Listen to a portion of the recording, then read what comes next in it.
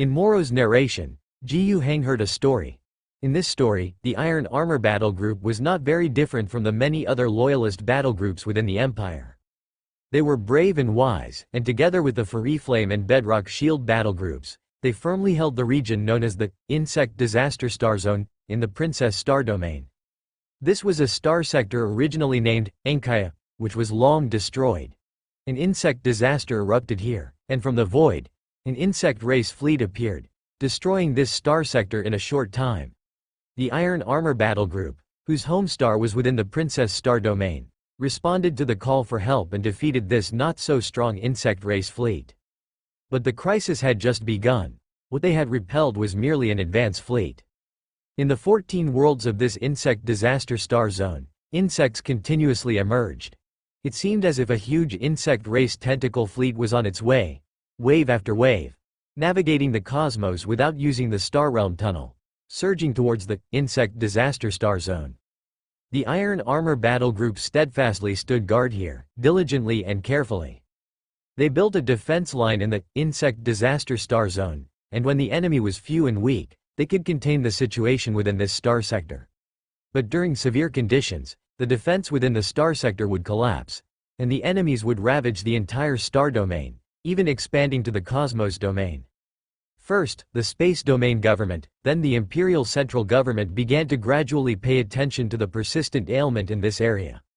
Various parties started to persistently increase and fortify defense investments in the insect disaster star zone, with the Iron Armor battle group, who was always fighting on the front lines, being the first to receive priority support naturally. Moreover, the Empire knew from the beginning that there was an issue of surplus numbers in the Iron Armor battle group. But they turned a blind eye because it was necessary. First, the Iron Armor were always losing lives, making sacrifices, and hence their forces needed constant replenishment. The support from the Empire included providing population resources from various regions, allowing them to better screen new recruits, permitting them to recruit in every world of the Princess Star Domain. It's impossible to strictly keep the number at 1,000, otherwise after a major battle, if hundreds are lost, temporary replenishment would be impossible.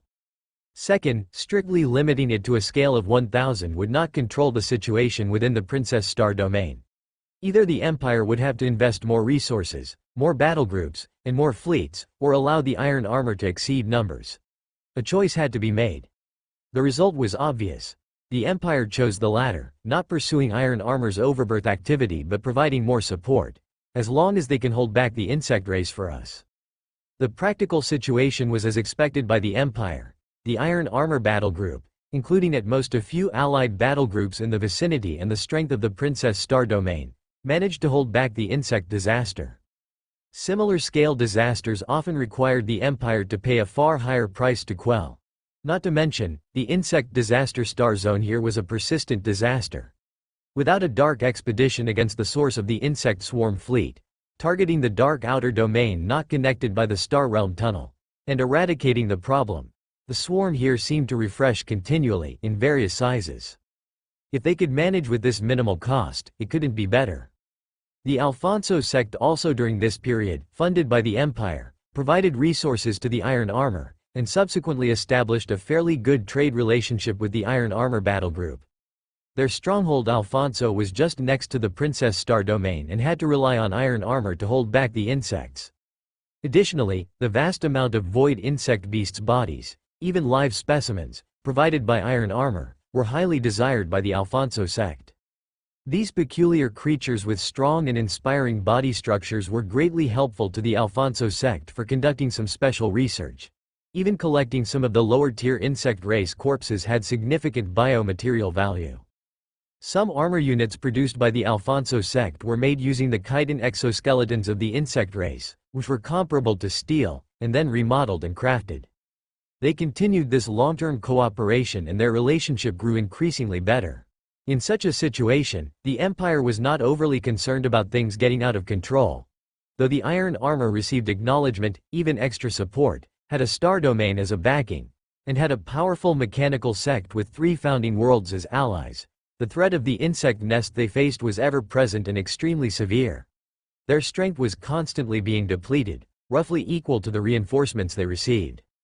Compared to them becoming increasingly dominant, the Empire was more worried for a long time about whether iron armor was getting sufficient support to resist the insect threat. Iron armor itself was also concerned about this. Of course, at that time, Humphrey Paulo might have already harbored some ambition. Things changed 180 years ago when they captured a peculiar larva.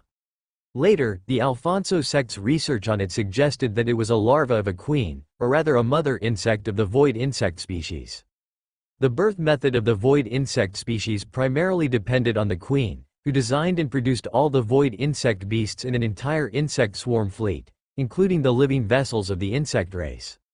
The queen is also the core of the insect nest fleet. Once she is eliminated, it means that this insect nest fleet will lose its ability to reproduce. Neither the living ships nor the hatching pools deployed on planetary surfaces will function anymore. At the same time, she is the highest tier organism in the entire insect nest fleet. Her demise also means that, on a macro level, the entire insect nest fleet will lose its unified coordination and command. Lower-tier organisms like insect nest overlords, insect nest tyrants, and neuron progeny can still command their respective units, but they will no longer have the capability to coordinate effectively. They will lose the agility to support one another, making the insect swarm highly susceptible to being divided and annihilated. Of course, the insect swarm has its own mechanisms of response.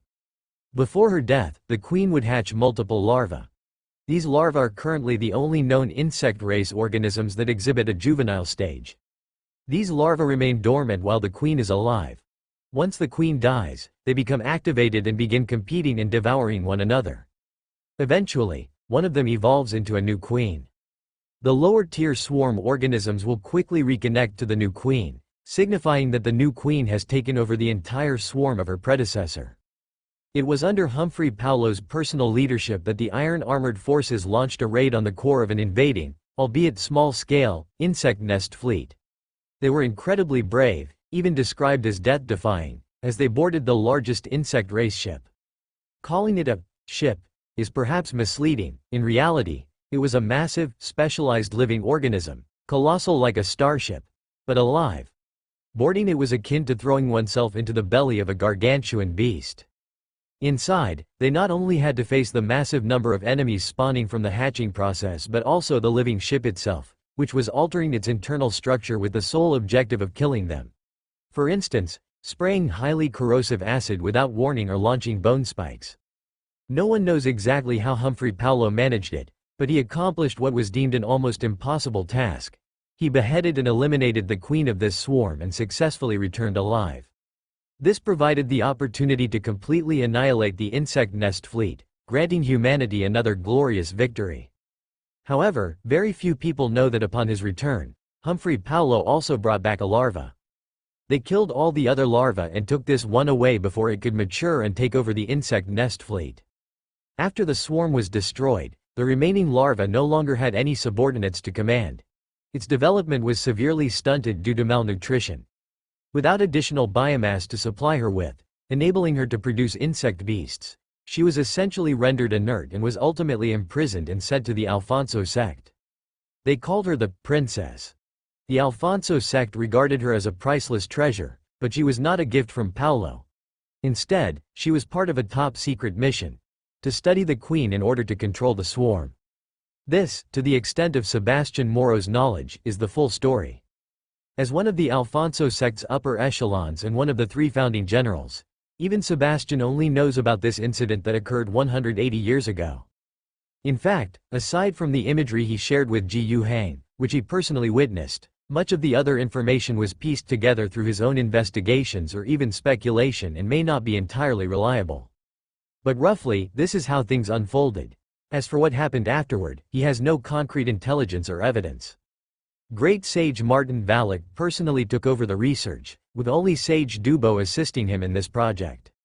At the same time, the great sage declared it the utmost secret of the sect.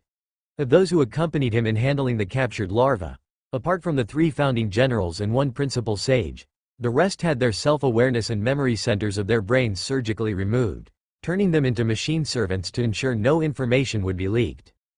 In other words, within the entire Alfonso sect, only those 5 individuals knew about it. Oh, now it should be 4. as Sage Dubo was killed during the sect's campaign in the Proud Claw Cosmos. Still, not knowing the exact situation didn't prevent Moro from speculating. What if the larva's cultivation failed? But this possibility now seems extremely unlikely. Where did the neuron progeny imprisoned aboard Alfonso II's war ark come from? And where did the technology to enslave and control it originate? Undoubtedly, it must be a result of the Queen research. But was the Queen merely used as a basis for developing and applying these technologies? Moro didn't believe so. He surmised that the great sage had not declined Humphrey Paulo's request and mission. Technologies related to the void insect species, including the neuron progeny, were likely just byproducts of the research. The ultimate goal of the project was producing and controlling an entire insect swarm. Not just one or two insects, but an entire swarm. This, of course, was exactly what Humphrey Paulo wanted. It would directly solve the problem his war legion currently faced. Being able to control a queen meant raising an army of swarms to combat the invading insect race. Faced with their invasion, having one's own queen could even seize control of the lower-tier organisms within the enemy's swarm. Beyond solving the current predicament, how could that possibly be the limit? Controlling a queen and wielding an ever-expanding swarm meant the possibilities ahead were limitless. Judging by the current situation, it's highly possible that Wallach's research has already succeeded. With that as a premise, it explains the questions Gu Hang had been pondering earlier. The north line is blocked by the insect swarm, the west line faces the extraordinary, mortal, units, and the southern line has encountered enslaved neuron progeny. And why Humphrey Paulo is going all out against the Magree cosmic domain. From a logical standpoint, it would indeed be difficult for him to quickly convert Magree's productivity and population into war potential. But if we consider the possibility that he can command an insect swarm, it's a completely different story. Unleash the swarm, let them feast on a massive scale, and the resulting swarm would be unimaginably strong. Gu Hang couldn't even dare to think about it. Why hadn't the iron armor soldiers brought out such a trump card earlier? A possible reason is that this idea is utterly reckless. Letting the swarm ravage the world would severely destabilize the iron armor base, or perhaps they still had some moral boundaries. But as the war situation worsened, if the iron armor soldiers did nothing and relied solely on their original strength, that clearly wouldn't suffice. To defeat and crush Phoenix on the western line was undoubtedly a move that crossed their bottom line. The power of the insect race was undeniably involved. However, the extent of that involvement might not have been substantial, perhaps only deployed during key battles. Many survivors from the Empire's side during those battles could only provide ambiguous information afterward. They hadn't witnessed it directly. Yet, breaking the bottom line won't stop at just one time. After defeating Phoenix, what comes next for them will be the even fiercer wrath of the High Lords, the united forces of the Otaubus battle group and other battle groups, the Empire's Star Realm army, and the Solar Fleet's counterattack, all of which will exert even greater pressure. Conversely, the iron armor soldiers suffered significant losses even in their victory. Amid this give and take, why would they attack Magree? For fun? Gu Hang could already envision countless digestion pools, hatching pools, rising like world trees across Magree, engulfing the Empire's worlds in deathly silence, and the insect swarm being spawned in their place. Letting out a long sigh, Gu Hang bid farewell to Sebastian Moro. He began organizing the materials himself. Which pieces of information were confirmed intelligence, and which were speculation, all needed to be clarified. He had to distribute these as detailed reports to the Central Empire and the Northern Line warfront. You all figure it out yourselves. If the sky collapses, the taller ones will hold it up. So, you taller folks better prepare yourselves mentally. Although Gu Hang had warned them before, at that time, it was merely conjecture, just a possibility, but now, it could almost be confirmed, and he roughly deduced the measures they might employ and inferred their strategic goal in the Magree cosmic domain. The argument was much more convincing now. And another task at hand was the propaganda war. Humphrey Paulo and Martin Wallach might not care, but does every iron armor soldier below them know? Do all the battle groups allied with Paul know? Do all the worlds under iron armor's control know? The bugs eat people. Now, with the powerful allies you're following, in the tough times of war, how do you think they'll feed their swarm? The Alliance's intelligence organization needs to start taking action. At the same time, Ji Hang had to reconsider whether to persist with the 1.5-year-long plan he had shelved before. The intelligence brought by Moro was of extraordinary value. The reason Ji Hang insisted on waiting for a shipbuilding cycle no matter what before was because the alliance's war potential exceeded that of iron armor, a fact that could not be changed. Under this trend, Ji Hang was confident. No matter what changes happened outside, I remained unshaken, ensuring strategic stability. However, strategic stability is not about having a plan and sticking to it blindly, completely ignoring any changes in the situation. Due to the arrival of new intelligence, the issue of war potential must be reassessed. Include the insect swarm, who dares to say iron armor, which is expanding everywhere in the Magri Star Dominion, is inadequate. After receiving Ji Hang's warning, the Empire was somewhat flustered. They dispatched people to confirm the accuracy of the information, avoiding the possibility of Ji Hang speaking recklessly. Envoys from both Mars and the Holy Terra government were rushing to meet Sebastian Moro. But to be honest, sending envoys is not very important. The journey is long, and even if they hurry, it will take a year to arrive, and by the time everything is verified, it might be too late to act. This confirmation only matters if Ji Hang is found to have been talking nonsense. Now, all parties of the Empire must act on the premise that the intelligence provided by Ji Hang is accurate. The most prominent change is the strengthening of the North Line. Originally just making up the numbers and assisting was the nature of the extraplanar tribunal, but now they are highly interested. They dispatched more Silver Watch warriors and brought out many techniques against the insect race, guarded by teams of stormtroopers led by judges, to reinforce the front line.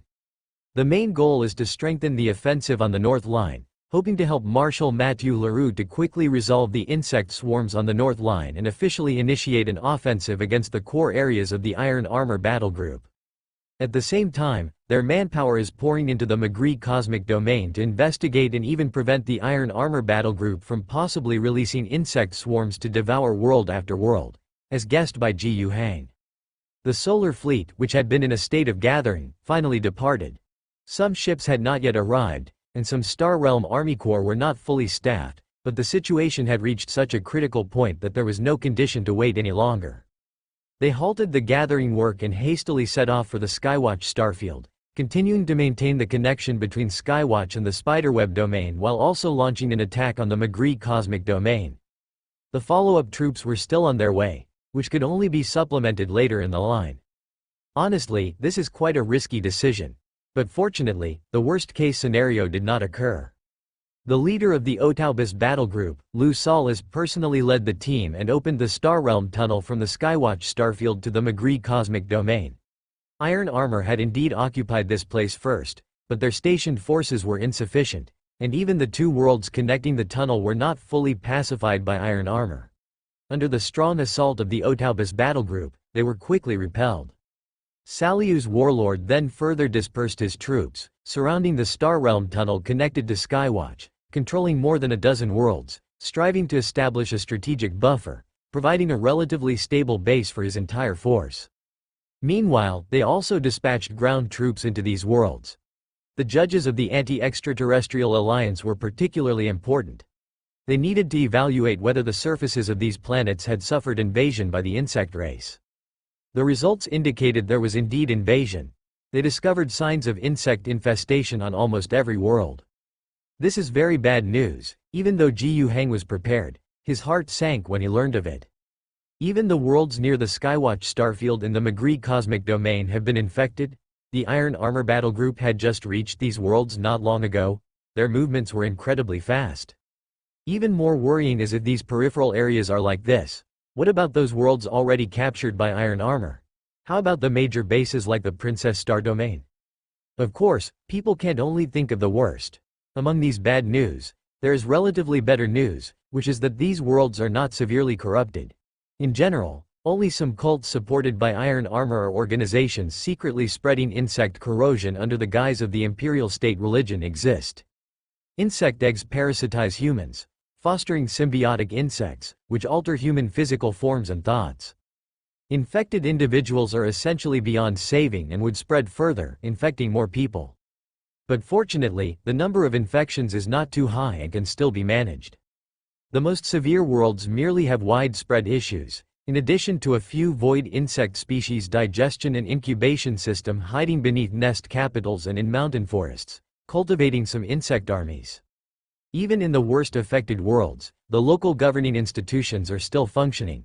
After iron armor was driven away and these worlds were reclaimed nominally by the Empire, the native forces, having received imperial aid, especially after understanding the true nature of those so-called sects that iron armor previously suppressed to prevent them from addressing, and fearing their upcoming fate, began self-rescue actions. Local forces were assembled, guided and supported by the Imperial Army as the backbone, with a national resistance against insect infection as the primary objective, initiating large-scale global actions. After obtaining this intelligence, Jiyu Hang felt a bit relieved.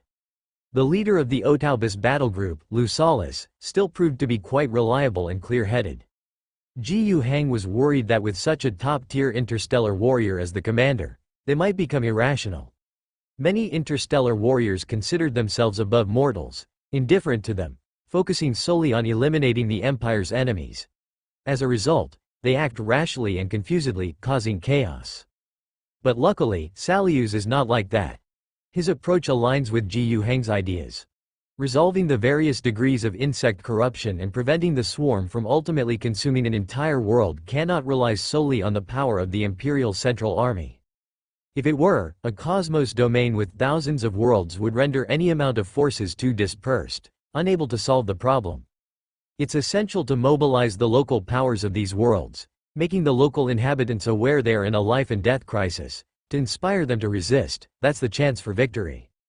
And the Central Army's primary task is to drive away Iron Armor's forces, ending their occupation, preventing Iron Armor from suppressing the native Foss's self-rescue actions.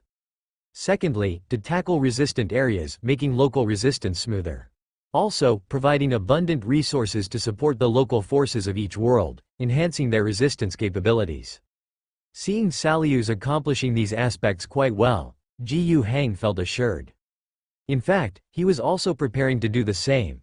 The Alliance's army has entered the Thistle and Mustard star field and the Alfonso star domain. Finally, Jiyu Hang concluded the strategic stability he had previously insisted on. Even though a shipbuilding cycle in the rear was nearing completion, he could no longer wait. Now, capturing one world a little earlier means fewer insect swarms to face in the future. By the 8th Standard Terra month of the year 10,328, the situation in the Iron Armor War suddenly became turbulent. In fact, the entire year had already been eventful. In February, the Western Line collapsed, the Lord of the Phoenix disappeared, and the Phoenix Legion suffered a devastating blow. This marked one of the rare moments in the Empire's history where an initial legion took such a heavy loss. However, the remaining Phoenix warriors were already few in number. The acting battle group leader had just been chosen, making any attempts at revenge highly challenging. They could only rely on their subsidiary groups to contribute whatever efforts they could. Unfortunately, the Phoenix lineage lacked sufficient offspring. 6 months after the collapse of the Western Line, the Magree cosmic domain descended into chaos. The Iron Armor forces were expanding at a maddening pace, caring little about their degree of control over the worlds they occupied. In fact, even the term occupation was up for debate. For some less significant planets, a single Iron Armor ship would arrive, declare that the world had been liberated, and leave. The inhabitants and rulers of those worlds were often left in bewilderment, unsure whether they should resist the Iron Armor occupation and pledge loyalty to the Empire or simply surrender to the inevitable. And just like that, the Iron Armor forces left. What kind of occupation was that? Yet, this often marked the beginning of rapidly developing cult activities and a cascade of bizarre incidents. Fortunately, the Imperial Central Army, led by Salius, arrived, bringing some hope of stabilizing the Western Line. While striving to restore order to more worlds within the Magree cosmic domain, Salius was consistently searching for the main forces of the Iron Armor battle group. Whether to pursue a decisive battle was another matter, but at the very least, it was critical to determine the whereabouts, current activities, and condition of the Iron Armor's main force after their victory over the Phoenix Legion. The Northern Line, bolstered by significant support from the Anti-Extraterrestrial Alliance, began accelerating the clearing of insect swarms. Several worlds had successfully resisted the insects, and the situation was improving. One company of infinite warriors stationed on the northern line even broke through numerous obstacles, advancing the front lines to the Sword Gate starfield. This location was already adjacent to the Princess Star domain.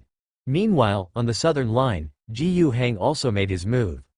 Although the current shipbuilding cycle had not been completed, and waiting another 6 months would allow 6 massive warships to join the Alliance fleet, Ji Yu Hang could not afford to wait any longer.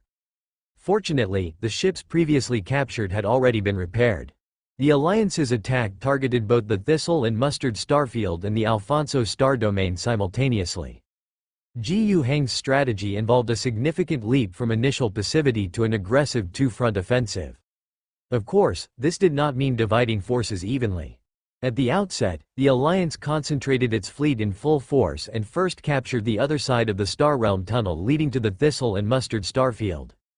The previous decision not to seize this location was not due to an inability to capture it but rather to avoid excessively provoking the enemy. But now, who cared about such concerns? The battle for the Star Realm tunnel went relatively smoothly. When Ji Yu Hang personally arrived and the Alliance fleet launched a full-scale assault, relying solely on a complete, formidable planetary defense system meant little. Lacking strong garrison forces, flexible fleet protection, and above all, resistance to the spiritual energy wielded by Ji Yu Hang's Storm Mage Corps, their attempts at steadfast defense were utterly meaningless, barely delaying the assault. After successfully seizing the Star Realm tunnel, the Alliance adopted a strategy closely resembling Salus's approach in the Magritte cosmic domain. However, the circumstances they encountered were markedly different. The Magritte cosmic domain was newly occupied by the Iron Armor forces, and many of its planets were barely considered occupied. Even though they had spread the corruption of the insect swarm, the extent of corruption was manageable. In many cases, merely mobilizing local governments and encouraging the native population to take the issues seriously was sufficient to resolve problems on their own. In contrast, the situation in the Thistle and Mustard starfield, adjacent to the Princess Star domain, was entirely different. The Thistle and Mustard starfield had been directly occupied and governed by the Iron Armor forces since the start of the Iron Armor War 8 years ago, and even as far back as 2 centuries ago, when Iron Armor expanded its influence centered around the Princess Star domain. It had been spreading its reach to surrounding starfields. After Iron Armor took control of the Thistle and Mustard starfield, resistance sentiments within the region remained relatively low, unlike in the Magritte cosmic domain. The Thistle and Mustard starfield, comprising hundreds of worlds, had local governments that cooperated extensively with Iron Armor. The opportunities for Iron Armor to spread insect race corruption throughout the Thistle and Mustard starfield were plentiful, and the history of such corruption had likely been extensive. Even in the early days of rebellion or in the initial stages, Iron Armor dared not openly spread corruption, but in the past 6 months, having abandoned all restraints, their spread had likely reached unimaginable levels. Indeed, the Alliance's intelligence agencies had already detected signs of this. Although the Alliance had not launched proactive offensives in recent times, intelligence operations targeting the Thistle and Mustard starfield, a clear next strategic objective, had long been underway.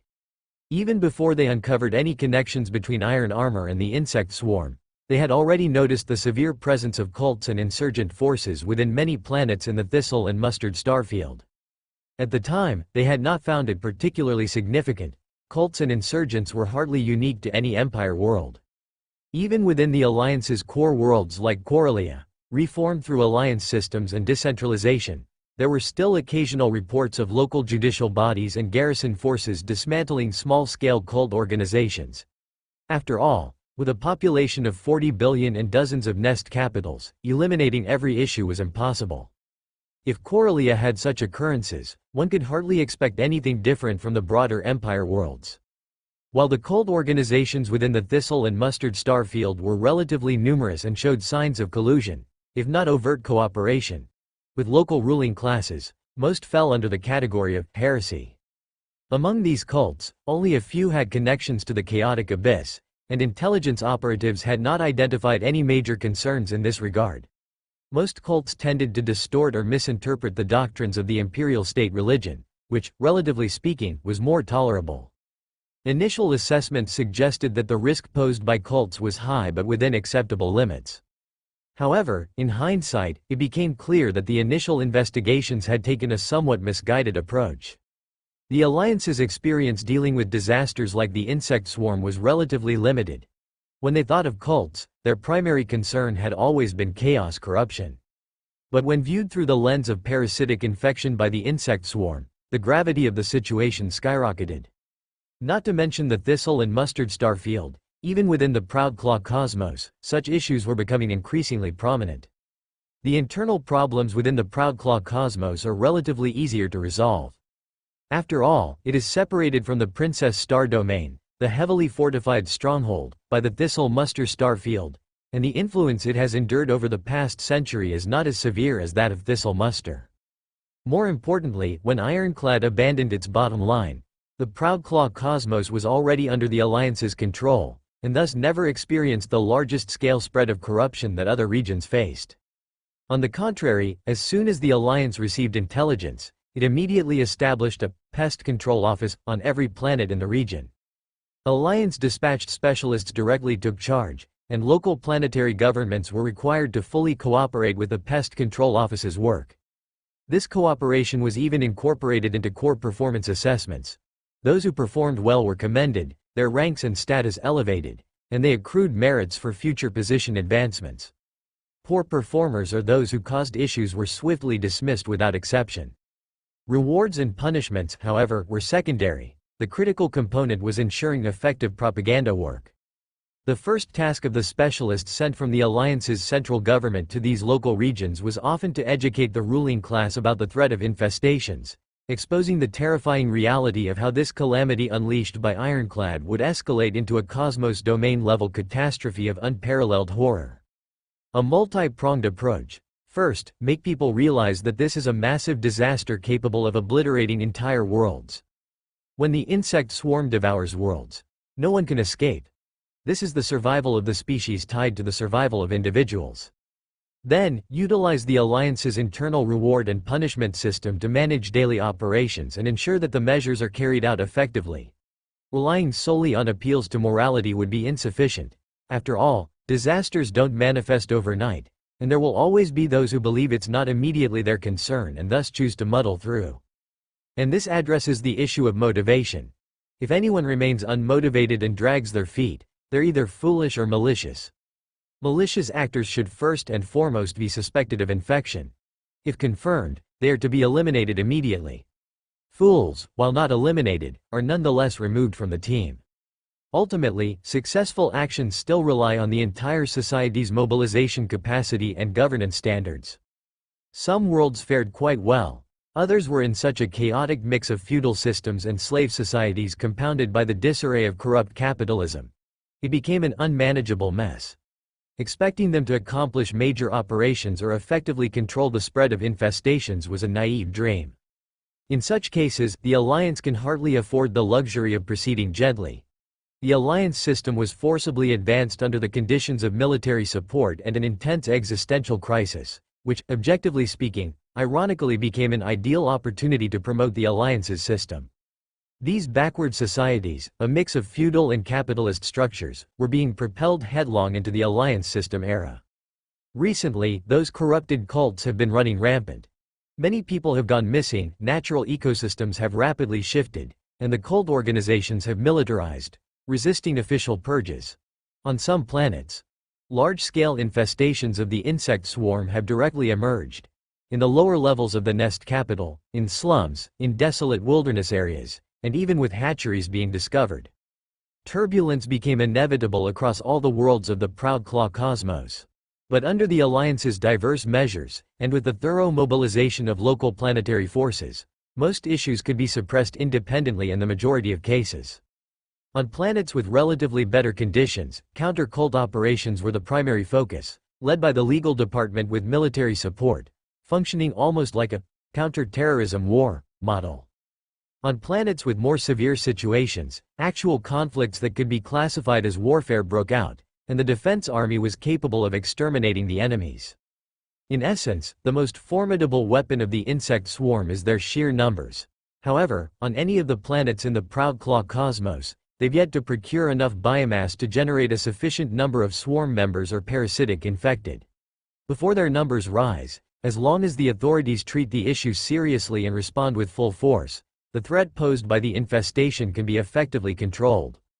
Overall, the situation in the Proudclaw cosmos could be described as chaotic but improving. But just across the border in the Thistle Muster star field, the situation was entirely different. The connecting point between Proudclaw and Thistle Muster, Mountain Star, was relatively better off. Perhaps it was due to the fact that this world was a fortress world, dominated by military bases, with a small civilian population. The socio-ecological framework was primarily designed to support military life and needs, and even civilians were managed under militarized systems. In such an environment, the spread of infestations and cult activity was minimal, and the scale of infected individuals was kept small. After the Alliance's main forces captured the entire planet, the minor issues were quickly resolved. Ironclad's spread of infestations wasn't entirely without benefit. To find some silver lining, it significantly reduced human loyalty to Ironclad in the occupied territories, which made it much easier for the Alliance to reclaim these worlds. This wasn't particularly noticeable on Mountain Star. After all, the infestation wasn't severe. Although the Alliance dismantled the orbital defenses with overwhelming military power, and subdued resistance through orbital bombardments and ground troops, the remaining resistors went underground, and the rest largely surrendered en masse. The remaining resistors distrusted the Alliance's propaganda, claiming it was all lies. Even among those who surrendered, there were whispers of suspicion. Are they deceiving us? However, as more and more reports from other, wider-ranging worlds in the Thistle Muster star field began to circulate via various channels, credibility grew. The Alliance's control and administration thus became smoother, and the rebuilding of the planet as a fortress world progressed with the cooperation of local defectors, making the process more seamless. Of course, these tasks fundamentally fall to the local officers and political commissars. The Alliance's main forces cannot remain on Mountain Star for too long. After conquering Mountain, the Alliance's main fleet immediately departs, moving deeper into the Thistle Muster star field.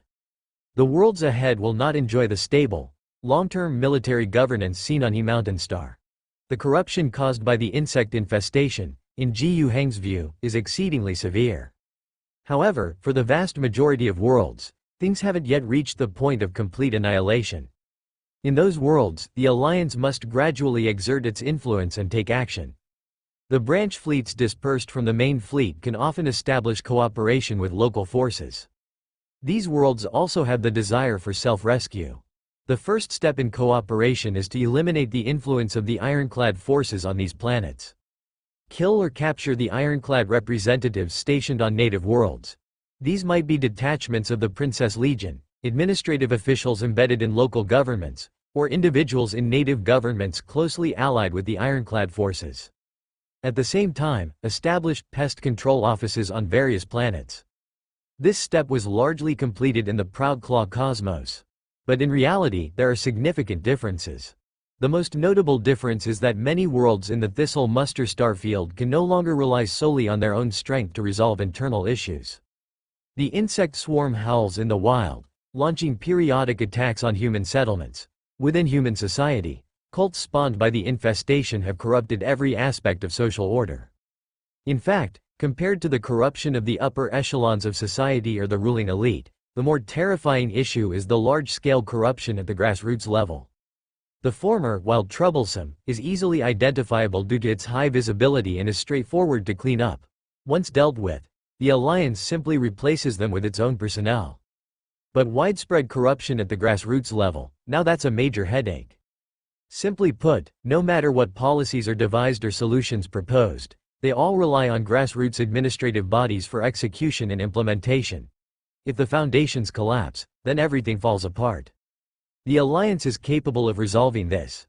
They can distinguish between high-ranking, mid-level, and grassroots personnel, or even isolate an entire region for direct military governance, relatively crude but effective.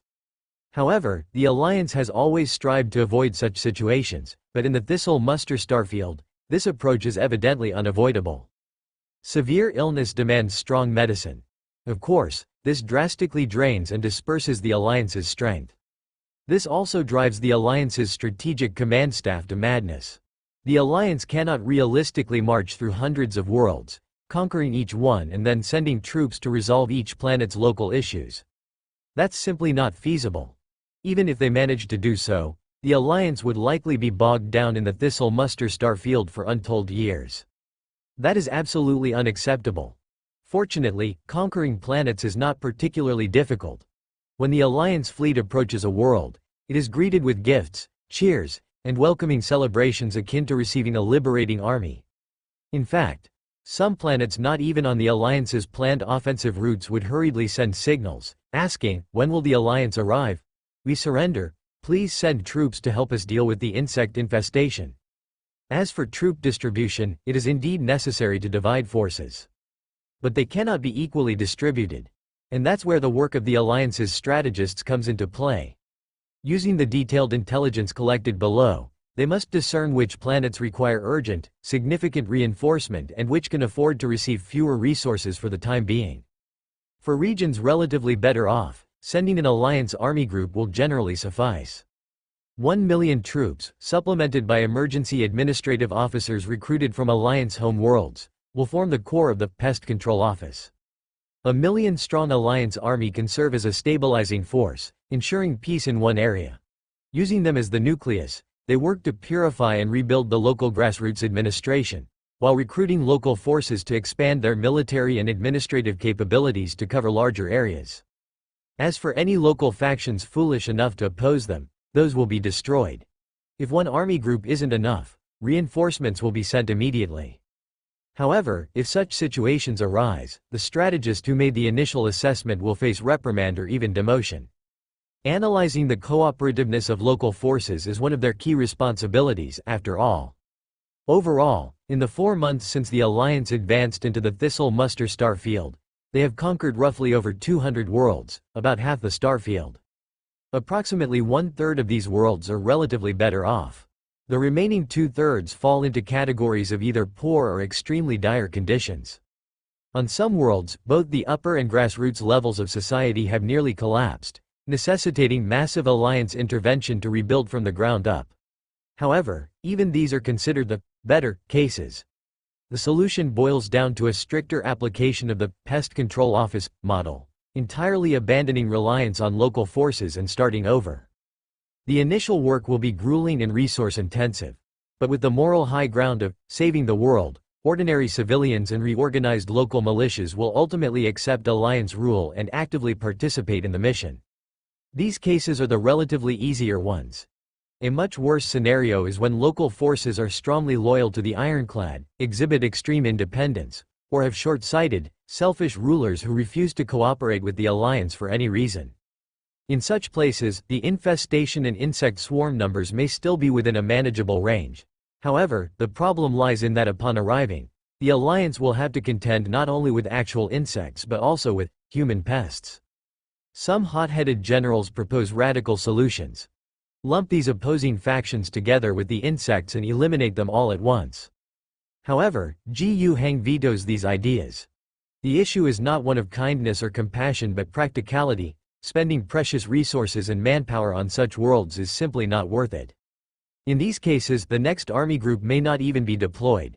Instead, only a few observation posts are established, quietly monitoring developments on the planet.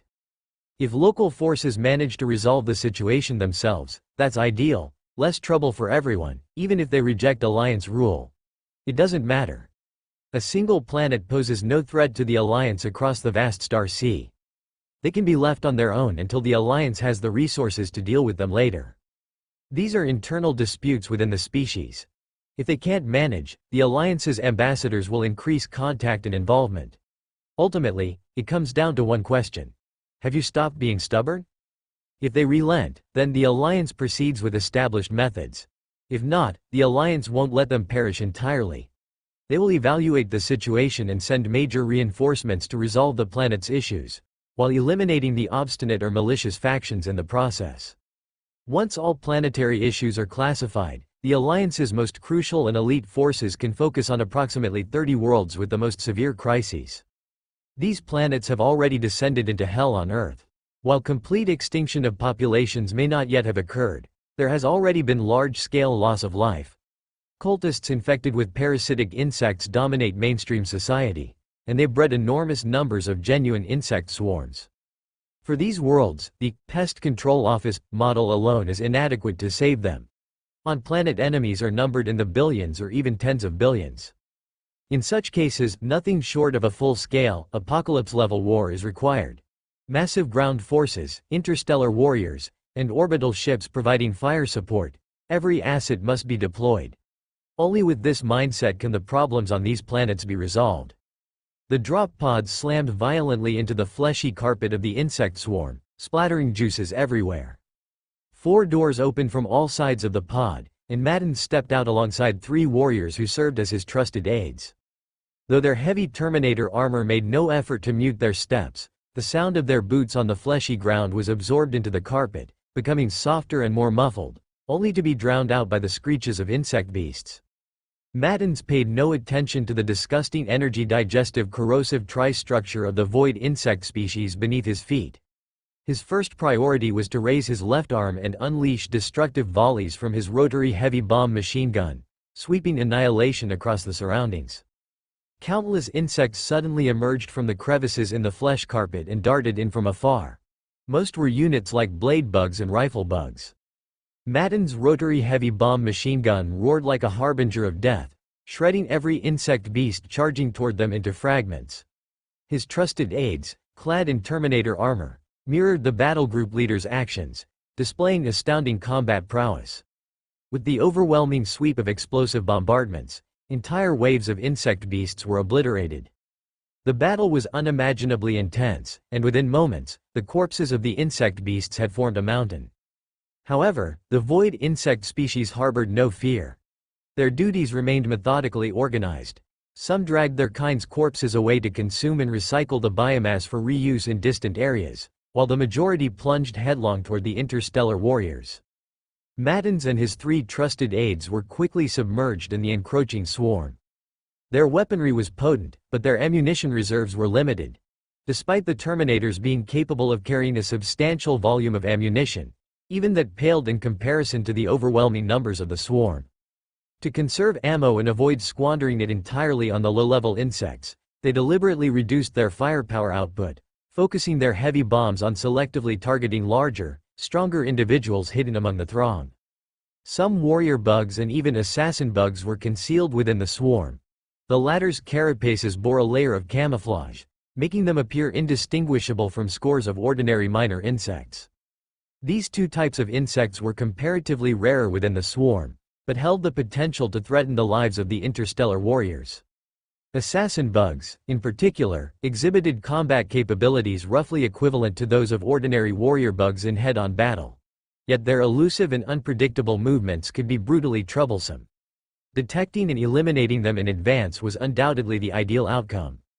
If not, well, it mattered little to Maddens or his 3 comrades. All were the most elite warriors of the Phoenix. Even in close-range combat, they weren't helpless. The only question was whether to use explosive rounds or handle the matter with power swords or phase swords. As for the other numerous cannon fodder, they were swept away in swaths. Even the vast numbers of rifle bugs firing symbiotic weapons in concentrated volleys from afar were no cause for fear. Their projectiles posed minimal threat to Terminator armor, let alone to warriors like Maddens and his team, who were never stationary targets. Their rapid maneuvers in combat often positioned nearby blade bugs as shields, making it exceedingly difficult for the rifle bugs to land a hit on the interstellar warriors. Despite the battle's ferocity and the enemy's overwhelming numbers, neither Maddens nor his warriors seemed to show signs of fatigue. Their mission was to pave the way for more interstellar warriors to descend. They were like indomitable wedges driven deep into the enemy ranks. Under their disruption, the scope and distribution of the enemy swarm gradually became clear. Soon after, more drop pods plummeted from the heavens. The interstellar warriors emerging from the pods wore the crimson armor of the Phoenix and the gray-black armor of the Bloodsharks. This was a coordinated operation between the Phoenix and Bloodsharks. In no time, the total number of interstellar warriors deployed reached 200. With 2 full companies of troops, the swarm's numbers began to diminish at an accelerated pace. Even an elite insect nest guard leading a squad of warrior bugs was caught off guard, its formation shattered by a charge from several bloodsharks. A power axe tore its massive body to shreds. Despite the swarm's vast numbers, the significant losses sustained within a short period visibly thinned their density in this sector, making them noticeably sparse to the naked eye. The interstellar warriors continued to slay enemies with incredible efficiency. Yet, Madden's personally leading the charge was evidently about more than simply reducing the enemy's combatant forces. For the swarm, mass slaughter of mid to lower tier fodder insects held little strategic importance. Even the fallen cannon fodder, including the corpses of enemies, could be consumed or dragged away by other insect units to digestion pools or fleshy carpets, where both the insects themselves and the biomass they brought back were recycled via digestive systems. Soon enough, they would be reincarnated as newly hatched bugs. The cycle was absurdly short. While it took humans 9 months to bear a child, years to grow to adulthood, and additional time for training and equipping soldiers for war, a blade bug or rifle bug with combat power comparable to that of an ordinary human militia could be hatched in merely 10 days. What's more, it didn't require the relatively sophisticated industrial facilities necessary for humans to mass-produce firearms and war equipment. As insects hatched, symbiotic weapons spontaneously emerged alongside them, ready for combat use. Of course, recycling incurs losses. Bodies that are too damaged in battle and parts that can't be collected in time will be lost. But having such a mechanism already ensures the quantity of the insect swarm. Not to mention, if they achieve ultimate victory over this world, with flesh carpets covering every inch, all biomass absorbed and sent to digestion pools, ultimately living ships will hatch and ascend, then evolve into massive capillary towers connected to the orbiting insect nest fleet. These are responsible for transporting resources collected from the planet's surface upward. Finally, the newborn insect nest fleet will leave with a small number of insects and a large amount of biomass, leaving behind a desolated dead silence world. This is one of the secrets of the endless insect swarm. This system is nearly impossible to counter, unless all insect swarm members are killed off in a short time, preventing them from rehatching. Meanwhile, quickly destroy most of the flesh carpets, hatcheries, and digestion pools. In essence, make their replenishment unable to keep pace with the losses. Only then can the swarm be crushed and eliminated head-on. But this method is almost a joke. Even the green skin orcs can't outlast the insect race in terms of attrition. Unless this is done when the swarm is still particularly small, otherwise the odds of success are very low. But the swarm also has weaknesses, perhaps not purely weaknesses, but strengths as well. The swarm has no concept of morale. Green skin orcs might face morale collapse in particularly dire situations, but the swarm will not. These instinct-driven beasts lack even the ability to think, knowing only slaughter and devouring. The insect beasts fight fearlessly, capable of battling to the last soldier, and when needed, they will cover the retreat swiftly and efficiently. With this advantage comes the downside. Low-level insect beasts lack thinking abilities, naturally requiring higher-level insect beasts for command, coordinating the actions within an entire region's swarm. These are referred to as node creatures. A node creature doesn't have to belong to a specific kind of insect beast. Theoretically, any insect, even the lowest level one, can be a node creature. As long as it is bestowed with the rights of a node creature at hatching, or has a brain, it can undertake this role. They can downwardly manage a group of indefinite size of the insect swarm, acting as the common brain of the swarm. Upwardly, they can communicate with higher-level node creatures, taking orders and commands. When a node creature is eliminated, its affiliated swarm is akin to having its brain removed, losing all cognitive ability, reverting to a horde of disorganized creatures driven by basic instincts of devouring and slaughter. They will eliminate all non-swarm units around them, then remain bewildered and place, growing hungrier until they start to slaughter each other, eating and drinking their fill, then sitting still. This cycle continues, leading them to self-destruction without external attacks. Unless a new node creature emerges from the hatchery to take control of the out-of-control swarm. It is harder to grow a brain than a body. Creating a node creature takes a considerable amount of time, during which a significant number of insects may starve, kill each other, or be exterminated by human forces. If the hatcheries are destroyed and there are no insect nest fleets to deliver, cutting off the insect race's ability to recreate node creatures, then the swarm's crisis can be considered resolved. Of course, parasitic hosts are not included in this category, as they use the brain of the parasitized. To eliminate them, another method is required. And now, led by Mattins, the joint action between Phoenix and Bloodshark, each deploying a battalion, naturally does not aim to kill the swarm's active forces, but to eliminate the most crucial node creature on this planet named Tingjun IV. It's already nearby. The think tanks of the two battalions spent 2 weeks cross-referencing ground intelligence to roughly locate it. Then, Mattins made the decision, and the two battalions descended from the sky, bringing the fire of destruction. 200 elite interstellar warriors practically cleared an open space in the core area of the swarm. Although insects still came endlessly from all directions, for the time being, the number of enemies in this area has greatly decreased. With fewer enemies, the two think tanks that landed were also less disturbed while searching for the precise location of that most important node creature.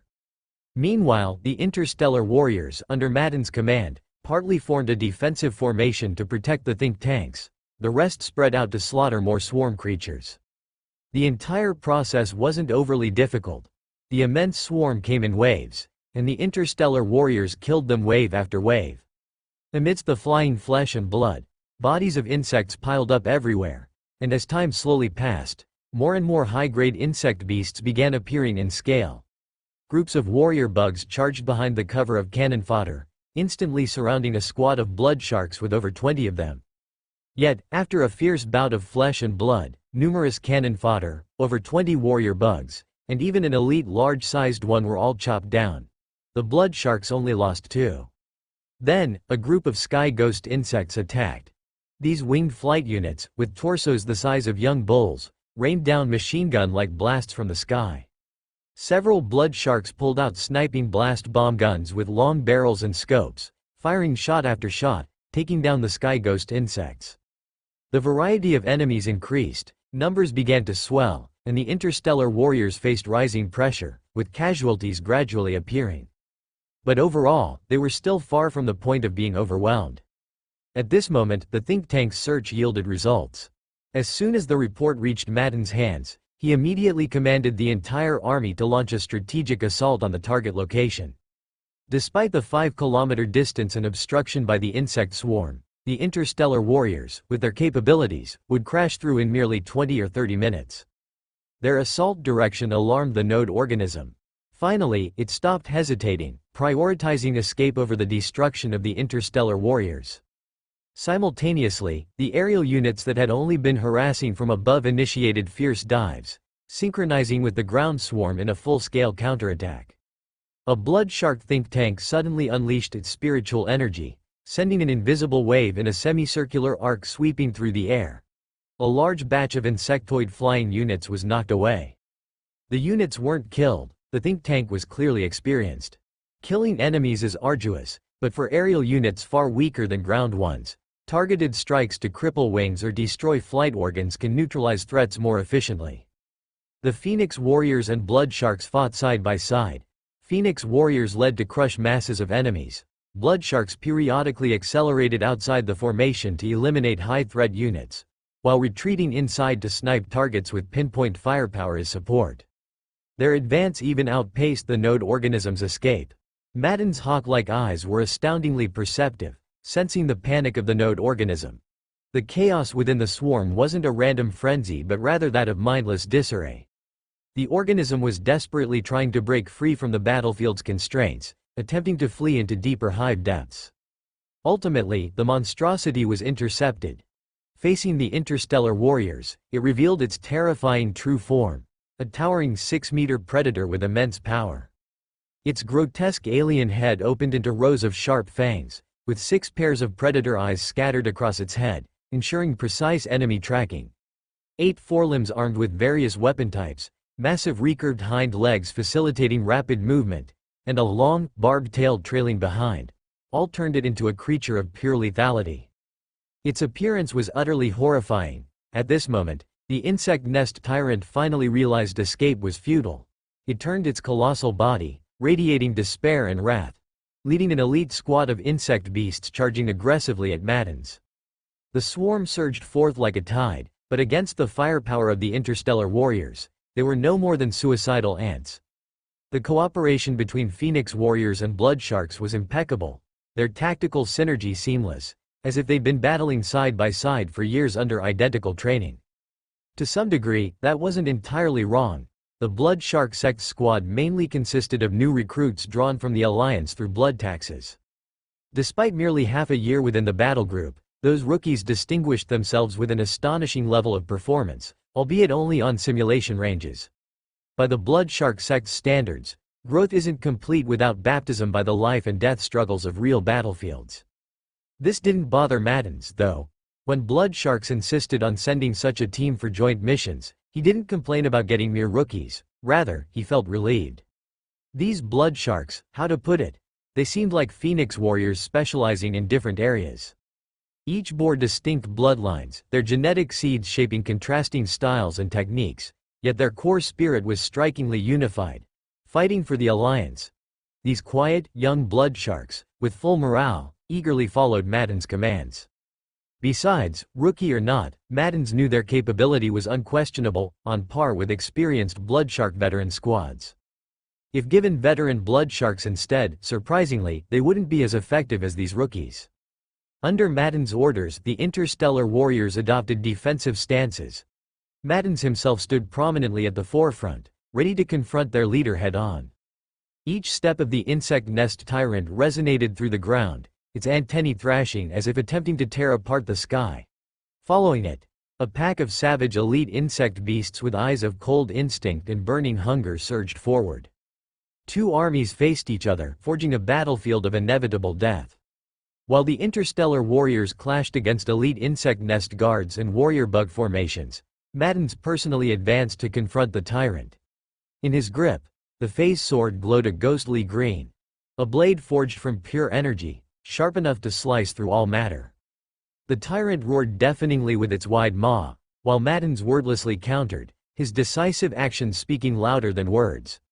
Navigating the battlefield at lightning speed, he evaded each of the tyrant's attacks, each agile dodge marking opportunities for his phase sword to strike. The battle was fierce and merciless. Every strike from the tyrant possessed the force to obliterate all in its path.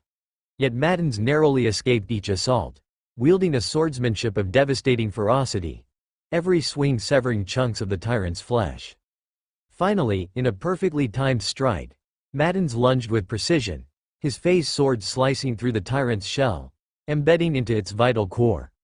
The tyrant's massive frame convulsed violently, collapsing as it released a final anguished cry before crumbling completely. Standing over the tyrant's corpse, Maddens' breath was visibly uneven. The insect nest tyrant was no trivial opponent. It had records of single-handedly defeating battle group champions and battle group leaders in duels. Maddens himself bore several injuries, the most severe being a brutal strike from the tyrant's barbed tail. Fortunately, Maddens possessed not only champion-level combat prowess but also elite equipment, ensuring ultimate victory was his. With the fall of the node organism, the swarm abruptly lost its cohesion, scattering aimlessly. Stripped of coordinated strategy, the swarm's numbers remained, but their menacing precision was now drastically diminished. After eliminating the insect nest tyrant that served as the node biological creature, the remaining bugs still besieged Maddens and his group. However, beasts relying solely on instinct to fight, no matter how fierce, posed significantly less of a threat. Once the Interstellar Warriors cleared out the nearest enemies, there were no more monsters coming their way. No commands, and no capacity for independent thought. What else could one expect? Soon, two transport ships appeared in the sky and took the Interstellar Warriors away. Moments later, the firepower from orbit rained down, blanketing the entire area. This served not only to exterminate the insect swarm that had lost its commander but also to cleanse the massive hatchery nests in the region. Back aboard the starship, Maddens instructed someone to draft the battle report, which needed to be sent to Governor Gu later. Meanwhile, he established contact with Yerma Yuan. Though Maddens was now the overall commander of the Thistle Muster Starfield's war zone, in charge of an Alliance fleet, hundreds of millions of Alliance army troops, the defense armies of various worlds in the Thistle Muster Starfield, and the Bloodshark battle group. At least in theory, all of these forces fell under his command. However, managing other forces was one thing. When it came to Yuan, Maddens had to tread carefully and could not truly treat him as a subordinate. The reality was indeed so. The Blood Shark battle group operated as a relatively independent combat force. In fact, Yuan's main force was not even nearby but en route to another critically endangered planet. The two men briefly discussed the current situation on Madden's end before exchanging views on the broader strategic developments. Then, Yuan posed a question. How are those 100 new blood sharks performing? Of course, exceptionally well. They are outstanding warriors, Madden's replied. Yuan paused in silence for a moment before asking, are all the recruits the Alliance provided of this quality? After a moment of thought, Madden's answered truthfully, yes. It's truly unbelievable, Yuan remarked. No wonder the Phoenix battle group has recovered so quickly. The blood sharks will recover too, Madden said. The addition of 300 new recruits not only compensates for your combat losses but also resolves previous issues of understrength units. Indeed, I never thought it would be so easy to replenish troops, Yuan said. They're all good lads, brave, resilient, loyal, and filled with conviction. At this point, he swallowed the words he originally wanted to say, too filled with conviction. At the end of the day, it's a good thing. As long as you maintain cooperation with the Alliance, the blood sharks will continue to thrive, Madden said. Yuan couldn't help but mutter, but by then, will the blood sharks still be the blood sharks? Maddens chuckled lightly and asked, do you think the Phoenix battle group of today is still the Phoenix of old? Before Yuan could respond, Maddens continued, in my eyes, it is. Our genetic seeds are being preserved, our battle group's culture is being preserved, and we are still fighting for humanity and for the Emperor. How is that any different from the Phoenix of the past? Yuan fell silent, unable to argue. Changing the subject, he asked, where is Commander Gu's fleet now? The latest intelligence suggests they should be arriving at Wookiee soon, Maddens replied. He then took the opportunity to make a request. We still need to accelerate our progress. There are some worlds you can leave to others. The Blood Shark's primary mission remains to block the passageway to the Princess Star domain as soon as possible. The Vanguard fleet has detected signs of enemy forces coming through from the Princess Star domain into Thistle Muster. The intelligence is still being confirmed, but there's a possibility it could be a traitor battle group. The governor has taken most of the main forces, leaving us with limited strength and too many chaotic worlds dragging us down. Our burden is still heavy. If a traitor battle group indeed enters the Thistle Muster star field, we need to intercept them at a suitable location. Otherwise, much of our work will be undone. Yuan listened silently before replying, understood, don't worry. But relying solely on the blood sharks may not be enough. You need to resolve issues quickly and catch up soon. I will, Maddens assured. After ending the call, Maddens once again turned his attention to the battlefield at hand. Garden IV. Garden IV was one of the 200-plus worlds in the Thistle Muster starfield already captured by the Alliance, and it was among the worst situations. A rough estimate suggested there were more than 1 billion insect beasts on the planet's surface. Meanwhile, a cult of parasitic infection hosts had virtually supplanted the planetary rulers, taking control of over 70% of cities and major settlements.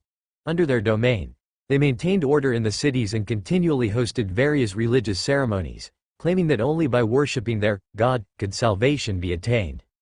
These so-called gods were either entirely fabricated or, more often, grotesque imitations using the emperor's image. The latter posed a certain degree of deception. In truth, these religious rituals were merely a means to infect more people. The parasitic infection operated differently from traditional viruses. Its core purpose was controlling thoughts rather than merely causing illness. According to Imperial research on insect race parasites, their infection method involved special spiritual energy techniques unique to the insect race. Only through what appeared to be religion, a group-based spiritual energy infection, could humans be effectively infected, persuading them to, sincerely, believe in the so-called God. Whether it was a fabricated entity or the four-armed god emperor, the infected would begin to fully devote themselves to such beliefs. Simultaneously, their physical bodies would start undergoing changes. Skin tone, teeth, skull shape, additional limbs. As for the so-called salvation or heaven, oh, that's real enough. The insect race's digestion pools, of course. But before entering the digestion pools, they'd still remain busy spreading their religion and fueling their revolutions. Garden IV had an estimated pre-war population of 4.5 billion, qualifying it as an industrially advanced civilization. Currently, it is estimated that about 40% of the population, roughly 1 billion, remain under cult control. This figure fluctuates because, during the brief 6-month outbreak, roughly 2 billion lives were lost on this world alone. The remaining approximately 1.5 billion individuals are scattered across the planet in various ways. Among them exists a barely functional resistance force, though corruption from the cult exists within its ranks too. If not for their connection with the Alliance, these resistance bases likely would not have lasted long under the triple threat of the insect swarm, the cult, and internal corruption. The Alliance remained determined to reclaim this world.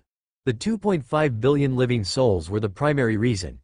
Even within the cult's grip, the billion-strong population was not entirely unsalvageable. Only about 10 to 20% of them were genuinely infected. If left unchecked, all would eventually succumb to corruption, but this had not yet occurred. Secondly, saving this industrialized planet would provide a significant boost in manpower and industrial output, playing a crucial role in the wars to come. These factors, stemming from local conditions alone, ruled out the possibility of employing an extinction order technique. On a broader scale, the use of an extinction order would have massive political repercussions. Criticisms from the Central Empire, investigations by the tribunal. Those would be the lesser consequences. Destroying the world via the extinction order would make other worlds in the Thistle Muster starfield hesitant and mistrusting. If the response to any major insect threat is annihilation, cults in nearby worlds would gain fertile ground for recruitment and expansion. Consequently, it would be much harder for the Alliance to subdue these planets later with swift and decisive action. Nonetheless, being the overall commander of the star domain's military efforts, Maddens couldn't stay on Garden IV indefinitely. Still, the planet's situation had seen an initial breakthrough. The largest node biological creature on the planet had been destroyed, which meant that the insect swarm had lost its ability to coordinate on a unified scale. Sure, there were still some lower-tier node biological creatures, but they lacked both sufficient authority and intellectual capacity. They could only control their immediate sub-swarms. This meant that when human forces launched their counterattacks, targeting a specific sub-swarm, other swarms wouldn't realize it, or if they did, they wouldn't coordinate reinforcements. Those lower-tier nodes could only command their respective insect units, and they would operate based solely on predetermined objectives, without enlarging the scale of the conflict or exhibiting strategic initiative. This would remain the case until a new planet-scale node biological creature emerged, capable of reuniting and guiding the disparate swarms. Humanity's task, therefore, was to prevent the emergence of such a creature while continuously eliminating insect swarm numbers until they were fully eradicated.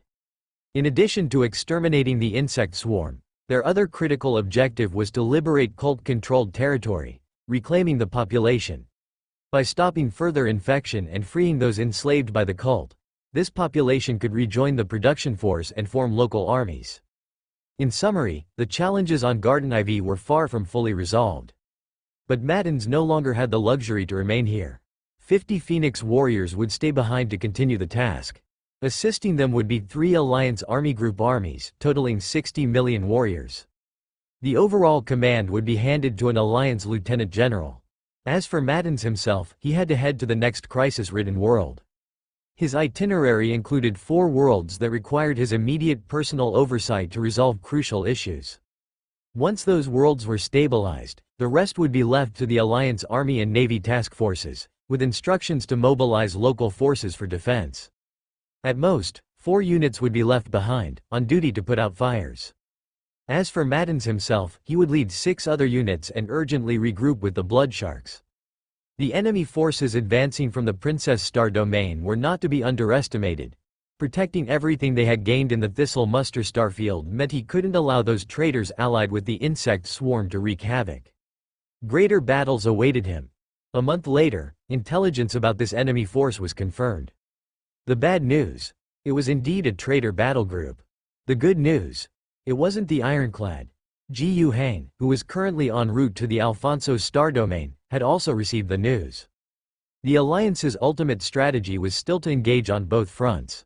The situation in the Thistle Muster starfield was simply too shocking, and Yu Hang was deeply concerned. What would the state of the Alfonso space domain be? Although it was never part of the Ironclad's occupation zones and had always been the territory of the sect of mechanics, the problem lay in the fact that the Alfonso sect had been allies of the Ironclad for over a century.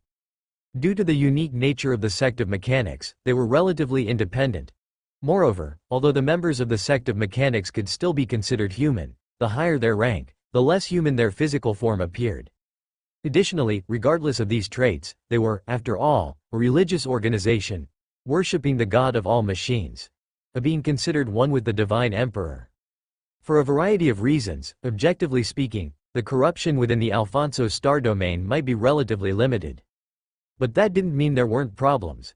The great sage Wallach, the highest leader of the Alfonso sect, was, unfortunately, the very individual who first came into contact with the Queen's larvae and personally conducted experiments on them. At a time when the Dove faction within Alfonso seemed on the verge of gaining the upper hand, he suddenly declared his stance with brutal decisiveness, even going so far as to take down the high-ranking sage Sebastian Moro. This left no doubt about where he stood. He was the greatest traitor. Under his influence, even though the sect of mechanics had objective conditions to better resist corruption, the problem of having a leader actively causing trouble could not be overlooked. The dire state of the Thistle Muster star field struck fear into Ji Hang. He did not want the Alfonso star domain to suffer the same fate, especially since it still hosted 3 founding worlds. Such invaluable assets. If they were destroyed by the insectoids, it would be a devastating loss. What? Those are the Alfonso sect's assets. That's irrelevant. Governor Gu is a benevolent man and cannot stand to see major imperial properties destroyed. Thus, he acted quickly. Once the general situation in the Thistle Muster star field was mostly stabilized, he immediately led the Alliance main fleet back to the Proud Claw Cosmos and then moved directly toward the Alfonso star domain, all to preserve those 3 founding worlds of Alfonso as much as possible. He also brought along Sebastian Moro. As a founding general, Moro held considerable prestige within Alfonso, even considered the leader of the Dove faction. If he reappeared to reveal Wallach's experiments, betraying the god of all machines and seeking to turn the sect members from machine men into insectoid abominations, it was likely to draw a significant number of people to the Alliance's side. Of course, there was also the possibility that the machine men themselves didn't care much whether they had mechanical bodies or insectoid ones. After all, genetic and biological technologies were widely accepted. But the problem was that turning into insectoids would also cost them their minds. Without the ability to conduct research or worship the god of all machines, such a transformation was unthinkable. Beyond the differences between life and death, following the Alliance's return to loyalty movement offered the Dove faction a clear advantage. They could legally seize the Hawk faction's wealth and technologies.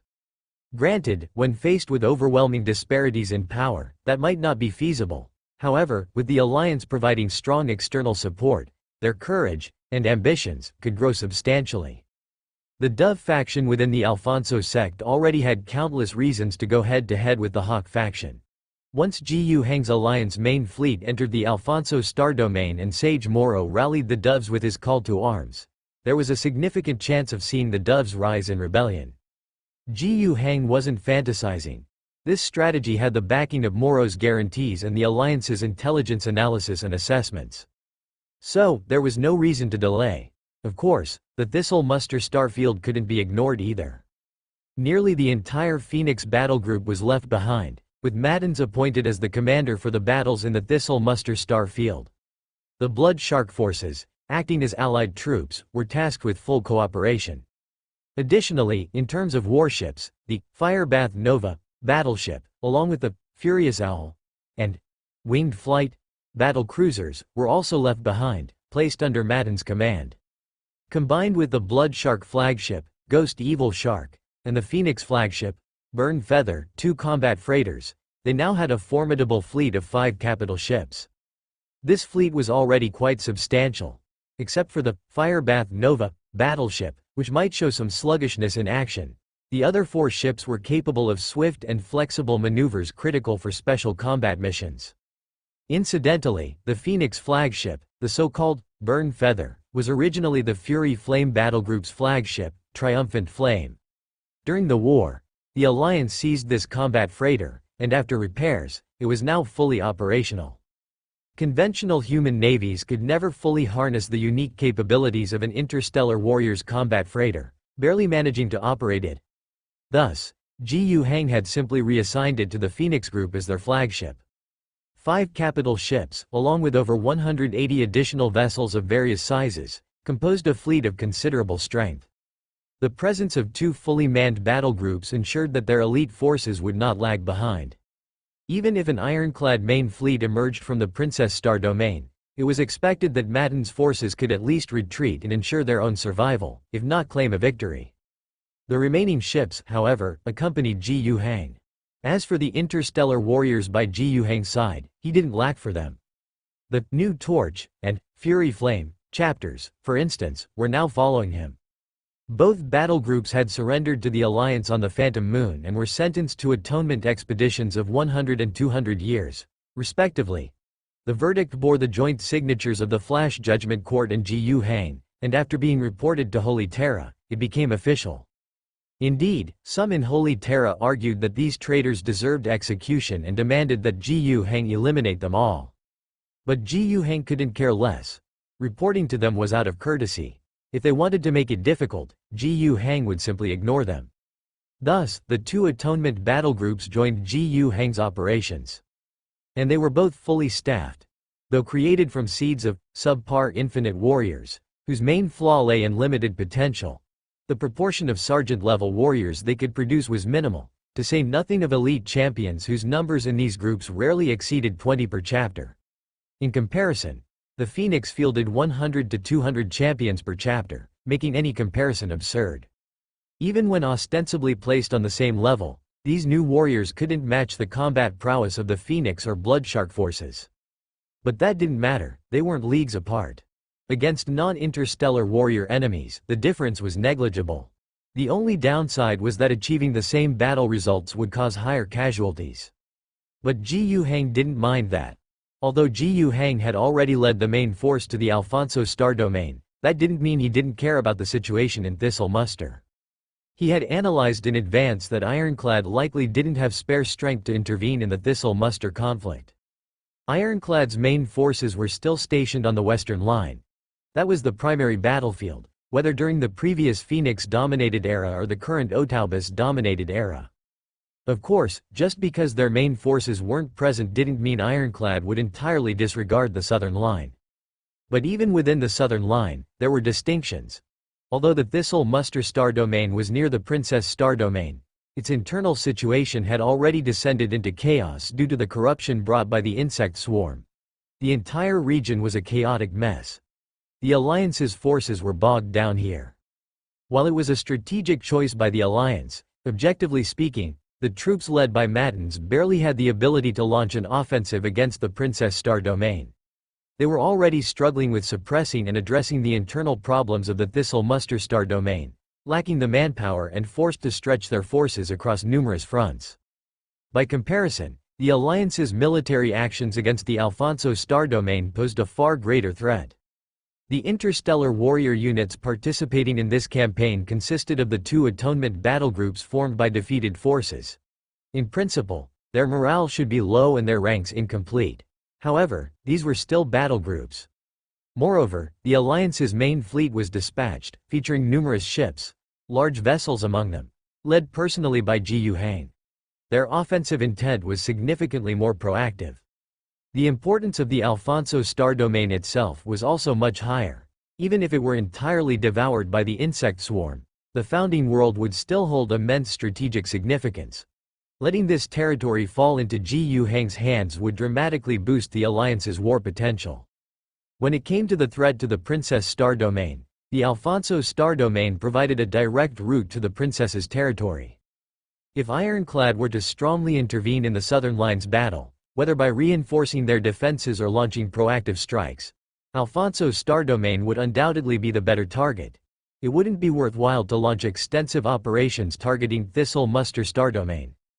Precisely for this reason, Ji Yuhang was more concerned about the prospect of a major battle in the Alfonso Star domain.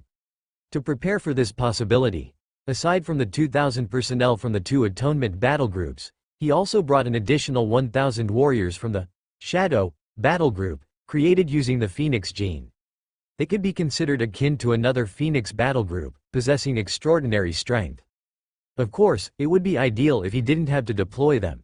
However, Ji Yuhang suspected that such a scenario was unlikely. He had already found reference to a battle group named the Yellow Springs Gull in historical records. Initially, he thought locating one of these lost battle groups would be simple, but he soon discovered some challenges. The main issue was the scarcity of Phoenix subgroups. Although pretending to be Phoenix descendants wasn't always necessary, sometimes the warriors of the Phoenix lineage exhibited characteristics resembling the Phoenix itself. To avoid unnecessary complications, it was naturally easier to choose a lost Phoenix subgroup. Additionally, the battle group needed to be categorized as missing, rather than officially documented as annihilated. Otherwise, it would be hard to explain how they suddenly came back to life, making the story harder to rationalize. Another factor was ensuring that this missing group wouldn't resurface unexpectedly. Avoid situations like the Blood Shark battle group, which wandered outside the Empire's borders for an extended period only to return later. Such conflicts would be disastrous. After much deliberation, he settled on the Yellow Springs Gull. 700 years ago, this group had disappeared during a war against the Chaos Demons. The Yellow Springs Gull suffered devastating losses, and the last 3 ships, possibly carrying 300 warriors, were swallowed by the twisted subspace vortex unleashed by horrific chaos spells. In theory, being swallowed by subspace didn't necessarily mean complete doom, especially for a fleet of 3 ships. If the Star Realm protective field were activated, the ships could navigate within subspace. Getting lost still constituted navigation. With some luck, they might find a route connecting back to the physical universe and emerge. In practice, however, survival was exceptionally difficult. Finding a route within subspace was inherently challenging, not to mention that they had been thrust into it during a battlefield encounter, forced in by chaos spells. Most likely, as soon as they entered subspace, countless chaos demons would relentlessly attack their ships. Even if they managed to fight their way through the encirclement and locate a return path, they wouldn't know when, or where, they would emerge from subspace. Their chances of returning to the Empire's light were slim. 700 years of silence was sufficient evidence. Pretending to be the Yellow Springs Gull presented another challenge: their armor and insignias. Without accurate design schematics, physical samples, or even visual references, the only recourse was descriptions in text. Dark red and dusky yellow gradients for their colors. The chest plate was described as dusky yellow, gradually transitioning outward until the hands, feet, helmet peak, and shoulder armor edges shifted to dark red. The chest bore the regular Imperial Eagle insignia, while the shoulders featured a seagull head adorned with a red spider lily-shaped crest. The textual description seemed detailed enough, but in practice, execution proved problematic. The gradient's precise degree, the emblem's intricate details, all posed challenges. 7 centuries had passed. Few living witnesses had seen the original Yellow Springs Gull, although some still existed. If the imitation failed to match the original, it would be at risk of being exposed. Nevertheless, this was the plan with the lowest risk. He decided to proceed. If issues arose, they could be solved as they came. The fabricated story went like this. After drifting through subspace for hundreds of years, recently finding their way back to the physical realm, and traversing the dark outer territories for years before returning, the Yellow Springs Gull firmly accepted the summons of Imperial Commander Gu Hang, joining the war effort without hesitation to counter Ironclad's rebellion.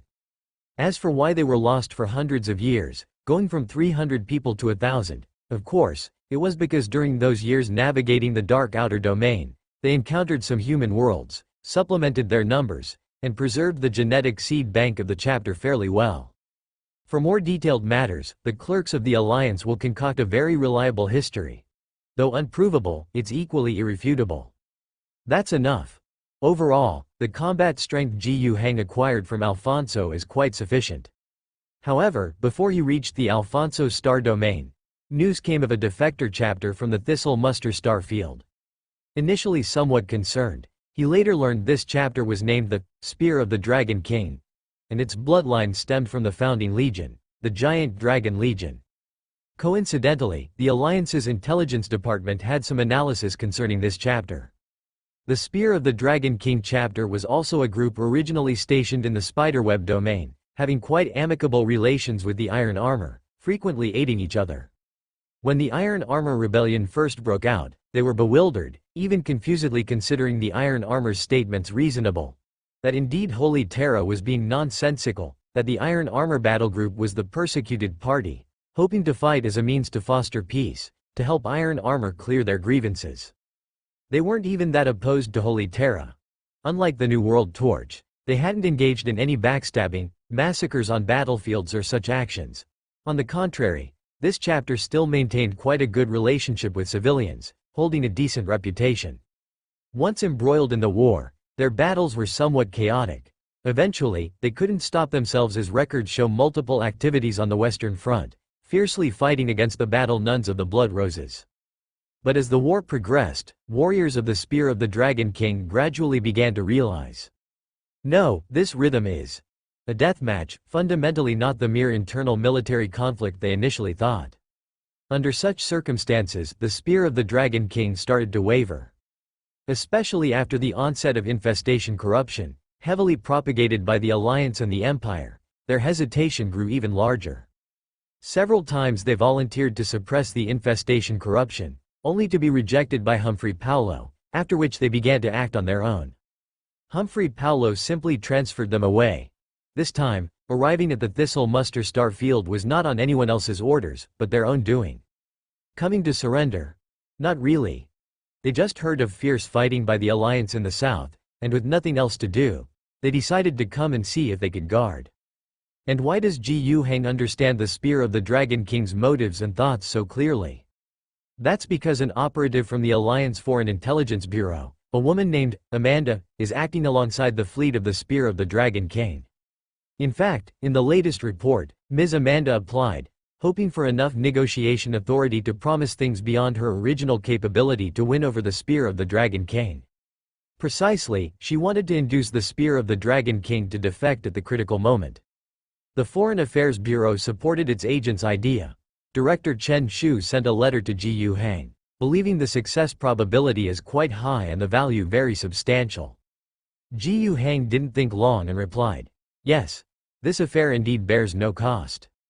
If successful, not only would it avoid battle, but also earn a chapter in return, an enormous joy. If failed, losing a spy already placed at the enemy's core, though regretful, remains a bearable loss. So why not? Amanda herself felt her experiences were somewhat too legendary. Her initial mission was merely to cautiously navigate through the vast cosmos on a small craft, head to the Western Front to try gather intelligence.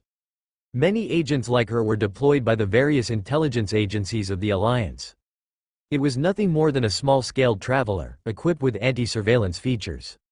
Such a craft might be only 80 meters long, comparatively minute against the Star Domain battleships, often several kilometers, even tens of kilometers long. It wasn't even as large as some substantial aerospace fighters. Within such a small frame, nearly all space and energy were devoted to the equipment needed to traverse the Star Realm tunnel, and a relatively powerful engine, along with anti-surveillance gear. Only such a craft could facilitate the agent's work.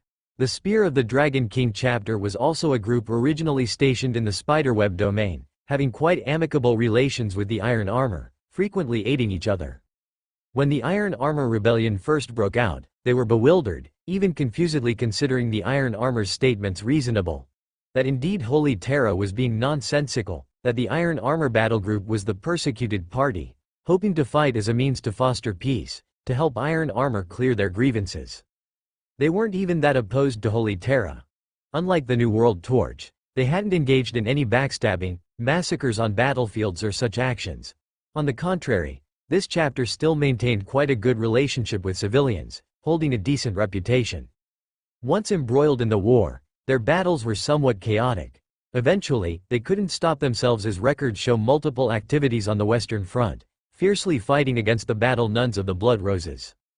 But as the war progressed, warriors of the Spear of the Dragon King gradually began to realize, no, this rhythm is a deathmatch, fundamentally not the mere internal military conflict they initially thought. Under such circumstances, the Spear of the Dragon King started to waver. Especially after the onset of infestation corruption, heavily propagated by the Alliance and the Empire, their hesitation grew even larger.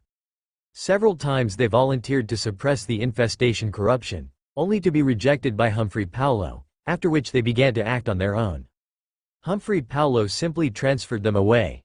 This time, Arriving at the Thistle muster star field was not on anyone else's orders, but their own doing. Coming to surrender? Not really. They just heard of fierce fighting by the Alliance in the south, and with nothing else to do, they decided to come and see if they could guard. And why does Ji Yu-hang understand the Spear of the Dragon King's motives and thoughts so clearly? That's because an operative from the Alliance Foreign Intelligence Bureau, a woman named Amanda, is acting alongside the fleet of the Spear of the Dragon King. In fact, in the latest report, Ms. Amanda applied, hoping for enough negotiation authority to promise things beyond her original capability to win over the Spear of the Dragon King. Precisely, she wanted to induce the Spear of the Dragon King to defect at the critical moment. The Foreign Affairs Bureau supported its agent's idea. Director Chen Shu sent a letter to Ji Yu-hang, believing the success probability is quite high and the value very substantial. Ji Yu-hang didn't think long and replied, "Yes. This affair indeed bears no cost." If successful, not only would it avoid battle, but also earn a chapter in return, an enormous joy. If failed, losing a spy already placed at the enemy's core, though regretful, remains a bearable loss. So why not? Amanda herself felt her experiences were somewhat too legendary. Her initial mission was merely to cautiously navigate through the vast cosmos on a small craft, head to the Western Front to try gather intelligence. Many agents like her were deployed by the various intelligence agencies of the Alliance. It was nothing more than a small-scale traveler, equipped with anti-surveillance features. Such a craft might be only 80 meters long, comparatively minute against the Star Domain battleships, often several kilometers, even tens of kilometers long. It wasn't even as large as some substantial aerospace fighters. Within such a small frame, nearly all space and energy were devoted to the equipment needed to traverse the Star Realm tunnel, and a relatively powerful engine, along with anti-surveillance gear. Only such a craft could facilitate the agent's work. With this specialized spacecraft, agents could navigate enemy-controlled cosmic space without worrying about being caught. On one hand, it was fast and nimble, making it difficult to intercept with conventional ships. On the other hand, and most importantly, it was barely tens of meters long, combined with anti-detection equipment, truly making it vanish without a trace. Anti-detection equipment aboard normal ships generally doesn't have a significant effect. Those ships are too large, and while it's fine during normal navigation, during star realm traversals, if the observing star language tower isn't too rudimentary and if the star speaker's abilities aren't entirely subpar, the equipment's usefulness becomes limited. At best, it could delay observation results or cause minor discrepancies in precise positioning. However, on these specialized agent vessels, the equipment practically renders the ship invisible. As long as they don't pilot their vessel directly in front of enemy ships, issues generally do not arise.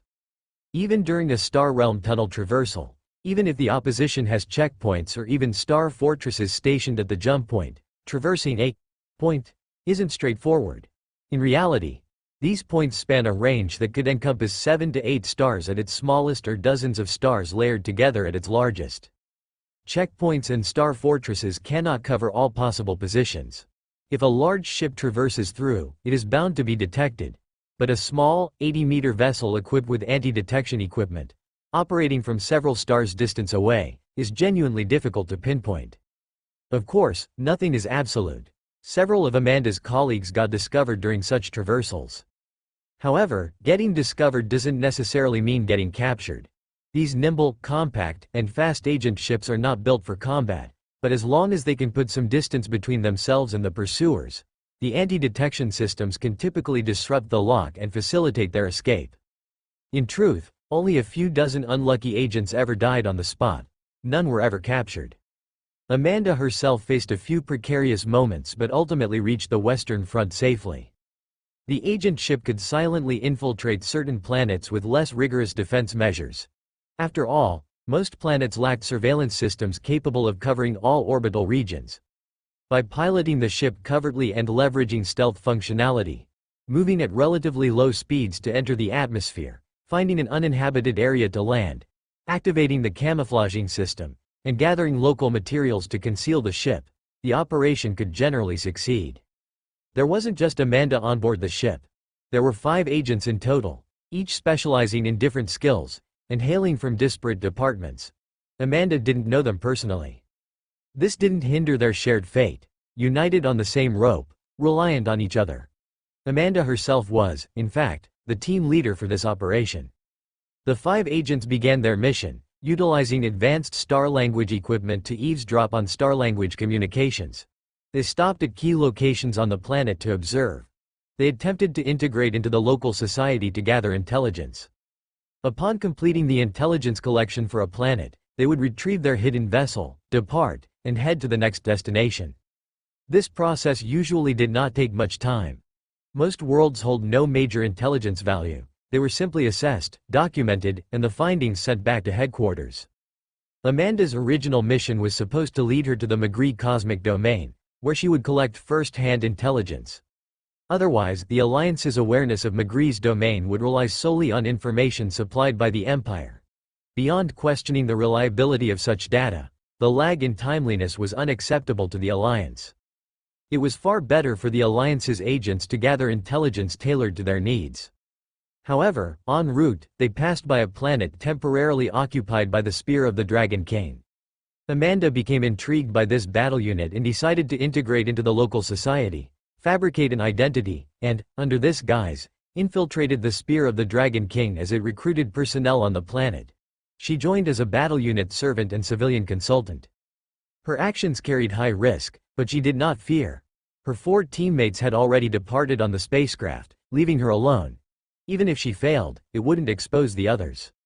Becoming a servant in a starfighter battle group was quite dangerous.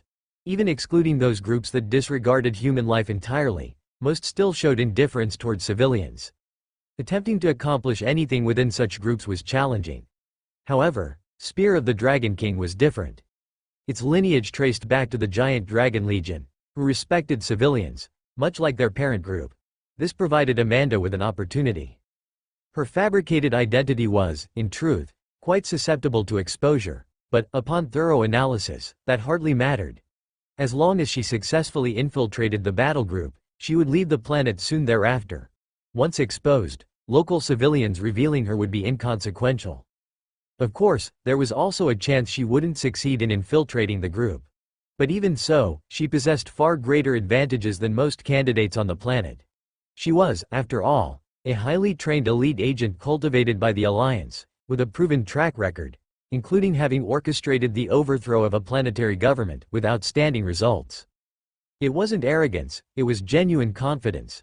She asked herself, on this ordinary, electrically powered civilization, how many elites like her could they possibly produce?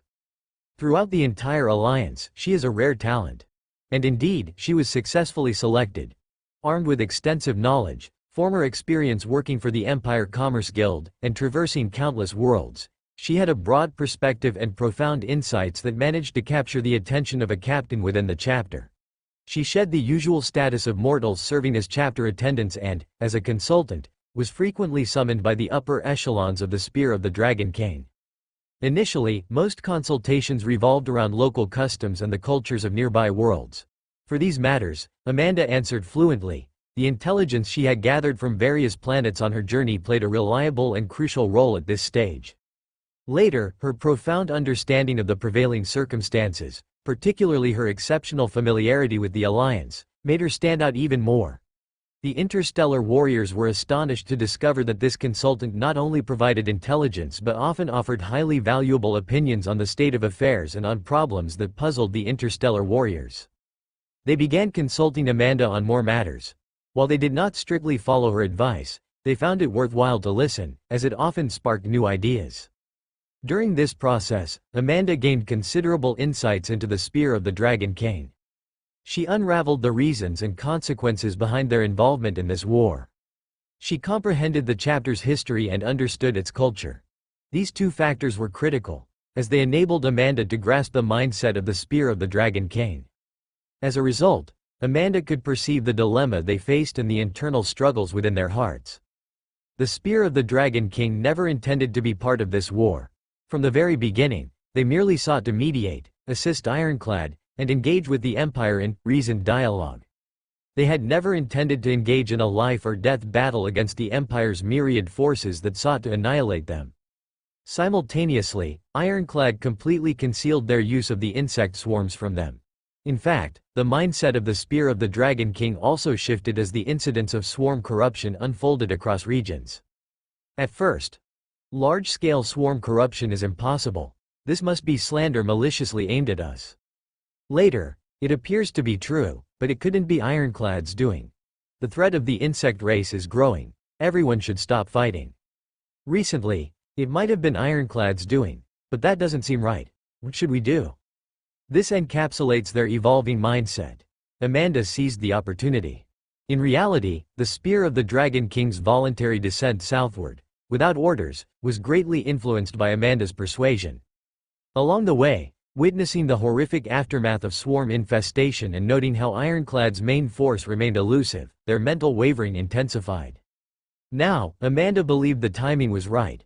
Walking along the pathway toward the throne room of the battleship, Amanda's mind repeatedly weighed the words she was about to say. Before she knew it, she stood before the imposing, heavy doors. The interstellar warrior who escorted her the entire way stopped in his tracks, turned his head, and hesitated as he said, "Amanda, have you truly thought this through? Once you take this step, there's no going back. I can't predict what the battle group leader will do. He might kill you outright." The person issuing this warning was Riccardo Lazio, captain of the 4th Company of the Spear of the Dragon King. Amanda had already disclosed her identity to this captain. He was the target she had carefully chosen. Among the chapter's upper echelons, Riccardo was the most wavering. From the very beginning, he opposed siding with Ironclad in defying the Empire. Moreover, he was likely the most soft-hearted of all the Spear of the Dragon King. She was confident that there was an 80% chance Riccardo would not betray her and might even actively aid her, provided she refrained from harming the Spear of the Dragon King. Or if she did, he remained unaware. Indeed, Amanda's assessment proved accurate. Riccardo did not report her. Moreover, he was deeply interested in establishing contact with the Alliance, believing it to be an opportunity for the Spear of the Dragon King to correct course. To him, this was a chance to save the entire chapter. Following Ironclad down an irredeemable path would only lead to inevitable destruction. Thus, he was willing to assist Amanda in spreading such ideas throughout the chapter. The results were remarkable. They managed to sway several individuals. Those who accepted their philosophy occasionally ingrained these thoughts into others, even before the battle group leader of the Spear of the Dragon King, Tai Shichen. This was one of the reasons Amanda decided now was the time to reveal her hand. The groundwork had already been laid extensively. Looking up at Riccardo's troubled face, Amanda revealed a resolute smile. "Of course, I know exactly what I'm doing." Sigh. "Then I wish you the best of luck." With that, Riccardo turned around and pushed open the doors. Amanda nodded slightly, then strode confidently inside. The master of the Dragon Spear, Tai Shichen, was seated at his exclusive desk. Upon hearing the sound of the door opening, he looked up, saw Amanda, and beamed. "Our all-knowing consultant has arrived, along with dear Riccardo. Greetings to you both." His demeanor was courteous. Battle Group Leader Tai Shichen, "Good day to you." Amanda bowed slightly, an expression of respect. "What brings you here today? Something to share with me?" "Indeed." Raising her head again, Amanda said, "I am here on behalf of the Empire Marshal, the Imperial Southern Front General Commander, and Alliance Governor Ji Hang. I implore the Spear of the Dragon King chapter to halt further advancements and safeguard the safety of the neighboring human worlds. Wait for the arrival of the Alliance army, who will take over these planets. The Spear of the Dragon King chapter will then receive a fair trial." After hearing this, no matter how mild-mannered Tai Shichen might be, the smile faded from his face. He sighed. "Sigh. Ms. Amanda, to think you're a spy for the Alliance is truly unexpected for me." Then he paused, his gaze shifting to Riccardo Lazio, who stood behind Amanda like a bodyguard. He asked, "How many of you have aligned with the other side?" He was clearly no fool. Riccardo's demeanor said it all. For Amanda to show her cards now surely meant she had leverage. Riccardo looked awkward, opening his mouth to speak but was stopped by Amanda's raised hand. Amanda said, "Please don't misunderstand, this is by no means a rebellion. I harbor no malice whatsoever. If the battle group leader decides to treat me as a spy, I will accept it without contention, execution, if necessary." Her statement successfully drew Tai Shichen's gaze back toward her. He responded, "I will do so. Regrettably, Ms. Amanda, you should not have stood before me to confess everything. Now, let me hear what you wish to say before your death." Despite his threatening words, he made no move. The fact that Tai Shichen had not immediately executed her reassured Amanda that she was halfway to victory. "I am indeed a spy. Yet, throughout this time, I have reflected deeply and haven't done anything to betray the spear of the Dragon King. From mingling with you day and night, I've come to understand thoroughly who you are. You are neither enemies of the Empire nor traitors to humanity, nor have you defied the Emperor. On the contrary, to me, each warrior of the spear of the Dragon King is extraordinary. You are guardians of humanity, companions even, you are passionate, fearless, and steadfast in upholding justice. It's precisely because of this that the spear of the Dragon King must not be broken here. If the day ever comes when the spear of the Dragon King faces extinction, how would you want history to remember you? During Ironclad's Grand Rebellion, as betrayers of the Emperor, as traitors who fostered atrocities, aiding the cruel Humphrey Paulo in spreading insect hive plague among countless human worlds, as accomplices to the devouring of numerous human worlds, as despicable collaborators with the insect race's aliens in consuming humanity? Or as correctors of course who made the right choices, warriors who fought alongside the Alliance to save countless lives from falling victim to the insect scourge, ultimately redeeming your sins? The choice is entirely yours to make. Who does the dragon spear fight for? Amanda's eloquence was naturally impressive. However, in persuading the spear of the Dragon King to surrender, the key factor wasn't eloquence. It was Amanda's meticulous groundwork and precise grasp of the spear of the Dragon King's thoughts. With these preparations complete, the next step was simply to articulate what the spear of the Dragon King had been thinking but was reluctant to express aloud, or perhaps hadn't fully clarified for themselves, in a crisp and straightforward manner. Tai Shichen remained silent. Afterward, Amanda outlined some of the conditions that the Alliance could offer. Though the Spear of the Dragon King wasn't a primary core rebel group like the Iron Fury Stone Triad, nor were they traitorous backstabbers like the New Dawn Torch that severely harmed the Empire, they were, undeniably, guilty of rebellion. This was an indisputable fact that required consequences. Still, Amanda conveyed Ji Yu Heng's stance to the Spear of the Dragon King. A guilt expedition was inevitable, and forfeiting their home planet was unavoidable. But with a guarantee. 1. The duration of the guilt expedition would not exceed 15 years. 2. The guilt expedition could be carried out within the Alliance's territory under the Alliance's guidance. 3. During the guilt expedition, the Alliance would provide sustained support to the Spear of the Dragon King, covering everything from weapons and equipment to cooperative units of mortal troops, fleet support, and even new recruit reinforcements, all handled by the Alliance. With these three conditions, the guilt expedition for the Spear of the Dragon King would be entirely different from what other battle groups subjected to this punishment typically faced. Other than losing their home planet, it was almost as if nothing had happened. Additionally, a battle group's home planet fundamentally served as their origin, their base, their place of recuperation, and a significant source for their development resources. But with the Alliance providing full coverage for resources, there was no need to worry. As for defending the home planet, honestly, if they didn't surrender, could they truly protect their home planet? On the contrary, by surrendering, they'd have the chance to return with the Alliance and retake their home planet. After quietly listening to all these conditions, Tai Shichen still did not clarify his stance. But Amanda knew that the leader of the Spear of the Dragon King battle group was undoubtedly intrigued.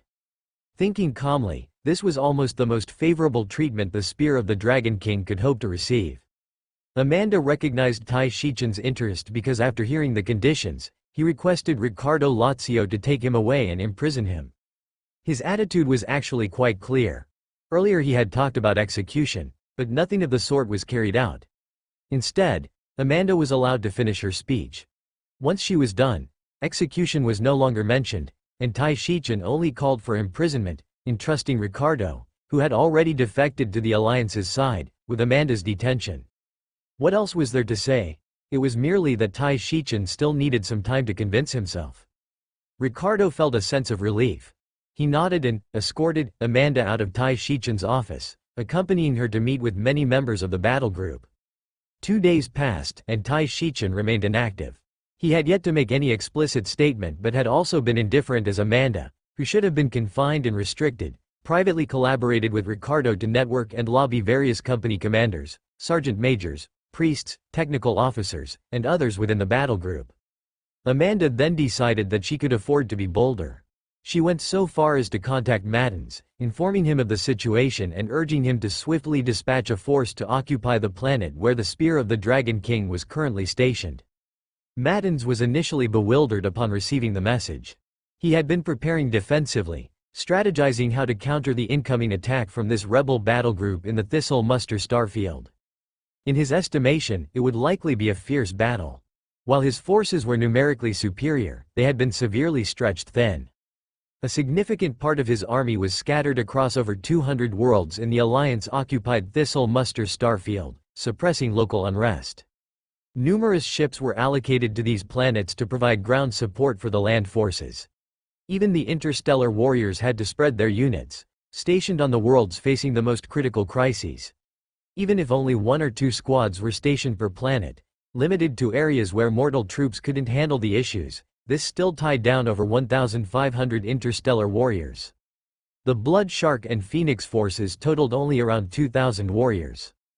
This left Maddens scrambling for capable forces to fend off the rebels.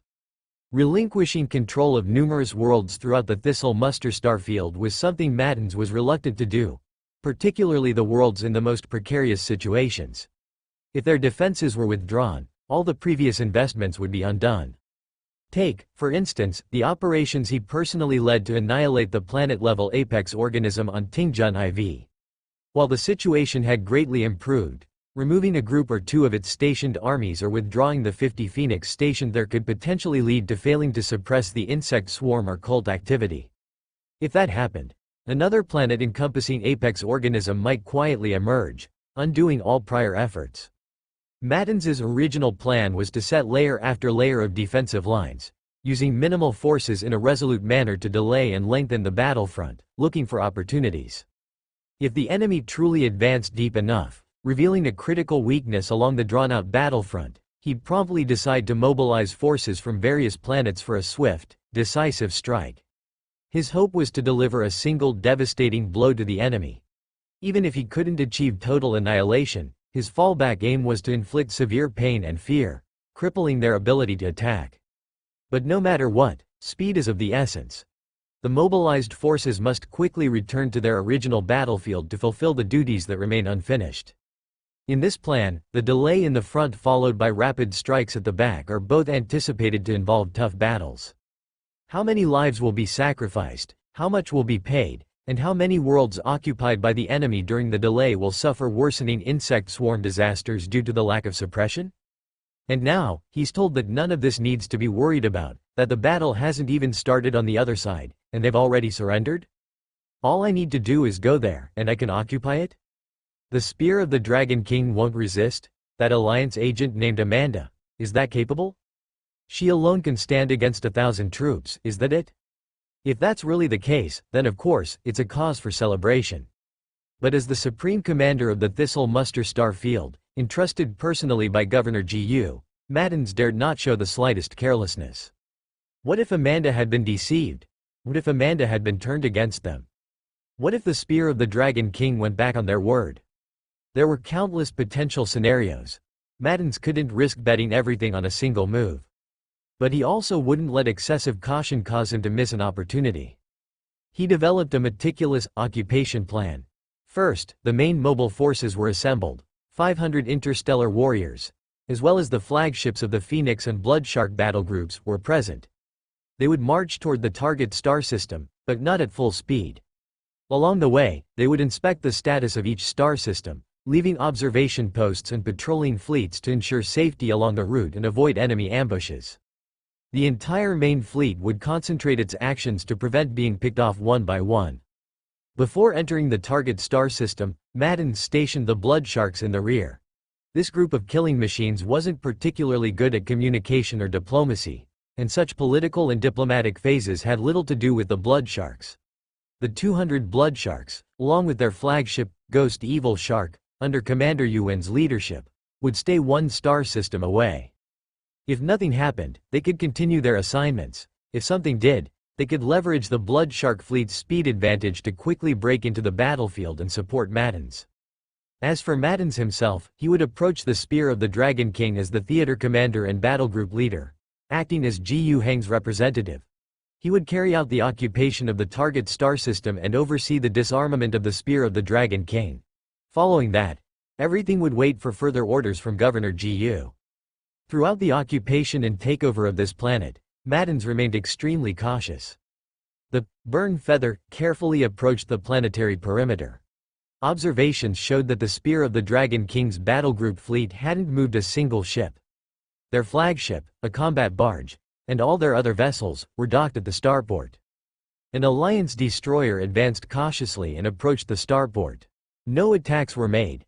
50 Phoenix warriors and over 1,000 Navy Marine Corps personnel boarded assault ships and entered the starport. They encountered no resistance. They encountered the Spear of the Dragon King's interstellar warriors, who neither attacked them nor even raised their weapons. The Phoenix warriors, encountering such a scenario for the first time, also maintained a very polite demeanor, though they were entirely surrounded by the numerically superior Dragon Spear warriors. Just because the Dragon Spears didn't attack didn't mean they couldn't win the fight. It was at this moment that Amanda came forward. Along with several Dragon Spear Company captains, she mediated and convinced the Dragon Spear warriors to lay down their arms, remain peacefully in designated areas, and refrain from taking any actions. Meanwhile, the Phoenix warriors and Marine Corps secured control over the starport's firepower systems and docked ships. Simultaneously, they immediately requested reinforcements from Maddens.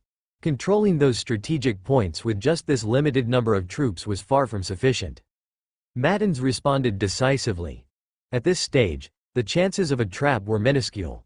Still exercising some caution, he deployed another 100 interstellar warriors. However, he committed a much larger portion of elite Marine Corps and Army forces. Not only did he dispatch 10,000 elite Marine Corps personnel, but he also sent over 200,000 Army troops in the first wave aboard assault ships into the starport. Additional second and third waves would follow. The more forces committed to controlling the key positions of the starport and several starships, the better. It also diminished the likelihood of unforeseen reversals. By the end, the starport was nearly fully secured. A headcount revealed that there were 900 Spear of the Dragon King warriors inside the starport, all of whom had been completely disarmed. To show respect, they were not asked to remove their power armor. Following a thorough safety inspection, no self-destructive explosives or related threats were found within the starport, eliminating those risks entirely. Only then did Maddens personally lead the remaining interstellar warriors to enter the facility. His first priority was to hold a very cordial meeting with the company captains of the Spear of the Dragon King. But before that, he met with Amanda. Amanda guided him to meet the captains, briefing him quickly on some key issues along the way. By the time they met, Maddens already had an idea of what to say. He refrained entirely from mentioning words like surrender or betrayal, terms that might provoke the Spear of the Dragon King. Instead, he emphasized their loyalty to the Empire, their service to the Emperor, and how their actions indirectly saved countless lives. The entire Thistle Muster starfield, with its potentially hundreds of billions of inhabitants, stood to benefit indirectly from their decision. These words were much more palatable to the Spear of the Dragon King warriors. No matter how justified their reasons might have been, the essence of their actions, surrendering without a fight, was unmistakable. For interstellar warriors, who placed supreme value on honor, this was a shameful act. Only a few dishonorable groups, like the old New World torchbearers, would stoop so low. Reiterating their loyalty to the Empire and humanity as a greater honor effectively mitigated their resentment. After appeasing the Dragon Spear warriors, Maddens learned that the Spear of the Dragon King's leader, Tai Shichen, was still on the planet's surface, accompanied by 200 Dragon Spear warriors. The entire force of the Spear of the Dragon King amounted to just 1,100 individuals. At their peak before the war, their total strength had been 1,400. They believed their actions didn't violate the sacred tenets of the Empire, as 400 of them were reserve recruits meant to replenish the battle group's losses, a routine practice. But after years of continuous warfare, they had lost 300 warriors and were now down to 1,100. When Maddens descended to the planet's surface to locate Tai Shichen, they were in the middle of an operation. It was a remarkably well-executed assault against a cult infestation. The planet's infestation by insect corruption wasn't particularly severe. Large-scale insect swarms hadn't appeared yet, but parasitic infections were a major problem in densely populated urban centers. Tai Shichen's team had launched a sudden raid on the local powers colluding with the cult, eliminating the infected ruler and swiftly destroying the cult's headquarters, rescuing a large number of civilians. Maddens, after some thought, chose to lead his team to join the battle. Although the dragon spears didn't need assistance, Maddens saw this as an opportunity to foster closer relations between the two sides. Following Amanda's guidance, Maddens treated the Spear of the Dragon King more as allied forces rather than surrendered enemies. In truth, if this were just about surrender, Maddens would only solve a potential external threat to the Thistle Muster star field. Furthermore, these 1,100 prisoners, fully equipped interstellar warriors, were a tremendous destabilizing factor. Even if they were disarmed and stripped of their power armor, a significant force would be needed to monitor them. But if they could be smoothly integrated as allies, even if they refused to fight against the Ironclads as turncoats or betrayers, they could still be immensely useful in addressing the insect swarm crises across the Thistle Muster star field. This would directly free up manpower from the Phoenix and Bloodshark battle groups. Maddens was working toward this goal, and Tai Shichen's actions on the planet, attacking the parasitic menace, was, in a sense, making a statement of allegiance. When Ji Hang, far away in another star domain, received the news, he couldn't hide his delight. Another battle group acquired, and for free, the Spear of the Dragon King restored order and caused a significant impact. A force composed of 1,100 interstellar warriors, a direct auxiliary army of millions, 1 combat barge, and 6 strike cruisers forming the battle group fleet constitutes an immense power. If they continue to antagonize the Alliance, the war in the Thistle Muster starfield will become grueling. Securing the entire star domain would almost be impossible. The suppression of infestations in occupied zones would slow down. Countless worlds might remain in ruin for a prolonged period, becoming sustained bleeding points for the Alliance. And untold numbers of lives would indirectly be lost. Now, not only is the war averted, but the entirety of the Spear of the Dragon King has, under Ji Hang's authority as commander and in cooperation with Flash Judgment Court, witnessed by Bloodshark and Phoenix battlegroup leaders, been sentenced to a 15-year redemption expedition and immediately started to fight. The Alliance allowed them to retain all their weapons, equipment, and fleet, only requiring them to hand over their entire genetic seed inventory. The Alliance pledged to safeguard these seeds and utilize them to replenish troops for the battle group during periods of attrition. The total number of these seeds amounts to 600. Currently, Ji Hang already possesses unused genetic seeds amounting to 1,200, 600 from the Giant Dragon Legion seeds, and 600 Punisher Legion seeds, originating from the inventory surrendered by the Spear of the Dragon King and retrieved from Flame's corpse. These resources are entirely non-renewable. Regarding the 600 seeds from Flame, Ji Hang momentarily decided against utilizing them. On paper, the number of interstellar warriors he can deploy is already at full capacity, so he figured he'd store them for now. They certainly won't expire anyway. As for the 600 seeds from the Spear of the Dragon King, Ji Hang resolved to keep his promise and not touch them, fully reserving them for the Spear of the Dragon King's exclusive use. They have shown considerable cooperation in surrendering and assisting the Alliance by abiding by Maddens, the commander's, directives. As long as they're not asked to directly engage Ironclad, they execute all other missions flawlessly and efficiently, striking everywhere they're ordered. Given such compliance, Ji Hang takes pleasure in dealing honorably. However, there's a slight pity. While the Spear of the Dragon King now operates under the Alliance's orders, the system has not recognized them as loyal to Ji Hang. Unlike Phoenix, or Torch of the New World, which has completely surrendered and is at Ji Hang's discretion, the Spear of the Dragon King remains independent. Without system recognition, their genetic seeds can't be redeemed, rendering Ji Hang unable to expand the redeemable seed inventory. But that's not a problem. Just like Bloodshark, as long as they're fighting under his command, there will be opportunities in the future. There's no need to rush. After the Spear of the Dragon King's surrender, the situation in the Thistle Muster starfield abruptly improved. A new powerful force was introduced to stabilize the domain and enabled Maddens to ambitiously extend his strategic plan to encompass the entire star domain. The additional 200-plus planets, which Maddens originally planned to tackle gradually, could now be swiftly conquered. He now wields sufficient power to utilize increasingly mature strategies to save worlds. He is now veritably a true savior. The Thistle Muster Starfield's total 422 worlds are waiting for him to bring salvation. He even considered extending his efforts into the Princess Star domain. But that notion was stopped by Ji Hang. The situation in the Princess Star domain is far worse. Some Alliance agents had been dispatched into the Princess Star domain, but operations within were increasingly challenging. The environment within the Star domain was extremely dire, raising the survival difficulty for agents significantly. The number of agents lost during the intelligence gathering phase in the Princess Star domain was multiples higher than that of other deployments. Whether exposed, brainwashed by the cult, or infected by parasites, their fate upon encountering adversities never ends well. Consequently, intelligence gathering within the Princess Star domain remains the hardest. Yet, even the scarce information retrieved suggests that every world within the Princess Star domain is akin to the worst-hit worlds of the Thistle Muster Star field. And that's easy enough to imagine. The Princess Star domain is Ironclad's stronghold.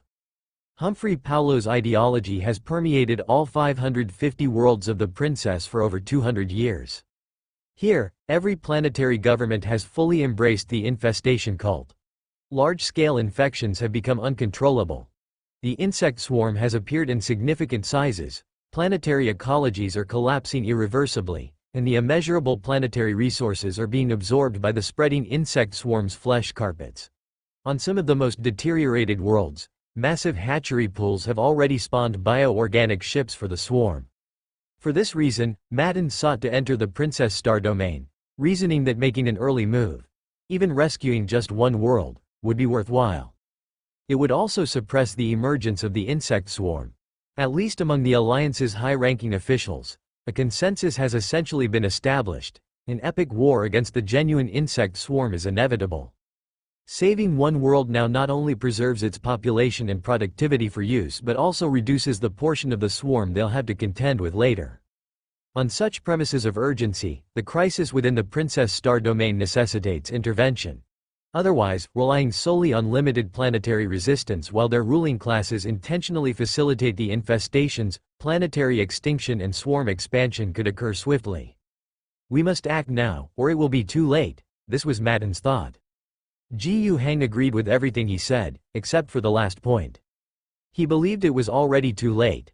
The Alliance simply lacked the strength to independently intervene in the affairs of the Princess Star domain. Under current circumstances, preventing further deterioration in the Thistle Muster Star field was tough enough. Even if they actively entered the Princess Star domain, how many worlds could they save with their current forces? Every one of those worlds would be akin to the worst planets within the Thistle Muster Star field. Worlds the Alliance could not handle. Perhaps some could be salvaged, but what about the presence of Ironclad? Should that not be considered?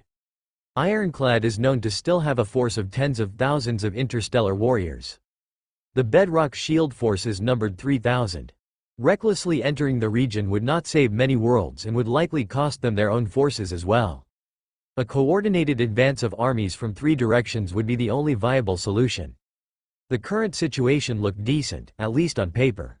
On the Western Front, after Otaubus led the Solar Fleet, the Solar Auxiliary Army, and several allied battle groups into the Magritte Cosmic Domain, the situation there stabilized. However, several planets had paid a heavy price. Populations infected by parasites and cult followers suddenly vanished overnight. Entire surface regions were left as desolate wastelands. Imperial scholars hypothesized that this was the work of the insect swarm. Understanding that they couldn't fully consume entire worlds before Imperial forces arrived, the swarm resorted to consolidating and retreating. Any gains they had made would have to be relinquished once the Empire's forces moved in. Thus, they decisively cut their losses, digesting infected populations and territories, compressing them into basic biomass, and then taking it all with them. The mess they left behind was the Empire's problem to deal with. It was nauseating. Yet, from an objective perspective, Air Ganglong Battle Group Leader's operation on the Western Front was highly significant. Ironclad was now reduced to shearing the sheep, instead of outright draining blood. Without such aggressive actions, they might have simply pillaged these worlds completely. In fact, similar, shearing, tactics had been observed in the Thistle muster star field. Matten's fleet, primarily composed of agile fast response ships, intercepted a parasite-infected Colt fleet. Almost all crew members were infected, and their ships were loaded with biotic material. Matten subjected them to purification. The damage was already done, but the good news was that the biomass was not transported away and wouldn't spawn future waves of insects. Additionally, forcing the enemy into such desperate measures was proof of the Alliance's effective efforts in the Thistle muster star field. It pressured the enemy into cutting their own losses. Subsequently, after stabilizing the Magritte cosmic domain on the Western Front, the forces pushed back into the Spiderweb domain, reaching the westernmost region of the domain, Tengu star domain. Here, Jerry Air Ganglong's progress noticeably slowed. The challenges here were unlike the relatively unstable occupation zones in Magritte cosmic domain, which Ironclad had not controlled for long. On the contrary, Tengu star domain's situation was at least as complex as that of the Thistle muster star field. Air Ganglong's forces became increasingly scattered, worsening their operational effectiveness. Eventually, they suffered a sudden major assault from Ironclad's main forces. The losses were significant. Fortunately, Air Ganglong had always been prepared for such an attack from Ironclad's main forces. His swift and well-coordinated countermeasures prevented a complete disaster and even managed to strike back at Ironclad, inflicting a degree of counter-damage. Though progress was painstakingly slow, Air Ganglong advanced with steady determination. As for the Northern Front, there were breakthroughs as well. A detachment of the Black Cross Army arrived, adding 1,000 interstellar warriors to their ranks. Additionally, the Anti-Extraterrestrial Alliance provided substantial reinforcements, more than 1,500 Silverwatch warriors and a large number of elite Tempest soldiers. With the Tribunal fleet also joining the fray, the Northern Front's strength saw a significant boost. To top it off, the Agris Snow Iron Guard Legion from the star-devouring cosmos, a famed Star Realm army corps, joined the order of battle. This prestigious corps, once known for using purely mortal troops to repel an entire star domain's chaos incursion, brought substantial land-based combat capability to the Northern Front. They achieved progressive victories. In the Laboud star domain, they managed to sustain combat against the insect swarm. With the Silverwatch at the forefront, the tides began to turn as several large-scale annihilation battles dealt notable damage to the swarm. Moreover, they opened up a second front, launching a decisive assault in the Swordgate starfield. Originally a region with relatively muted insect activity, the strike was a tremendous success. Not only did they eliminate 2 insect nest fleet divisions, but they also deployed a force led by the Black Cross Army with Agris Snow Iron Guard as the backbone into the Princess Star domain. As a result, they became the first to penetrate the Princess Star domain. Jiyu Hang, however, was indifferent to this achievement. The Black Cross Army seemed to love the spotlight, eager to be heroes, to take the lead role in the narrative. Such, first to breach the core of enemy territory, accolades were exactly the kind of fame they chased. In Jiyu Hang's view, however, the actual strategic significance was limited. Prioritizing the expansion of Imperial-controlled zones in the Swordgate starfield to safeguard more worlds from insect invasion was vastly more critical. Jiyu Hang even drafted a letter to Marshal Leroux of the Black Cross Army. He began with flattery, praising their substantial breakthroughs on the Northern Front. Then, in more subtle terms, he suggested that a people-first approach might be more prudent, emphasizing the importance of securing the Swordgate and Laboud star domains. Unfortunately, Jiyu Hang got a first-hand look at Marshal Leroux's arrogance.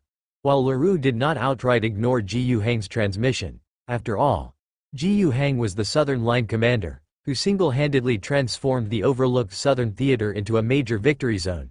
The respect given was perfunctory at best.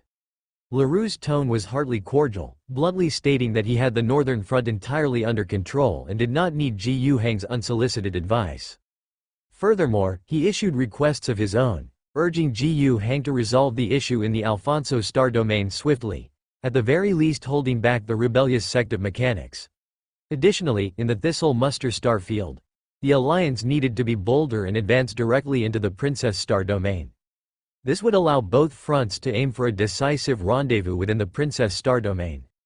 At that point, the Western Front could pin down Ironclad's main forces while the Southern and Northern fronts converged in the Princess Star domain, crushing Ironclad's stronghold, eliminating the insect threat in the domain, and thwarting Humphrey Paulo's schemes. Would that not be a glorious victory? Reading this proposal, Ji Yuheng immediately lost all interest in engaging further with Leroux. Reckless, overly optimistic. Such was Ji Yuheng's assessment of Leroux. But there was no way he could alter the mindset of this arrogant Black Cross Army marshal. He sent a carefully worded response, full of superficial praise, but artfully vague, essentially deflecting the matter entirely. Ji Yuheng then shifted his attention away from developments on other fronts, focusing exclusively on the situation in the Alfonso star domain. The alliance needed to adhere to its own established strategies. The force that entered the Alfonso star domain was the main fleet personally led by Ji Yuheng. In terms of fleet strength, it was significantly more powerful than what was left in Matin's hands. Additionally, there were 2 visible battle groups, 1 shadow battle group, and a large number of Alliance army troops. Such strength was aimed at resolving the issues in the Alfonso star domain swiftly and decisively. Especially to secure control over the 3 founding worlds, which represented immense wealth. The reasons for investing such overwhelming forces into the Alfonso star domain primarily boiled down to 2. First, leveraging Sebastian Moro's influence to quickly draw the Dove faction to their side. War is the fiercest form of politics. Achieving an objective solely through martial means is exhausting. Success is uncertain. Even if success is achieved, the costs, both in resources and time, are unpredictable. Using political strategies to recruit forces that originally did not align with oneself, or even were antagonistic, to one's camp is undoubtedly the optimal course.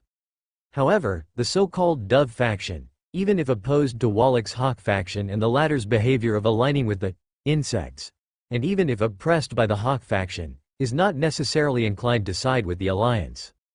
As the prestigious leader of the Alfonso Dove faction, Moro could serve as a cohesive figure, organizing the entire strength of the Dove faction. However, aside from being a leader, he also needed significant backing. Moro himself certainly lacked such backing. Having fled to the alliance alone, what resources or power could he retain? His strength now lay solely with the alliance.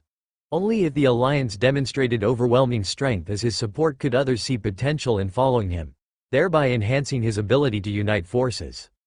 Moreover, Ji Yuheng had a weapon specifically designed to target the sect of mechanics, the black box. Of course, it wouldn't be necessary to resort to using the black box initially. Ji Yuheng would only reveal this device when absolutely necessary. There was no need to worry about what would happen after black boxes were handed out. The black boxes Ji Yuheng would offer as gifts were technologies thoroughly understood by the alliance, their practical significance now near null. Offering a few black boxes wouldn't attract undue attention. The days of caution were long past. What would the various sects of the sect of mechanics do upon learning that Ji Yuheng possessed black boxes? Aside from the Martian sect, which might pose a real threat, Ji Yuheng had no concerns about the mid to small-sized sects. Even the Martian sect, being far away, posed minimal threat. They wouldn't come and provoke him over a few black boxes alone. Unless Ji Yuheng publicly claimed he possessed hundreds of black boxes, some containing advanced, cutting-edge technologies, that would be another matter entirely. Members of the sect of mechanics were known to be obsessed with black boxes, not just for the technologies they represented, but for the black boxes themselves.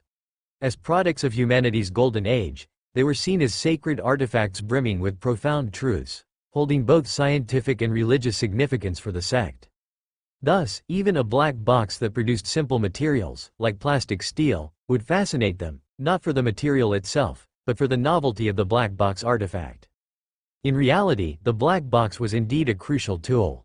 By late November, the Alliance main fleet entered Alfonso, encountering Dove faction forces surrendering en masse, while Hawk faction forces retreated. Across the worlds of the Alfonso domain, instances of corruption were observed, but conditions were far better than those in the Thistle Muster star field, though slightly worse than the Proud Claw cosmos, remaining within acceptable limits. By late December, the Alliance had occupied over 60 worlds. Meanwhile, a protectorate army of the sect of mechanics had formed to the Alliance's rear. This force consisted not only of elite protectorate troops and automatons but also included one Knight Order. Shockingly, despite not having conquered a single founding world, The combined forces drawn from the ordinary Alfonso worlds controlled by various sects amounted to such formidable strength. Among these 60 worlds, Hawk faction forces had been either expelled, exterminated, or converted into Dove faction forces. In fact, the distinctions between Dove and Hawk factions were never rigid. They were originally part of the same sect, differing only in political views. When orders from Great Sage Wallach arrived, the centrists joined in persecuting staunch Dove faction members. Now, with the Alliance army's arrival and Sage Moro stepping up as a leading figure, the centrists quickly switched sides. Such shifts in alignment were entirely ordinary. This allowed Gu Hang to extract mechanic sect forces from these 60 worlds to assist in combat. Gu Hang had no intention to send them against his strongest adversaries, wary of their fickleness. Instead, he planned to deploy them to various worlds to suppress insect infestations. After all, these mechanic sect troops had been recruited locally. In worlds with favorable conditions, the Alliance needed only minimal interference. Sometimes none at all. Merely unifying the governing ideology at the highest level would suffice for the worlds to address their issues independently. They might even have surplus forces to contribute to the Alliance. The troops recruited from these situations were then dispatched by Gu Hang to worlds facing more severe challenges. It also saved Gu Hang the trouble of stationing occupation forces on each world, thereby dispersing his troops. His main forces, at the beginning of January, arrived at the first key target of the Alfonso campaign, Alameda. This was one of the 3 major founding worlds of the Alfonso sect, and once the place where Moro served as founding general. Gu Hang remained cautious. Even though he had encountered little resistance and captured 60 worlds along the way, it was worth noting that the Alfonso star domain was quite expansive, larger than the Dragonhawk star domain, with 700 worlds, less than a tenth of which had been taken by the Alliance. Moreover, the Alfonso sect was still formidable. Even though Sage Dubo led a major wave of defeats, the sect still retained a substantial amount of power. In terms of ships, they still had at least 2 mechanical arcs, Alfonso I and Alfonso III. They also had at least 2 battleships remaining. Of course, this strength was significantly diminished compared to the expedition to the Proud Claw Cosmos. However, on the ground, their troop strength remained considerable. If the Alliance wanted to seize a founding world and the opposition was resolutely defensive, the amount of force that would need to be deployed to ground combat would be enormous. Even orbital support would be difficult to execute. The Alliance wasn't like the Green Skins, who could bomb everything to rubble and still find a way to thrive amidst the wreckage. Destroying a founding world would negate Gu Hang's purpose of fighting a ground war. What he sought was the productivity of the founding world. Nevertheless, the fight had to happen. They started with an initial attempt at persuasion, but the results were unsatisfactory. The entire outer defenses of Alameda, including the planetary surface's orbital cannons, were fully prepared for war. Despite internal pest infestations, as a proud founding world, they would not surrender easily without a fight. Gu Hang expressed patience and refrained from launching a military offensive, opting instead to maintain pressure by besieging the area. Dragging the conflict out was not realistic. From Gu Hang's perspective, he consistently avoided committing troops for an all-out battle across the entirety of Alameda. However, he had to display such an intention, and even more importantly, demonstrate the capability to execute it, in order to truly avoid a war of attrition. The failure of the first wave of persuasion was not a problem. The Alliance's 100-plus agents who had infiltrated Alameda ahead of time were already highly active. Their situation provided great reassurance to Gu Hang. They were close to operating openly. By all logic, with the enemy's forces besieged, shouldn't they have purged the agents planted within their ranks? If the agents had remained too well hidden, it would have been impossible. However, with them essentially operating out in the open and yet not being apprehended, or more likely, with no ability to apprehend them, it revealed a lot of underlying issues. There were bad actors among their populace. It was inconceivable that no one was sheltering or protecting these Alliance agents. Furthermore, it wasn't just 1 or 2 individuals, nor limited to the lower and middle ranks. Otherwise, the Alliance agents wouldn't be conducting relatively public political networking activities without being arrested. Beneath Alameda's defiant facade of resisting to the end, turbulent undercurrents surged. A solid fortress is always easiest to breach from within. The Alliance Intelligence Center, right under Ji Yuhang's nose, was conducting intense operations. They continually compiled and analyzed directives from the ground, received from agents, turning them into actionable professional insights. For instance, identifying targets who could be swayed, who could provide sanctuary for the agents, who could help the agents access higher-ranking figures, who were wavering in their stance. Such directives, in turn, guided the agents' actions. Among them, individuals originally belonging to the Alfonso sects, mechanics, played a significant role. If not, even with the Alliance's intelligence capabilities, they could not have uncovered so many secrets of Alameda or identified so many personnel in such a short time. Wasn't Moro still around?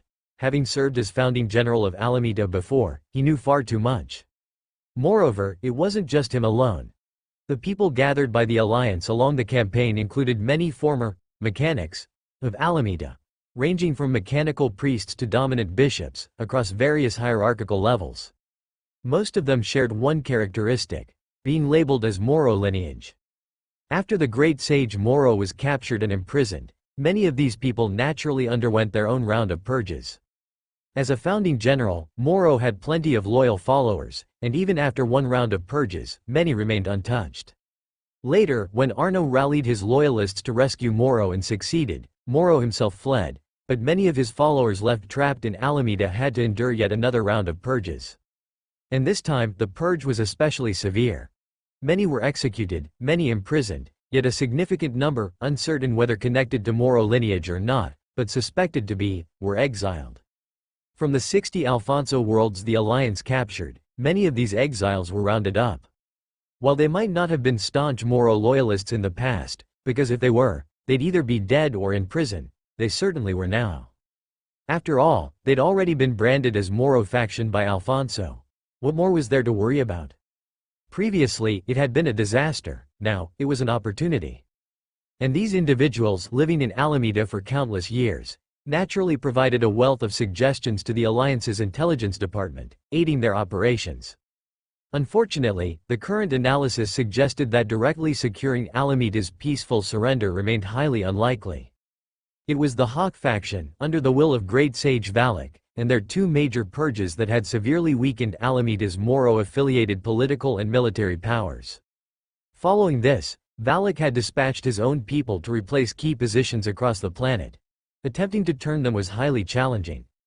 Even though Alameda seemed abandoned and Alfonso fleets had not stationed significant mobile forces here. However, it was rumored that fleets were already being assembled from Boston Star, the largest of Alfonso sect's 3 founding worlds. Meanwhile, the sect had already reached out to the Princess Star domain for reinforcements, with Humphrey Paulo promising to send support. The longer Alameda managed to hold its ground, the more reinforcements would arrive from all sides. Thus, they possessed both the will and the value to resist, making those Hawk faction mechanics unwilling to surrender, bent on holding out to the end. Alongside this analysis, another action proposal was delivered to Ji Yuhang's desk. After reading through the action plan, Ji Yuhang sent copies to Moro, 2 battlegroup leaders, and the chief Glory Guard officer, asking them to review it and convene for a meeting to share their opinions. Half an hour later, the meeting began. An hour later, the resolution was issued. Screw them. The operation leader was New World Torch Battlegroup Commander Leo Marathi, who strongly recommended himself and requested to personally take part in the fight. Ji Yuhang considered carefully and granted his request, but also assigned his highly trusted chief Glory Guard officer, Eeyore Lacroix, to assist with the operation. Lacroix's role was to collaborate alongside Marathi, though he was effectively tasked with overseeing Marathi on Ji Yuhang's behalf. To be blunt, although Marathi held the title of battlegroup leader, his experience was sorely lacking. He had only recently become an interstellar warrior, about half a year ago. While he was already the first among New World Torch warriors, had the veteran Wang Mengsong as an advisor, displayed tremendous talent, transformed subpar recruits into squad champions, and even inspired breakthroughs nearing battlegroup champion level performance. Nonetheless, he couldn't escape the reality of his inexperience. Although Wang Mengsong had ample experience, Ji Yuhang simply didn't trust him. Yet opportunities for growth had to be provided, and Ji Yuhang was willing to give them. Of course, it wasn't blind trust, Lacroix was the contingency plan. Though an ordinary human, LaCroix's combat prowess already rivaled that of some skilled interstellar warriors. Piece by piece, LaCroix calmly donned his equipment. Although their manpower was scant, they had already infiltrated Alameda, the enemy's core world. Their mission was to eliminate key personnel and seize strategic points deep behind enemy lines. A task fraught with peril upon peril. Yet, he found little to be anxious about. This was far from the most dire battle he had faced. In fact, even during the most critical battles, he maintained his characteristic calm. Still, he couldn't help but notice the big man beside him seemed tense. Moretti Battle Group Commander's breathing was audibly heavy. After a moment's thought, LaCroix spoke up.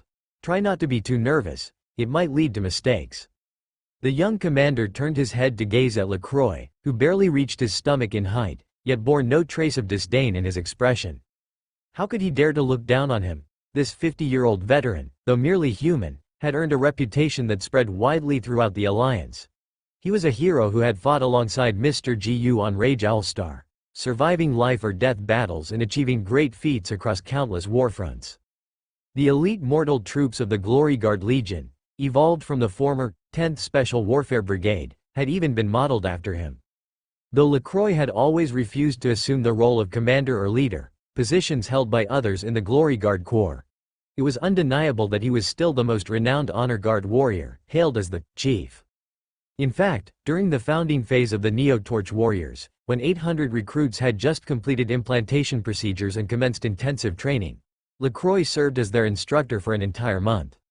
Even now, despite having fully developed his superhuman organs and rising as the most distinguished Alliance warrior among the 800 Neo-Torch recruits, handpicked by Mr. GU to be the battle group commander, Moretti still felt compelled to show respect to LaCroix. He took deep breaths, trying to calm himself down. It helped slightly, but not much. LaCroix pondered for a moment before asking, "Tell me, why are you feeling nervous?" "This is just another battle. Considering the lifespan of you interstellar warriors, you'll face countless battles like this in the future. But this one is different," Moretti insisted. "This is my first major operation as commander, and it's also the Neo-Torch's first significant battle since our rebirth." "Not really," LaCroix replied. "You've already fought for the Alliance in previous engagements." He referred to several ground skirmishes the Neo-Torch undertook shortly after entering the Alfonso star domain. "But those were different. Those couldn't even be called battles, those," Moretti protested. "Every battle is important. Keep your mindset balanced," LaCroix advised. Moretti remained silent for a while before exhaling deeply and responding, "Instructor LaCroix, what you said makes sense, but you don't understand." At this point, LaCroix could see Moretti clenching his teeth.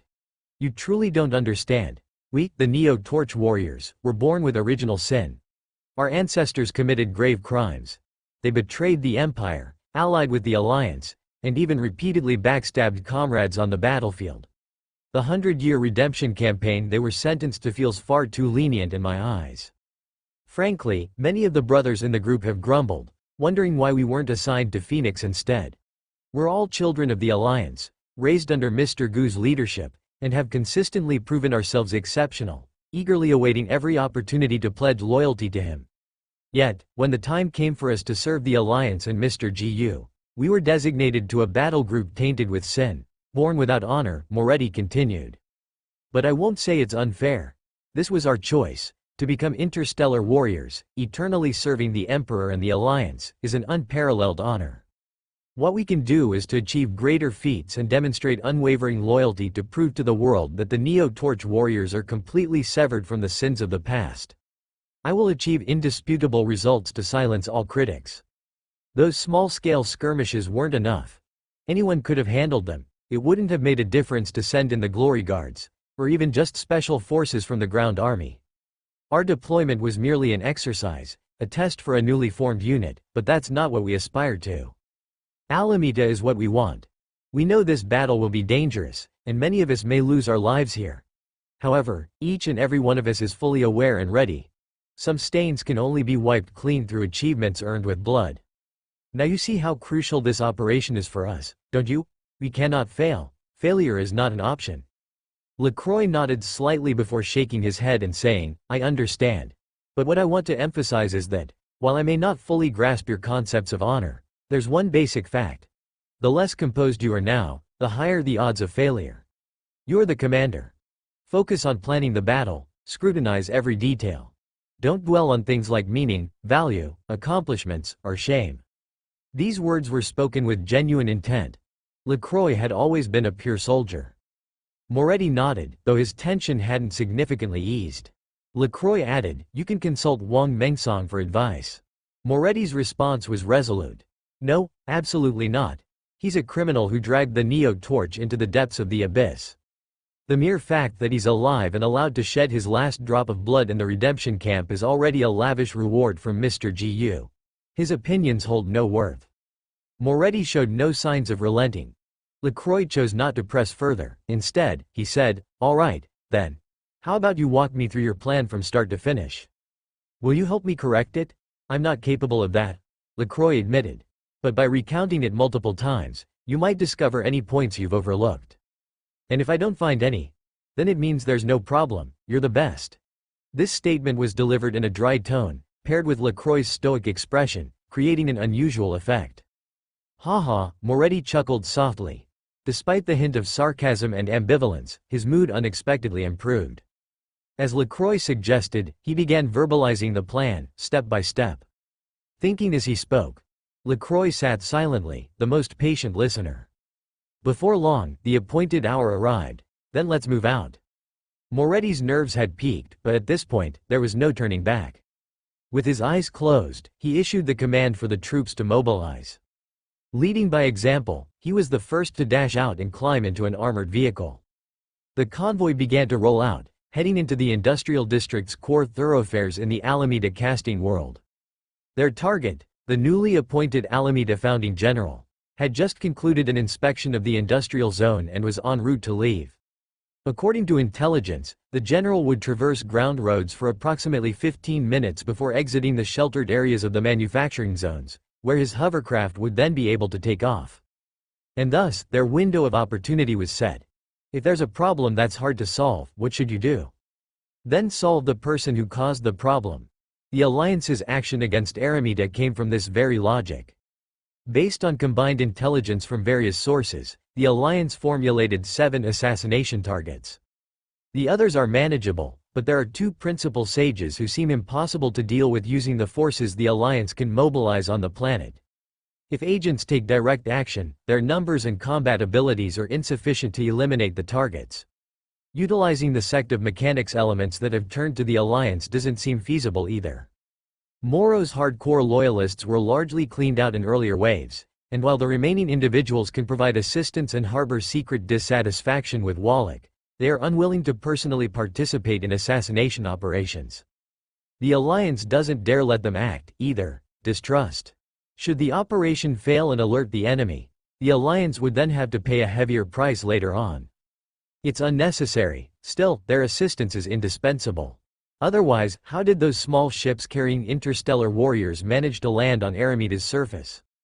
Without help from insiders, even small ships would have a hard time landing undetected on the planet's surface. After all, it's no longer peacetime. The entire planet is enclosed by a massive void shield. Though the shield wasn't fully activated yet due to the war not officially beginning, it was operated with minimal energy to ensure it could be immediately triggered when needed. Encircling the planet, Arameda's starport, along with the Star Fortress and groups of armed space stations, almost completely shrouded the planet.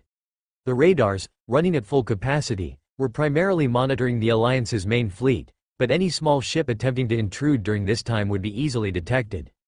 Only with insiders' help, exploiting a brief crossing point between a space station and Star Fortress's orbital paths, could the cloaked ships quickly enter the atmosphere. Of course, during this process, Arameda's defensive systems did detect these dozens of uninvited visitors. However, under the suppression of some strange force, the responses were silence and inaction, turning a blind eye. A total of 1,200 elite troops, including 800 torch warriors and 400 glory guards, thus entered the planetary surface. The operation was divided into 8 segments. 5 of them involved 10 interstellar warriors working alongside 30 glory guards in each team. Their targets were all figures of the dominant bishop level. The Alliance agents provided intelligence support. A quick strike to execute the kill, nothing more. The other two segments were slightly more challenging. These, respectively, targeted two principal sages. At least 100 interstellar warriors were assigned to ensure their elimination. Particularly for the newly appointed founding general, named Anthony Farai, not only were 100 interstellar warriors allocated to this mission, but Moretti Battle Group Commander and LaCroix were also personally involved. Success had to be guaranteed. Meanwhile, 500 additional interstellar warriors had another mission. They had already concealed themselves and awaited orders within the ground facilities underneath Arameda's starport. At the start of the operation, they would immediately board the space elevator arranged by the insider defector mechanics and ascend to the starport. This was an extraordinarily dangerous assault. Sage Farai's control over the starport was of critical importance. Even the Alliance agents and members of the Moro faction on Arameda did not have enough trusted personnel to infiltrate it in advance. The only way was to take the illegal space elevator as soon as the operation began and force their way through. Assassinating Farai and storming the starport were the two hardest steps of the mission. After issuing the operation orders, Moretti still harbored concerns about whether the assault on the starport might encounter unforeseen complications. However, upon LaCroix's reminder, he realized that the matter over there was no longer within his jurisdiction and that he had to trust his comrades. His most important task was to ensure that his mission succeeded. Anthony Farai's convoy had appeared within visual range. In an instant, at least 60 surface-to-air missiles were launched from multiple ambushing torch warriors. Numerous vehicles in the convoy were destroyed in violent explosions, while faint traces of violet ripples emanated from the central core vehicle. That was the Void Shield. There was no doubt that Farai valued his safety greatly. Having a Void Shield installed on his convoy was entirely to be expected. However, the type of small Void Shield that could fit inside a floating vehicle was bound to be limited in performance. After 6 missile impacts, it had already turned a glaring red, nearing overload.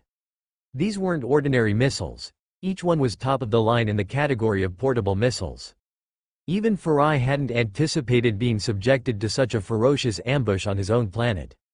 Following the missiles was a torrential barrage of heavy bomb gunfire. The dense hail of bullets further strained the overloaded Void Shield, making it grow dimmer and redder. At this stage, some bombs were already piercing through the weakened Void Shield and striking the floating vehicles within. The armor on the vehicles was thick, but ultimately, they weren't military grade and couldn't withstand such ferocity. What's more, Farai inside the vehicle had sensed an even greater danger. He was like a sitting duck. Staying in the vehicle exposed him to sustained attacks, ensuring his eventual demise. To survive, leaving the vehicle immediately was actually the best choice. The Void Shield on the verge of shattering likely wouldn't save his life. The door of the vehicle was thrown open the next moment, and a hunched figure leapt out from the gaping side door. Instantly, the firepower from the interstellar warriors focused on the figure, tearing it apart mid-air. But at that moment, a second figure jumped out. LaCroix responded the fastest. His high-energy plasma sniper rifle, already aimed and charged, struck the second figure with impeccable accuracy. Violet Void Shield energy shimmered momentarily, absorbing the plasma discharge. The interstellar warriors redirected their concentrated firepower, and a salvo of bomb attacks caused continuous ripples across the personal micro-Void Shield.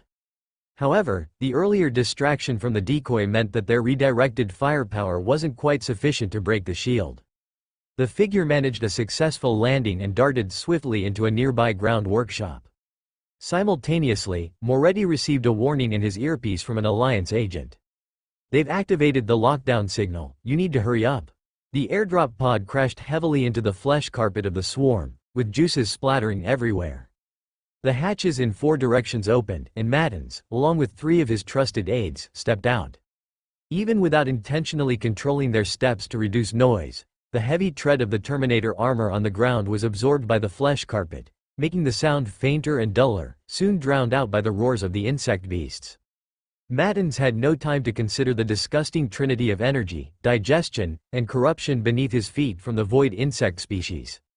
His first task was to lift his left hand and unleash destruction with his rotary bomb machine gun, targeting and flooding his surroundings with explosive bullets.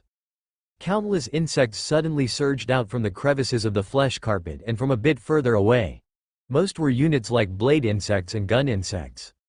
Madden's rotary bomb machine gun roared, each bullet a harbinger of death, tearing the insect beasts that rushed at them to shreds. His trusted aides, clad in Terminator armor, followed the battle group leader's actions, displaying astounding combat prowess. Under the relentless sweep of explosive bullets, sheets of insect beasts were annihilated. The intensity of the battle was unimaginable. In a moment, the bodies of the insect beasts piled up like a mountain. However, the void insect species knew no fear. They continued to operate with clear tasks, some dragging away and devouring their fallen kin, retreating further to prepare for biomass recovery and reuse, while more charged relentlessly at the interstellar warriors. Maddens and his 3 trusted aides were quickly engulfed by the insect swarm. Though their firepower was fierce, their ammunition was limited. The number of munitions a Terminator could carry was quite extensive, but not infinite, compared to the massive swarm. To conserve ammunition and prevent it from being entirely depleted by these low-level insect races, they intentionally reduced their firepower output, using heavy bombs to selectively eliminate some of the stronger individuals hidden among the swarm's cannon fodder. Some warrior bugs, and even assassin insects, were hidden in the swarm. The latter had a camouflage layer on its carapace, making it appear like multiple ordinary small insect soldiers. These 2 types of insects were relatively scarce in the swarm but possessed the capability to threaten the lives of the interstellar warriors. Especially the assassin insect. Its frontal combat strength might be similar to an ordinary warrior bug, but its elusive abilities were a major headache. Detecting and eliminating it early was certainly the best approach. If not, well, at present, whether it was Maddens or the other 3, all were the most elite warriors of the Phoenix. Even if they were reached in close combat, they wouldn't be without options, merely deciding whether to resolve the situation with explosive bullets or power sword or phase sword. As for the more numerous cannon fodder, they were swept away like so many leaves. Even the numerous gun insects, aiming and conducting dense shootings from afar with their symbiotic weapons, were little threat to them. The threat level of those gun bullets to the Terminator armor was generally low, especially since Maddens and others were not merely standing targets. Fighting and moving at high speed, they often used the nearby blade insects as cover.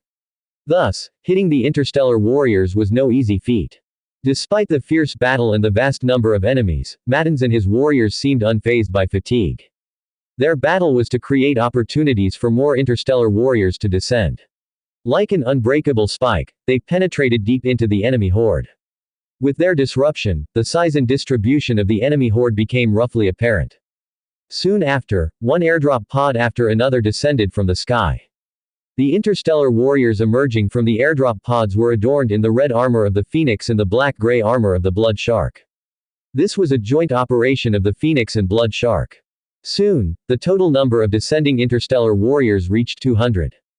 With the force of 2 full companies, the swarm's numbers diminished at an accelerated pace. Even a guard of the insect nest, leading a squad of elite warrior bugs, was unexpectedly overwhelmed by several blood sharks, with power axes tearing the guard's body apart. Though the swarm could replenish its numbers quickly, after suffering a significant sacrifice in this area, their numbers visibly thinned. The interstellar warriors continued slaughtering the enemy with high efficiency, yet Madden's direct lead was clearly not just about eliminating some enemy combat power. For the swarm, the mass elimination of lower-level insect soldiers was of little overall significance.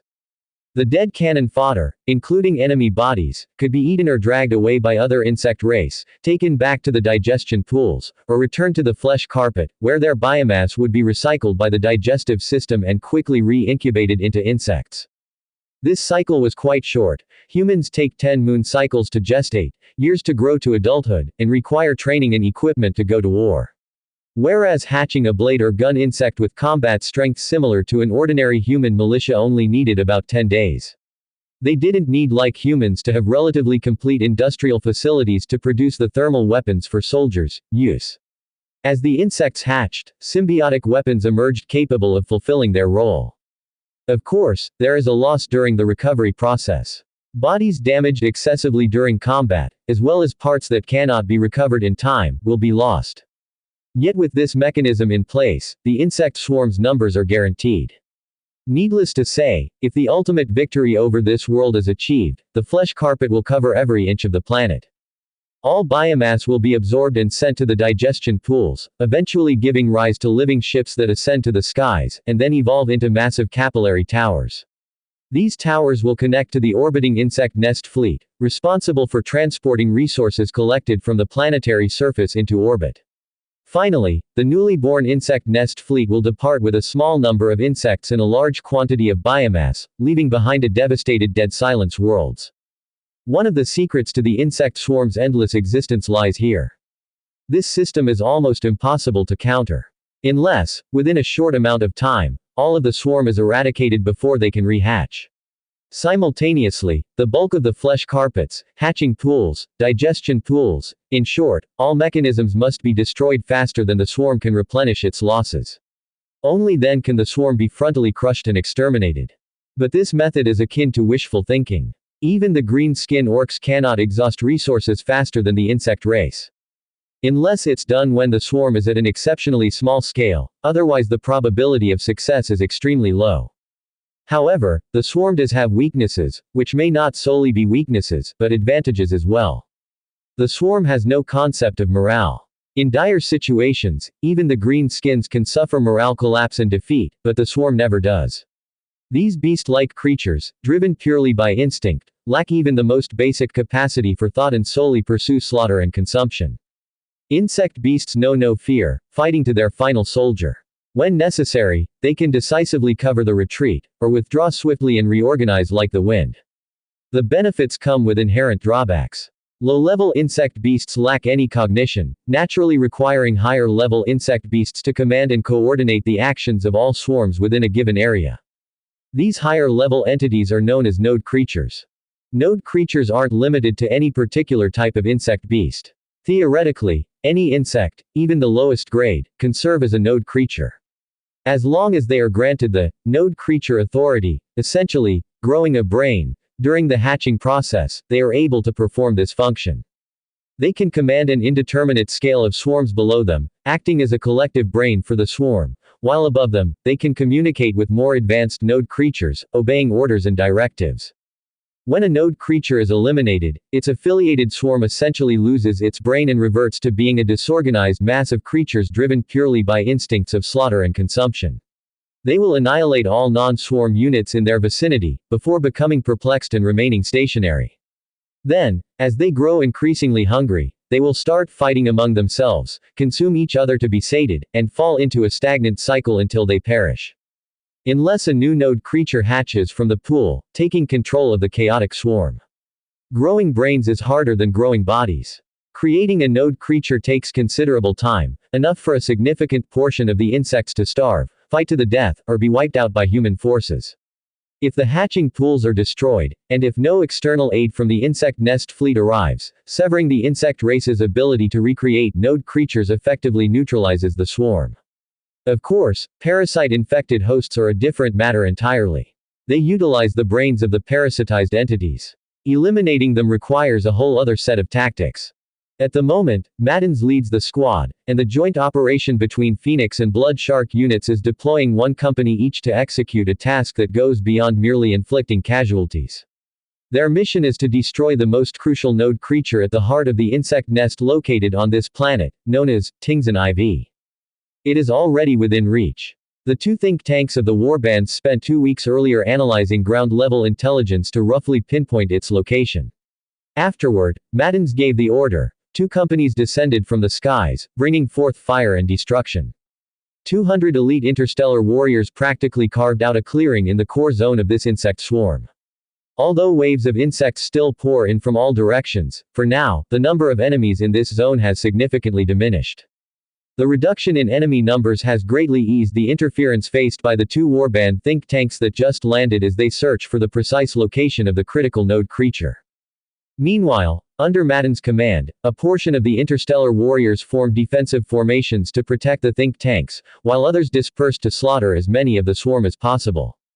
The entire operation is far from being arduous. Although massive waves of the insect swarm keep coming, the interstellar warriors keep killing wave after wave, leaving behind mountains of insect corpses amidst blood flying everywhere. As time ticks by, larger numbers of high-level insect beasts begin to emerge systematically. Teams of warrior bugs, charging under the cover of cannon fodder insects, quickly encircled a squad of blood sharks. But after a chaotic burst of blood and flesh, the cannon fodder, 20-plus warrior bugs, and even one large-sized elite were all slaughtered. The blood sharks only lost 2 soldiers. Next, a swarm of sky ghost insects attacked. These winged flying creatures, their torsos as large as young bulls, fired rapid bursts from their mouthparts like machine guns as they descended. But some blood sharks pulled out their blast bomb guns with long barrels and sniper scopes, one shot after another, shooting down these sky ghost insects. The enemy types were increasing, their numbers beginning to swell, and the pressure on the interstellar warriors was mounting, starting to develop casualties. But overall, they were still far from reaching their limit. And at this moment, the think tank's search had results. As soon as the report reached Mattins, he immediately commanded the entire army to assault the target location. The 5-kilometer distance, with the capability of the interstellar warriors, even with the obstruction of the insect swarm, took only about 20 to 30 minutes to rush through. The direction of their assault alerted the node creature. It finally ceased hesitating, no longer considering annihilating these interstellar warriors, but prioritized relocating. Simultaneously, the aerial units initially focused on harassment swooped down ferociously, cooperating with the ground insect swarm for an all-encompassing assault. The blood shark's think tank suddenly unleashed its power, spiritual energy spreading in a circle of invisible force sweeping across in a semicircular shape. A large group of aerial insect units was knocked away. They weren't killed. Clearly, this blood shark think tank was quite experienced. Eliminating enemies is troublesome, but for aerial units, which are relatively weaker than ground units, targeted attacks can disable their wings and flight organs, neutralizing threats in a more effortless way. Phoenix and Blood Shark fought side by side, Phoenix being the main push formation, slaughtering a large number of enemies. Blood Shark, within the formation, sometimes accelerated to charge out, cutting down high-threat units, sometimes hiding within the formation, providing pinpoint fire support. Their advancement speed was even faster than the node creature's escape speed. Mattin's gaze was as sharp as a hawk's, he could feel the node creature's panic. The chaos of the insect swarm was not a random commotion but a blind flurry like headless flies. The node creature was trying to break free from the battlefield's shackles, fleeing to a deeper lair. But ultimately, that monster was intercepted. It revealed its true form before the interstellar warriors, a massive entity standing with shoulder height of 6 meters. Its gigantic alien head opened up to reveal several rows of sharp teeth, 6 pairs of predator eyes scattered around its head, ensuring it could precisely lock onto enemies. 4 pairs of forelimbs, each tipped with different types of weaponry, and large recurve hind limbs allowed it to move swiftly. The long tail trailing behind, adorned with barbs, was also a lethal weapon. It looked incredibly terrifying. At this moment, the insect nest tyrant finally realized escape was futile, turning its enormous body with reluctance and fury, leading a group of elite insect beasts towards Mattins. The insect swarm surged like a tide, but under the firepower of the interstellar warriors, they were nothing more than cannon fodder. The collaboration between the Phoenix and Blood Shark was flawless, their tactical cooperation seamless, as if they had been working together for many years, undergoing the same training. In a way, saying so wasn't incorrect. Most of the Blood Shark contingent sent over was composed of new recruits gathered from the Alliance's blood tags. Though they stood out within the battle group after just over half a year, showcasing impressive performance, that was after all in the training grounds. By Blood Shark's warband culture, baptism in the crucible of life and death was required to truly grow. Mattins, however, did not have such concerns.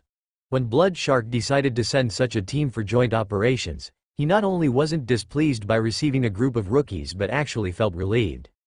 These blood sharks, how to say it, they were like phoenixes but proficient in a different direction.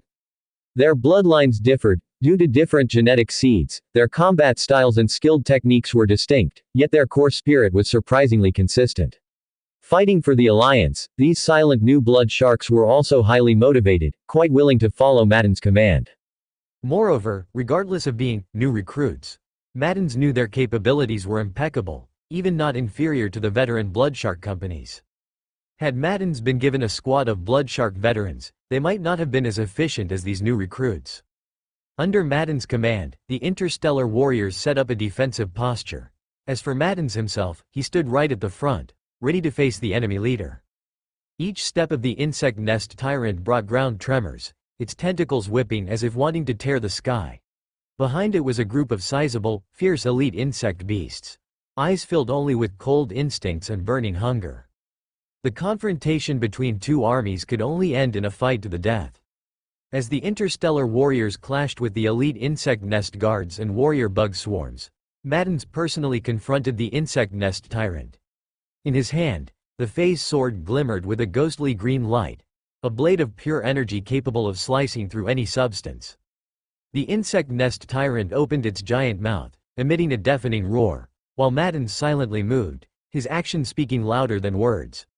His figure swiftly maneuvered across the battlefield, dodging every attack from the insect nest tyrant, with each dodge followed by a lightning-fast strike of his phase sword. The battle was fierce and brutal, with each attack from the insect nest tyrant carrying destructive force, yet Madden's always evaded in the nick of time. His swordsmanship was sharp, each swing of the sword claiming a piece of the insect nest tyrant's flesh. Finally, in a precise ambush, Madden's phase sword pierced through the insect nest tyrant's shell, deeply embedding into its vital point. The insect nest tyrant's body convulsed violently, its massive form starting to collapse, letting out a final wail before completely toppling over. Madden stood over the corpse of the insect nest tyrant, his breathing slightly heavy. The insect nest tyrant was no easy opponent, known to have records of slaying some battle group champions and leaders one-on-one. He bore multiple wounds too, the most severe being a heavy hit from the tyrant's tail. Yet fortunately, Madden's not only had the skills of a battle group champion, but his equipment was also exceptionally precise, making him the ultimate victor. With the node creature's fall, the insect swarm suddenly lost coordination, beginning to scatter aimlessly, purely driven by instinct in battle. Though the swarm's numbers remained, their threat level had significantly dropped from their earlier coordinated menace. Not only in this area's insect swarm but the entirety of Tingjun IV seems to be in the same state. Even if this planet still had billions of insect beasts, the biggest issue had been resolved. 5 minutes, time is tight. But overall, it's still within Moretti's contingency plans. If Farai could have been killed during the hover convoy stage, that would have been ideal. Though they failed to kill him outright, at least they forced him out into the open. This predesignated battleground had already been thoroughly scouted by the interstellar warriors. The place Farai fled to was the safest location nearby, but it was also the spot Moretti had studied most carefully. In fact, prior to the ambush, a squad from the New World Torch had already been stationed there in advance. Farai running in there? He fell right into the trap? Still, they couldn't afford to let their guard down just yet. The combat capabilities of a sage of the sect of mechanics varied significantly. Their actual battle potential depended on the extent of their body modifications. After all, a considerable number of mechanical sages modified their bodies for advanced research or intricate manufacturing purposes rather than combat, which isn't their forte to begin with. Of course, attachments and modifications to their bodies aren't fixed like a normal human's flesh. They can be adjusted on the fly. A sage conducting intense lab work might equip an entirely different set of modifications when venturing out to participate in war or adventure. Had Farai already transformed himself into combat mode? No intelligence had mentioned such a thing. But taking an expansive, worst-case scenario approach when dealing with the enemy wouldn't harm them. 10 interstellar warriors, even if all were veteran sergeants, might not be enough to take down a sage in full combat mode. Moretti and LaCroix, leading their forces, advanced rapidly to encircle the industrial zone. From Neely's direction came the sounds of battle, but it was growing faint. Moretti had a bad feeling about this. The original plan was to wait for the other battle brothers to arrive, seal off the industrial zone, and only then move in. The 10 veterans inside were only intended to hold Farai off for the time being. But it seemed that plan wouldn't hold, they couldn't afford to wait any longer. If the brothers inside were wiped out, Farai could escape from any of the exits before the encirclement was complete. At that point, they'd be mired in a pursuit battle, which would make it hard to estimate how long it would take to resolve the fight. Whether they could finish this in 5 minutes would become uncertain. Although failure at the 5-minute mark wouldn't mean immediate mission failure, they could still press on, enduring wave after wave of reinforcements from the enemy while attempting to take down Farai. It would undoubtedly increase the difficulty and the risk of failure. After exchanging a quick word with LaCroix, Morrow led his trusted aides and stepped into the battlefield first. And as soon as he entered, he knew he had made the right decision. Of the 10 interstellar warriors, only 2 were still standing. They were struggling to hold on, and without reinforcements, they wouldn't last much longer. At this moment, Farai was undoubtedly in combat mode. The black and red Alfonso sect robe he usually wore was nowhere to be seen, leaving his massive frame fully exposed. His lower body resembled a giant serpent, slithering across the ground in a peculiar manner, stretching and contracting with astonishing agility. His upper body, though roughly humanoid in shape, sprouted numerous arms extending from his torso, each equipped with various types of weaponry. The most striking of these were 2 weapons resembling the bladed forelimbs of a mantis. These were unlike the conventional weapons commonly wielded by mechanical sages. They were not forged from steel but seemed to be constructed of some sort of biological material, distinctly reminiscent of mantis blades. Additionally, one of his hands clutched a long staff that appeared to be a living organism, a writhing, elongated insect whose head was still squirming. Spiritual energy emanated from the staff, casting a debilitating effect on the interstellar warriors fighting him, making their movements feel heavy and sluggish, as though their bodies were rusting. As Moretti charged forward with a roar, one of the 2 remaining veterans was immobilized by the spiritual energy emanating from the insect staff. An acidic spray followed, hissing as it made contact with his power armor. Then, the 2 biomantis blades came slashing down in a cruel arc. The toughened Terminator armor had already been weakened by the corrosion and was no match for the devastating power of the giant mantis blades. The warrior clad in ironclad Terminator armor was sliced into 3 pieces. "Traitor!" Moretti bellowed in fury, but what greeted him were consecutive blasts of concentrated firepower. From Farai's body, 3 or 4 living cannons extended outward. The bio-organic beams they fired produced not only intense explosive impacts but also a corrosive effect that further increased their lethality. Even as Moretti charged at full speed, he managed to anticipate the emerging cannon barrels, dodging on reflex and slashing at unavoidable beams with his phase sword to dissolve them midair. But the trusted aides following behind him were not so fortunate. Those clad in Terminator armor fared better. The corrosion left small craters on their armor, which wasn't life-threatening unless they were hit repeatedly. However, the interstellar warriors wearing standard tactical power armor stood no chance. They were killed outright after being struck multiple times. Meanwhile, their blast bomb guns returned fire, but the rounds struck harmlessly against Farai's void shield, producing only ripples without penetrating it. Firepower alone wasn't going to work. With the void shield protecting Farai, breaking through it would take far too long. Adding to that, Farai's firepower as an individual was likely stronger than the combined might of the entire squad of interstellar warrior aides charging in. His unique biomechanical beams were an enigma that defied understanding. Moretti realized this from the very beginning, and he never stopped moving forward. His goal was to charge at Farai and end this battle with his phase sword. Seeing that the bio-ray couldn't stop Moretti, Farai grew a bit anxious. He half-turned to prepare for confrontation, but at that moment, the only survivor among the 10 interstellar warriors previously stationed in this factory area suddenly leapt up and slashed at him with a chainsaw sword. Farai could not dodge it, but he managed to take the damage at a position near his shoulder blade. The blade then stabbed straight, piercing through his waist and abdomen, injecting biological toxin, making it almost certain that this warrior was as good as dead.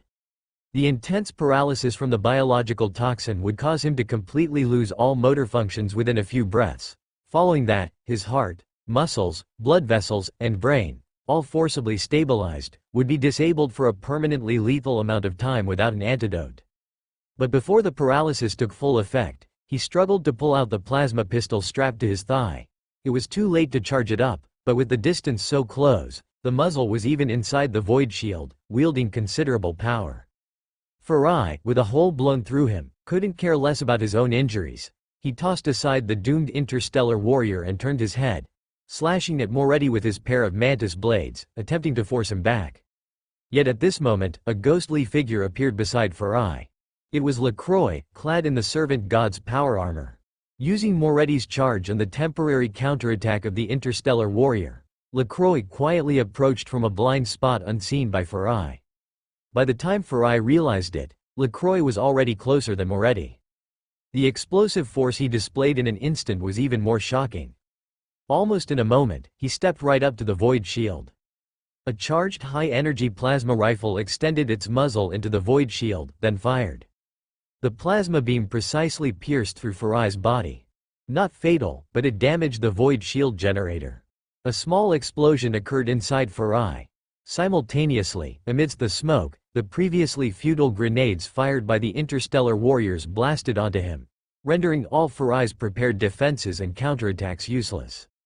Under the suppressive fire, Moretti delivered the final blow. The phase sword swung several times in an instant. It first severed the pair of mantis blades, then cut off Farai's head, then split it in midair into two before landing several more slashes on his body, thoroughly dismembering him. The series of actions took only a few seconds, and this sage of the Alfonso sect, the general of Alameda Casting World, met his end. With a slight pant, Moretti glanced over the battlefield. The 10 warriors previously stationed there, all perished. But at this cost, securing Farai's life was still worth it. Only, the biggest target of the ground operation had been taken care of. Next, he methodically communicated with all parties. On one hand, he needed to know how the other battlefronts were faring.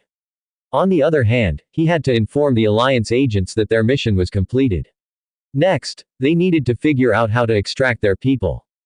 At this moment, reinforcements from the sect of mechanics arrived. They launched a fierce attack on the interstellar warriors guarding the factory, and the 90 torch warriors and dozens of glory guards held their ground valiantly. Despite being outnumbered, with many elite mechanical forces among the attackers, and even after repelling an assault, there was another wave of fierce artillery fire from above, nearly covering the entire factory. But by the end of the battle, the casualties among the interstellar warriors were still low. The bodies of the elite from the sect of mechanics littered the ground, exchanged for the deaths of 7 glory guards and 9 torch warriors. Moretti was pondering whether to continue holding out or to lead a breakout. At this moment, a reply finally came from the Alliance agents. Throw out Farai's body, they'll understand when they see it. The fierce assault from the sect of mechanics also ceased at this point. It seemed to be handled. Moretti stepped out personally, dragging out a heap of bodies with his torch warriors. On the sect of mechanics side, the floating, reconnaissance servo skull saw this scene and faithfully transmitted the image back. Subsequently, the protection army began to retreat. At this point, Moretti could finally breathe a sigh of relief. Soon after, a series of good news followed. All assassination missions on the ground of Alameda were successful. Including there, the total casualties for New Era Torch did not exceed 40. Although the casualty count evoked some sorrow, Moretti still smiled. The first significant battle to wash away the sins of New Era Torch had a very good start. However, his good mood did not last long. Bad news arrived. Our attack on the starport isn't going well, we need support. The phase sword swung several times in an instant. It first severed the pair of mantis blades, then cut off Farai's head, then split it in midair into two before landing several more slashes on his body, thoroughly dismembering him. The series of actions took only a few seconds, and this sage of the Alfonso sect, the general of Alameda Casting World, met his end. With a slight pant, Moretti glanced over the battlefield. The 10 warriors previously stationed there, all perished. But at this cost, securing Farai's life was still worth it. Only, the biggest target of the ground operation had been taken care of. Next, he methodically communicated with all parties. On one hand, he needed to know how the other battlefronts were faring. On the other hand, he had to inform the Alliance agents that their mission was completed. Next, they needed to figure out how to extract their people. At this moment, reinforcements from the sect of mechanics arrived. They launched a fierce attack on the interstellar warriors guarding the factory, and the 90 torch warriors and dozens of glory guards held their ground valiantly. Despite being outnumbered, with many elite mechanical forces among the attackers, and even after repelling an assault, there was another wave of fierce artillery fire from above, nearly covering the entire factory. But by the end of the battle, the casualties among the interstellar warriors were still low. The bodies of the elite from the sect of mechanics littered the ground, exchanged for the deaths of 7 glory guards and 9 torch warriors. Moretti was pondering whether to continue holding out or to lead a breakout. At this moment, a reply finally came from the Alliance agents. Throw out Farai's body, they'll understand when they see it. The fierce assault from the sect of mechanics also ceased at this point. It seemed to be handled. Moretti stepped out personally, dragging out a heap of bodies with his torch warriors. On the sect of mechanics side, the floating, reconnaissance servo skull saw this scene and faithfully transmitted the image back. Subsequently, the protection army began to retreat. At this point, Moretti could finally breathe a sigh of relief. Soon after, a series of good news followed. All assassination missions on the ground of Alameda were successful. Including there, the total casualties for New Era Torch did not exceed 40. Although the casualty count evoked some sorrow, Moretti still smiled. The first significant battle to wash away the sins of New Era Torch had a very good start. However, his good mood did not last long. Bad news arrived. Our attack on the starport isn't going well, we need support. Wang Mengsong observed the battlefield with cold detachment. What could he possibly say? He was merely an ordinary warrior in the battle group's redemption camp, the one who led the group to commit its grave crimes. What right did he have to speak? No one would listen. And Wang Mengsong himself was caught in a rather awkward state of mind. The alliance was surrendering, and he had surrendered as well. He had even participated in a decisive betrayal against the Fury Flame battle group on Phantom Moon. The alliance sentenced the entire battle group to a redemption expedition, and he accepted it. After all, crimes had been committed.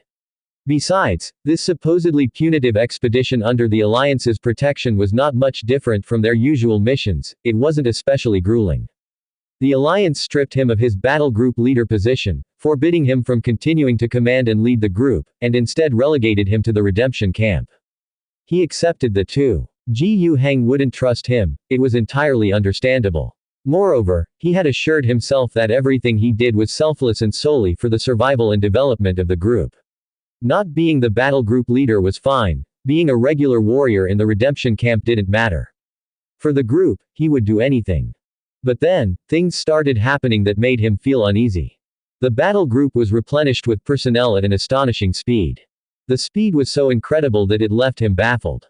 As someone who had once held command over the entire battle group, he knew better than anyone how troublesome and drawn out the process of replenishing the group truly was. And yet, the alliance had somehow effortlessly found 800 young individuals who were perfectly suited for the genetic seed surgery. And in a mere 6 months or so, all of them had successfully undergone genetic seeds implantation and developed superhuman organs. The alliance must be hiding something, a huge secret. And now, they weren't even bothering to conceal it, putting it right out in the open. Were these really offspring of our new torch? He was absolutely unconvinced. There couldn't possibly be that many genetic seeds. He even secretly contacted the battle group's pharmacist, who had also been relegated to the redemption camp with him, and managed to acquire some biological samples from these new torch recruits for testing. They really were seeds from their battle group, with no trace of doubts in terms of bloodline. Moreover, these new recruits were demonstrating remarkably high levels of competency. Despite having only recently become interstellar warriors, they were as skilled as, if not more skilled than, the group's senior warriors of the past. The new battle group leader, a man named Moretti, was particularly extraordinary. If someone like him had emerged within the group before, Wang Mengsong would have been ecstatic. His greatest concern had always been the lack of successors in the group. He himself had barely managed to grow into his role, but even then, he could hold his own against the champions of other groups. Yet the absence of new talent within their own group had weighed heavily on him. Now, with a capable new battle group leader in place, Wang Mengsong felt more at ease, but deep down, there was no denying an underlying bitterness. Although he didn't want to admit it, during the lonely hours of the night, he had indeed imagined one scenario. The group being composed entirely of inexperienced recruits, suffering setback after setback in their missions. And he, as the former battle group leader, would receive at least a shred of respect and be asked for his input.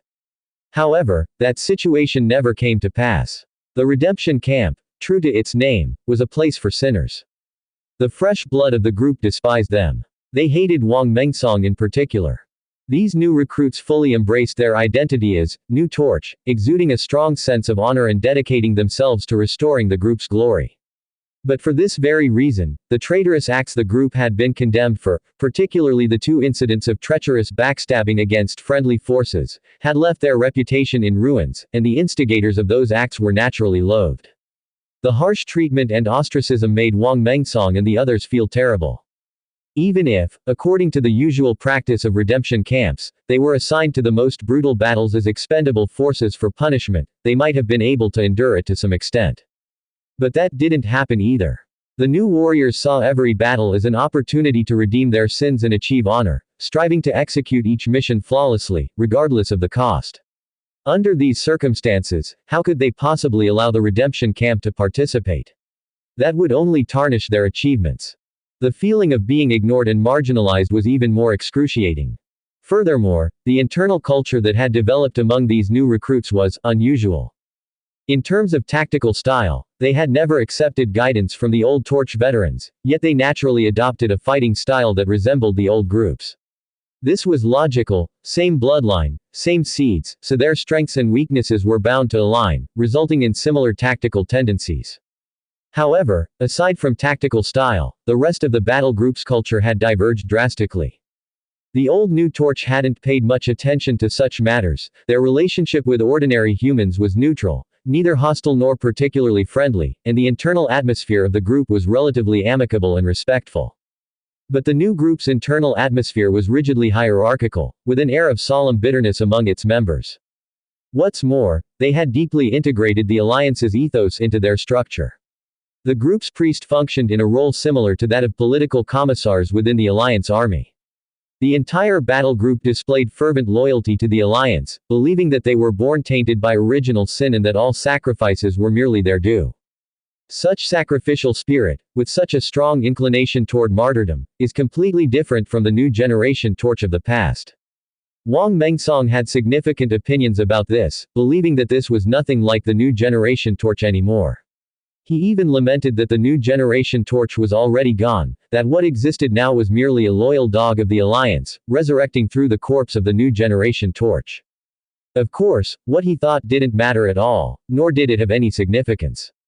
Accepting his fate, he lifelessly followed the warband and descended onto Alameda's surface to carry out the mission. Moretti had rarely chosen to bring them along.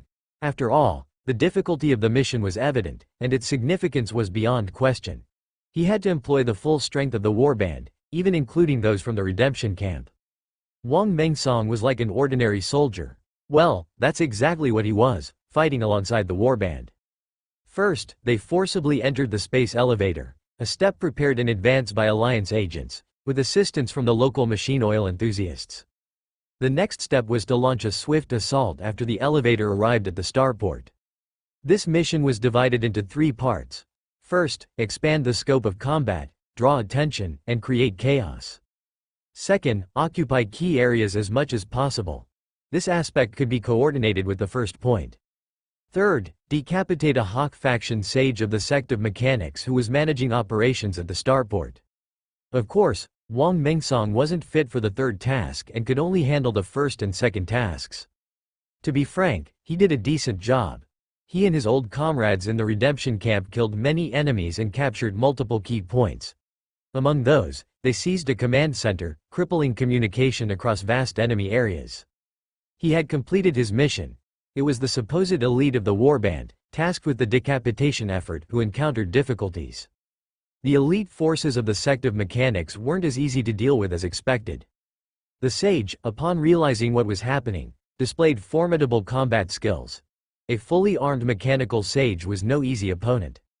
Meanwhile, large numbers of Protection Army elites had erected a powerful defensive line, fiercely holding back the new generation Torch's advances. The second company commander, in charge of operations, had clearly lost his cool. He began recklessly pushing the warband's forces forward, disregarding casualties, losses, or consequences as he ordered a frenzied assault. Wang Mengsong couldn't hold back and took a squad closer to the scene. He didn't participate in the battle directly, after all, he hadn't received orders and he couldn't act without authorization. He could only watch from afar as, one by one, the new generation Torch warriors were mowed down by the dense firepower net of the Protection Army. Those strong machine fighters supported by the Night Titans, alongside the modified human units of the Protection Army, demonstrated immense combat prowess. Their lines were continuously pressured, and while the new generation Torch's assault achieved significant results through enormous sacrifices, It was evident to the experienced Wang Mengsong that this was intentional on the enemy's part. They were using space to trade for the lives of the interstellar warriors. For every step forward the new generation torch took, the blood price was far too steep. Fighting like this wouldn't work, but what could be done? Should he continue watching coldly? He thought he could maintain an indifferent heart as he watched these new recruits, who hated him, die one by one. Even if they all perished, it wouldn't matter. After all, in his view, he didn't even think these people, whose warband culture and atmosphere were completely different from the old torch, deserved to be called the new generation torch. Their extinction wouldn't be any great loss. Moreover, he hadn't received any orders. Even at such a critical juncture, the second company commander hadn't tried to summon those from the redemption camp to assist. Serves him right, he thought bitterly, yet every time a new generation torch warrior perished before his eyes, his brow couldn't help but twitch. In the warband's communications channel, he heard the new warriors yelling one phrase after another. For the Alliance, to this, Wang Mengsong scoffed disdainfully. For the Empire, for the Emperor, this held little resonance with him. The new generation torch had been shouting this same phrase for centuries, he was tired of hearing it. For the new generation torch, that had a bit more meaning. To atone for our sins, who are you talking about? With my blood, forge history. That seemed to be a newly invented warband motto, was it necessary? Behind an expressionless face, Wang Mengsong clenched his teeth. He still refused to admit he had been wrong in the past.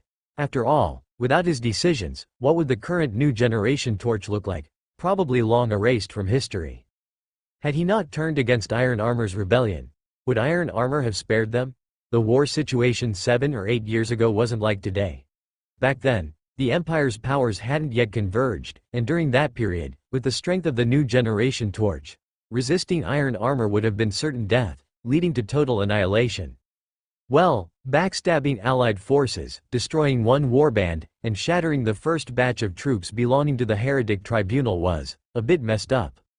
And even though he backstabbed again on Phantom Moon days later, wasn't that to correct the chaos and earn the Alliance's favor? Surely that couldn't count as personal sins? Although it had ruined the warband's reputation. And what were these young new blood warriors doing now? The reason they were born carrying so much suffering, why the warband's entire atmosphere was so serious and emphasized sacrifice.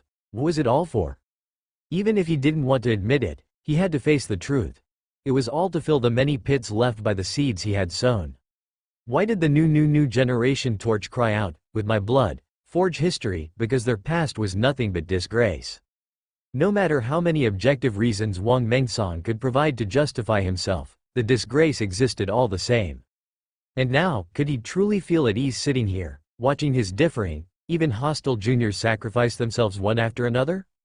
He slowly raised his hand and opened the communication channel. This battle plan is untenable. I suggest pulling back temporarily to rest. Keep some forces here for distraction while seeking breakthroughs from other directions. Shut up, traitor, you don't have the right to speak here. It wasn't at all surprising that the second company commander, who was seeing red, would react that way. Despite the rebuke, Wang Mengsong had already made his choice. Redemption camp, follow me. Let's show these young cubs what the true capabilities of the new generation torch are. The various founding battle groups, from their inception, exhibited different styles due to subtle differences in their genetic seeds. Of course, these differences, overall, are relatively minor, especially when viewed on an individual level. For instance, the Phoenix Legion has always been renowned for its exceptional swordsmanship and unparalleled single combat capabilities, but even then, the top duelists in the arena may not necessarily be swordsmanship champions from their ranks. These differences are primarily reflected at a larger, more general scale and are, by no means, drastic. Thus, it's hard to say whether these styles are a result of genetic seed differences, varied abilities, or battle group cultural distinctions, which influenced preferences in training new recruits and talent selection, thereby accentuating stylistic uniqueness. When the original major military corps were subdivided into countless battle groups, these groups generally inherited the characteristics of their parent corps, and over the long years ahead, they further differentiated and developed unique battle group traits from this foundation. Take Phoenix as an example. Inheriting the Legion's strong single combat prowess, Phoenix didn't push this ability to an extreme, but instead developed generally superior physical endurance and stalwart will. However, the new torch did not have that luxury. Their genetic seeds originated from the infinite core, whose hallmark lies in having no hallmark. They excel in no particular direction but also reveal no obvious inadequacies. Moreover, their genetic seeds are highly adaptable, enabling rapid mobilization. Combined with strict discipline and exceptional tactical acumen, they embody the quintessential image of the interstellar warrior. The new torch, or at least the old torch, followed this pattern as well. But these new iterations of torch warriors might, in the future, develop a rabid, high-sacrifice, more ferocious battle style. This transformation might stem from the guilt they consciously bear, potentially evolving into a distinct battle group culture over time. However, that's a matter for the future. For now, the old torch warriors under Wang Mengsong's leadership remain in their conventional mold. Wang Mengsong holds no official position. Not even the Redemption Battalion falls under his direct command.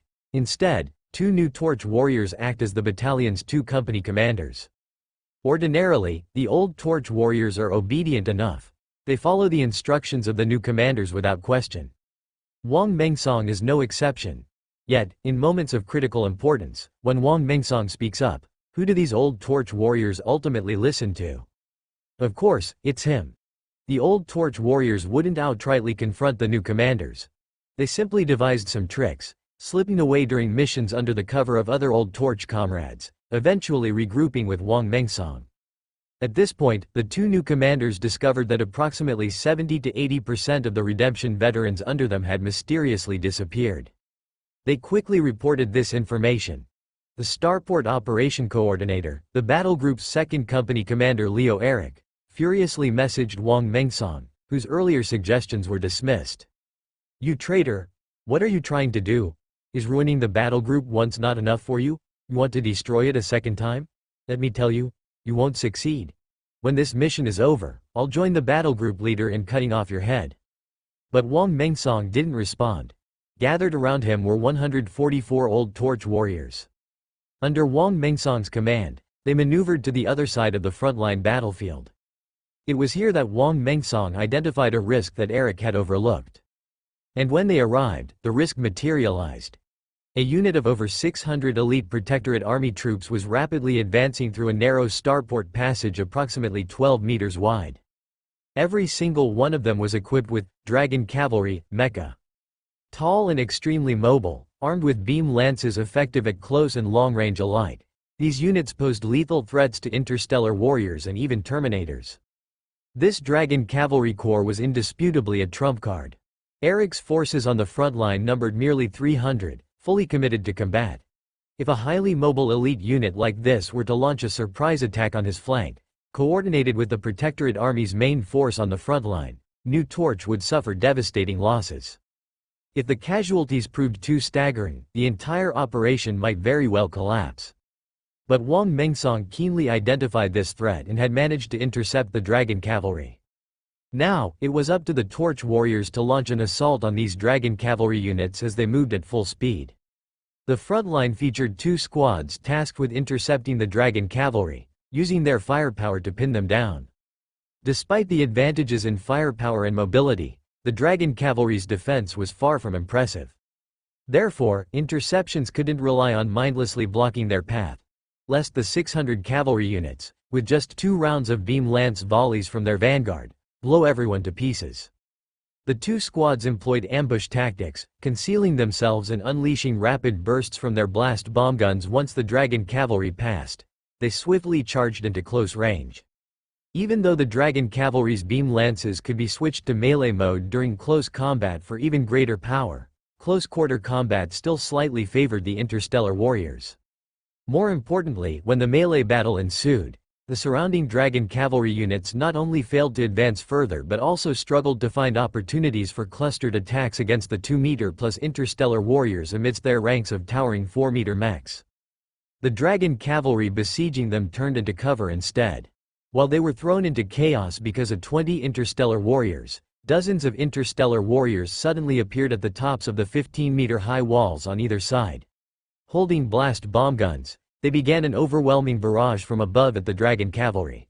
Simultaneously, dozens of warriors leapt over the high walls under the cover of firepower, wielding close combat weapons such as chainsaw swords and chainsaw axes, and charged into the enemy ranks. Wang Mengsong personally led a squad and participated in this battle. Incidentally, he also recorded a short video of the situation here using the helmet's visor recording feature and sent it to Leo Eric. Eric was silent. Cold sweat seeped down his back. The combat on the flank, he could sense it even without Wang Mengsong's report. He visualized what it would be like. 600 dragon cavalry charging from the rear without warning, firing particle guns in a barrage from behind, followed by a direct assault. Under a scenario of being attacked from both front and rear, not only would their offensive fail, but they might lose over 100 bodies right here. They had already suffered over 50 casualties, and with such heavy losses, sending out over half their forces would make it almost impossible to breach Aramida starport's defenses. At that point, they wouldn't just fail their mission target but might even lose the strategic positions they'd previously secured. He had to admit that Wang Mengsong, whom he just furiously berated, had saved their mission. Eric opened his mouth, but no words came out. He simply buried himself in directing the troops, continuing his frontal assault. Meanwhile, on the other side, Wang Mengsong, leading the veteran torch warriors, swiftly decimated the 600 dragon cavalry.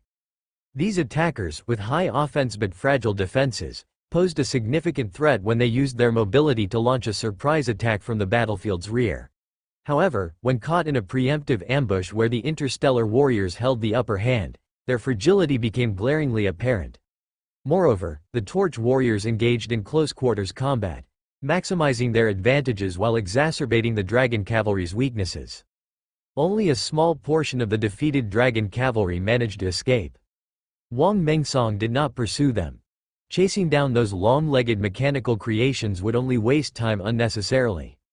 He regrouped his forces and counted the casualties. The situation was manageable. The team still retained substantial combat capability.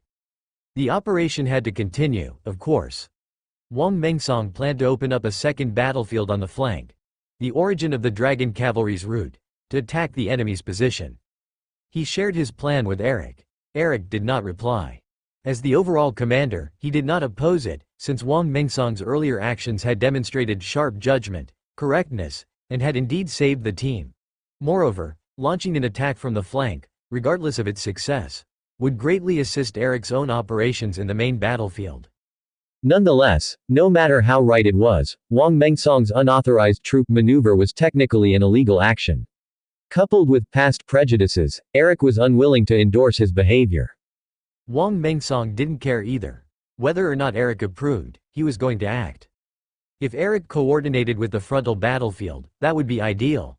Even without coordination, Wang Mengsong would execute his plan, doing everything possible to ensure mission success.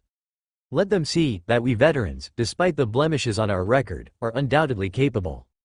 Following the route of the dragon cavalry's assault, he and his men fought their way back, encircling to attack from another direction near the starport command tower. Leaving only 20 men to guard the rear and block reinforcements, the remaining 100+ men were committed entirely to the assault. This wave of attacks brought tremendous pressure to the protection army defending the command tower. Clearly, they hadn't anticipated Wang Mengsong's troops to suddenly emerge from what was originally their offensive direction. When the last reports from the defeated dragon cavalry mentioned their retreat toward this area, the command tower hastily gathered troops for defense. These troops had barely arrived when they encountered the ferocious assault of the veteran torch warriors. With insufficient defensive strength and no time to establish stable positions, they faced their first major challenge. Next, the defenders made their second significant mistake, misjudging the tactics of the veteran torch warriors. They failed to anticipate that these warriors, despite wearing identical power armor with identical markings, had an entirely different combat style. Using the same approach as they had against the newer torch warriors, the defenders paid dearly. Their combat style was starkly distinct from the reckless, sacrificial, and rabid approach seen on the frontal battlefield from the newer torch warriors. The veterans were noticeably calmer and more methodical. While this approach isn't always advantageous, in this situation, it proved highly effective. Against powerful berserk fighters, the best method is certainly not direct confrontation. The protection army of the sect of mechanics layered their strategies with intricate obstacles. Whenever the interstellar warriors pushed forward aggressively, the defenders would abandon their positions, leaving behind sentry traps in the ruins of buildings, small rooms, and blind corners. Deploying 3 to 50 soldiers at a time, they'd reappear behind the advancing warriors, firing heavy munitions at their rear. This tactic ensured that captured positions were restless and required forces to be spared for guarding them, significantly reducing the strength allocated to forward assaults. Such gradual attrition worked well on the frontal battlefield but proved less effective on the flank. The veteran torch warriors did not engage in reckless, sacrificial assaults nor excessively brutal offensives. Instead, they exhibited much higher organization and discipline. This led to positions being prematurely abandoned due to misjudgments, surrendering strategic resources faster than anticipated. Furthermore, arsenals hidden within these positions were swiftly cleared by the torch warriors with considerable expertise. The veterans were cautious not to overextend themselves recklessly. After consolidating their positions, they'd return to continue the pressure. Eventually, the defenders lost their positions but failed to bog down the torch warriors in a protracted engagement. The scattered forces hid within positions were swiftly eliminated instead of achieving their intended impact. This further exacerbated the defenders' shortage of manpower on the flank battlefield. By the time they realized this problem, it was already too late. Even though elite reinforcements from the frontal battlefield, Serpent mecha soldiers, heavy hammer mecha soldiers, and augmented human units, were hurriedly deployed, their piecemeal approach turned into repeated defeats, resembling a futile attrition campaign. In battle, Wang Mingsong's performance as a former commander was especially remarkable. Being at the level of a battle group champion, elite units of the Protection Army, even Night Titans, could be swiftly taken down by him in single combat. His precision in neutralizing high-threat targets sped up the flank assault beyond expectations, outpacing the defenders' ability to respond with reinforcements. And so, they reached the base of the command tower. Their target, the Sage orchestrating the defense of Aramida Starport, was inside. All they had to do was breach the command tower, kill the Sage, and the mission would be complete. Wang Mingsong would unequivocally earn the greatest honor. But he refrained from doing so, not because of any personal consideration, but because of discipline. He left most of his forces outside to secure the command tower's outer gate. Personally, he led a small elite team to the frontal battlefield to provide support. Under their influence, the frontal battlefield began to crumble as well. Eric's forces, after sacrificing over 100 interstellar warriors, finally breached the Protection Army's defensive line. The perspective shifts back to Mei Zheng, Yi Lixiao, and Yao Xiaomu. After Xiao Mu unleashed her overwhelming might, the path ahead became much easier to traverse. The Divine Bird soldiers, who were beaten relentlessly, had no time, nor any chance, to reconstruct their defensive formations. The recent retreat quickly devolved into a chaotic rout. One by one, they were pursued and annihilated, and their scattered resistance couldn't impede the crazy maiden engulfed in black mist, nor could it slow the rebel army's advancing forces by even a step. The fleeing Divine Bird soldiers even dragged along reinforcements who had rushed to support them, all of whom were swept into retreat. As they charged upward, floor by floor, they had now reached the 3rd floor above ground. Here, however, the soldiers of the Divine Bird group had finally reconstructed a complete defensive formation, halting the tide of retreat. Yao Xiaomu, who had been gleefully hunting her enemies, was now obstructed and visibly displeased. She already had personality flaws, some eccentricity, and when wielding the power of the dark side of Skynet, her tendencies toward madness became magnified tens of times over. At this moment, she had absolutely no interest in considering anything else. Her mind was consumed solely with slaughter. Even so, she still managed to retain a sliver of rationality, enough to distinguish between friend and foe, ensuring that the dangerous dark powers did not strike down the rebel army warriors. That alone was commendable. Unhappy as she was, in the next instant, Yao Xiaomu summoned a torrent of dark power, surging wildly toward the Divine Bird soldiers' defensive line. No one would be surprised by the outcome. Previously, the power Yao Xiaomu had displayed made it abundantly clear. Unless a foe of equal caliber arose to intercept her, any ordinary defensive formation would crumble like paper under her dark power. This time was expected to be no exception. Yao Xiaomu, commanding the Dark Throne, charged ahead, but this time, an unexpected event truly occurred. A golden light abruptly burst forth from a spot not too far away. It was a war angel, with steel wings spread wide from her back and a great sword gripped in her hands. The great sword cleaved a resplendent golden path, slicing through the dense darkness like sunlight piercing shadows, like an angel descending to save the mortal world. This was none other than the martial goddess, Xie Lian. Yao Xiaomu's expression darkened. She gathered an immense amount of power, continuously blocking Xie Lian's advance.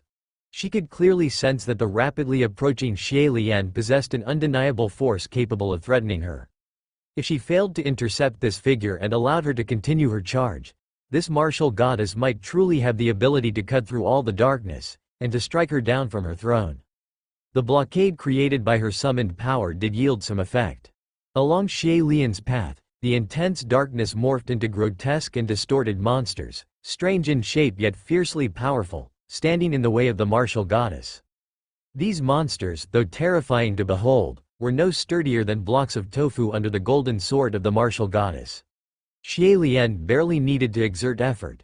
By merely raising her sword, by merely radiating her power outward, the creatures attempting to hinder her weakened in the golden radiance, and when they collided with her sword, they naturally split apart and crumbled into dust. Nevertheless, these manifestations of dark power were not entirely meaningless. The golden light surrounding the martial goddess dimmed as it absorbed the foul contamination of the chaotic and unrestrained pollution emanating from the dark side of Skynet. Accumulating on her, the impurity dulled the brilliance of her golden aura. When she finally approached Yao Xiaomu, Xie Lian's once dazzling golden light now appeared pale and dim, as though it had faded. At the same time, the throne beneath the crazy maiden suddenly dissipated, transforming as though it had come alive. It surged forward, positioning itself between her and Xie Lian. Xie Lian's strength, after all, had its limits. She failed to cleave through the concentrated darkness that had turned into the throne. Instead, the erupting power repelled her body, sending her tumbling backward. She flipped through the air several times before eventually stabilizing herself at some distance away. Xie Lian's expression grew solemn. "What is this power? It's the first I've encountered of its kind." "The power to kill you," Yao Xiaomu screamed, her tone brash, but deep down, she was clearly apprehensive. From farther behind Yao Xiaomu, Mei Zheng voiced the crazy maiden's innermost thoughts. The martial goddess truly lives up to her name. Terrifying. She might very well be the strongest individual in all of Era City. Indeed. Yi Li Xiao echoed with a sigh. "I've read the reports. When Li Yang faced off against Xiao Mu, he didn't dare engage her in direct combat. He was entirely at a disadvantage in terms of raw power and could only focus on a defensive strategy. It wasn't until he managed to sever Xiao Mu's connection to the dark side of Skynet that he finally claimed victory." "That's right. But this martial goddess, she's actually able to storm her way up here on her own, unstoppable, and nearly managed to harm Xiao Mu."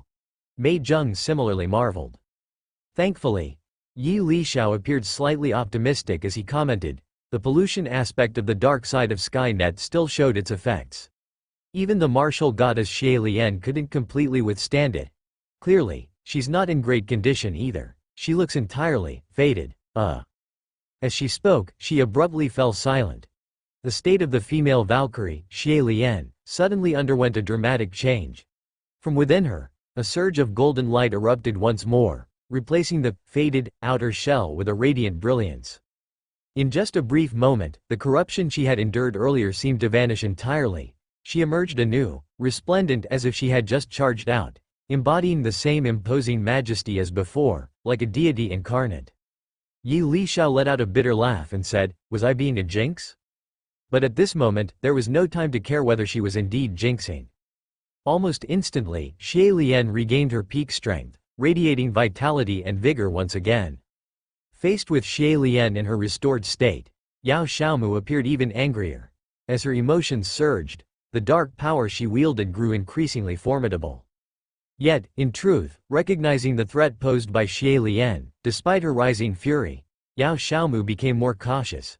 However, under the oppressive weight of negative emotions generated by the dark side of Skynet, it was no easy task to maintain an attitude of meticulous restraint. Under her command, dense black fogs surged toward Xie Lian in midair, yet, bathed in radiant golden light, the female Valkyrie stood unwavering, like a towering beacon in a dark ocean, utterly impervious to being washed away. Instead, the light radiating from the beacon grew increasingly brilliant over time, becoming more dazzling and impossible to ignore, sheltering many divine bird soldiers under its glow. Despite her precautions, Yao Xiaomu could not create any openings for Xie Lian to directly strike her again. However, with the majority of her power now tied up, she was no longer able to inflict significant damage on the defensive line formed by the divine bird soldiers. Her attention was entirely focused on guarding against Xie Lian. Thus, the battlefield stabilized for the moment. The unstoppable momentum of the rebel army under Yao Xiaomu's command came to an abrupt halt after Xie Lian's arrival. The divine bird forces not only held their ground but began to show signs of turning the tide of battle. This shift was primarily due to Yao Xiaomu's disadvantage in her struggle against Xie Lian. Watching from behind, Mei Zheng and Yi Lixiao both clearly understood. If the fight continued as it was, the losing side would inevitably be Yao Xiaomu.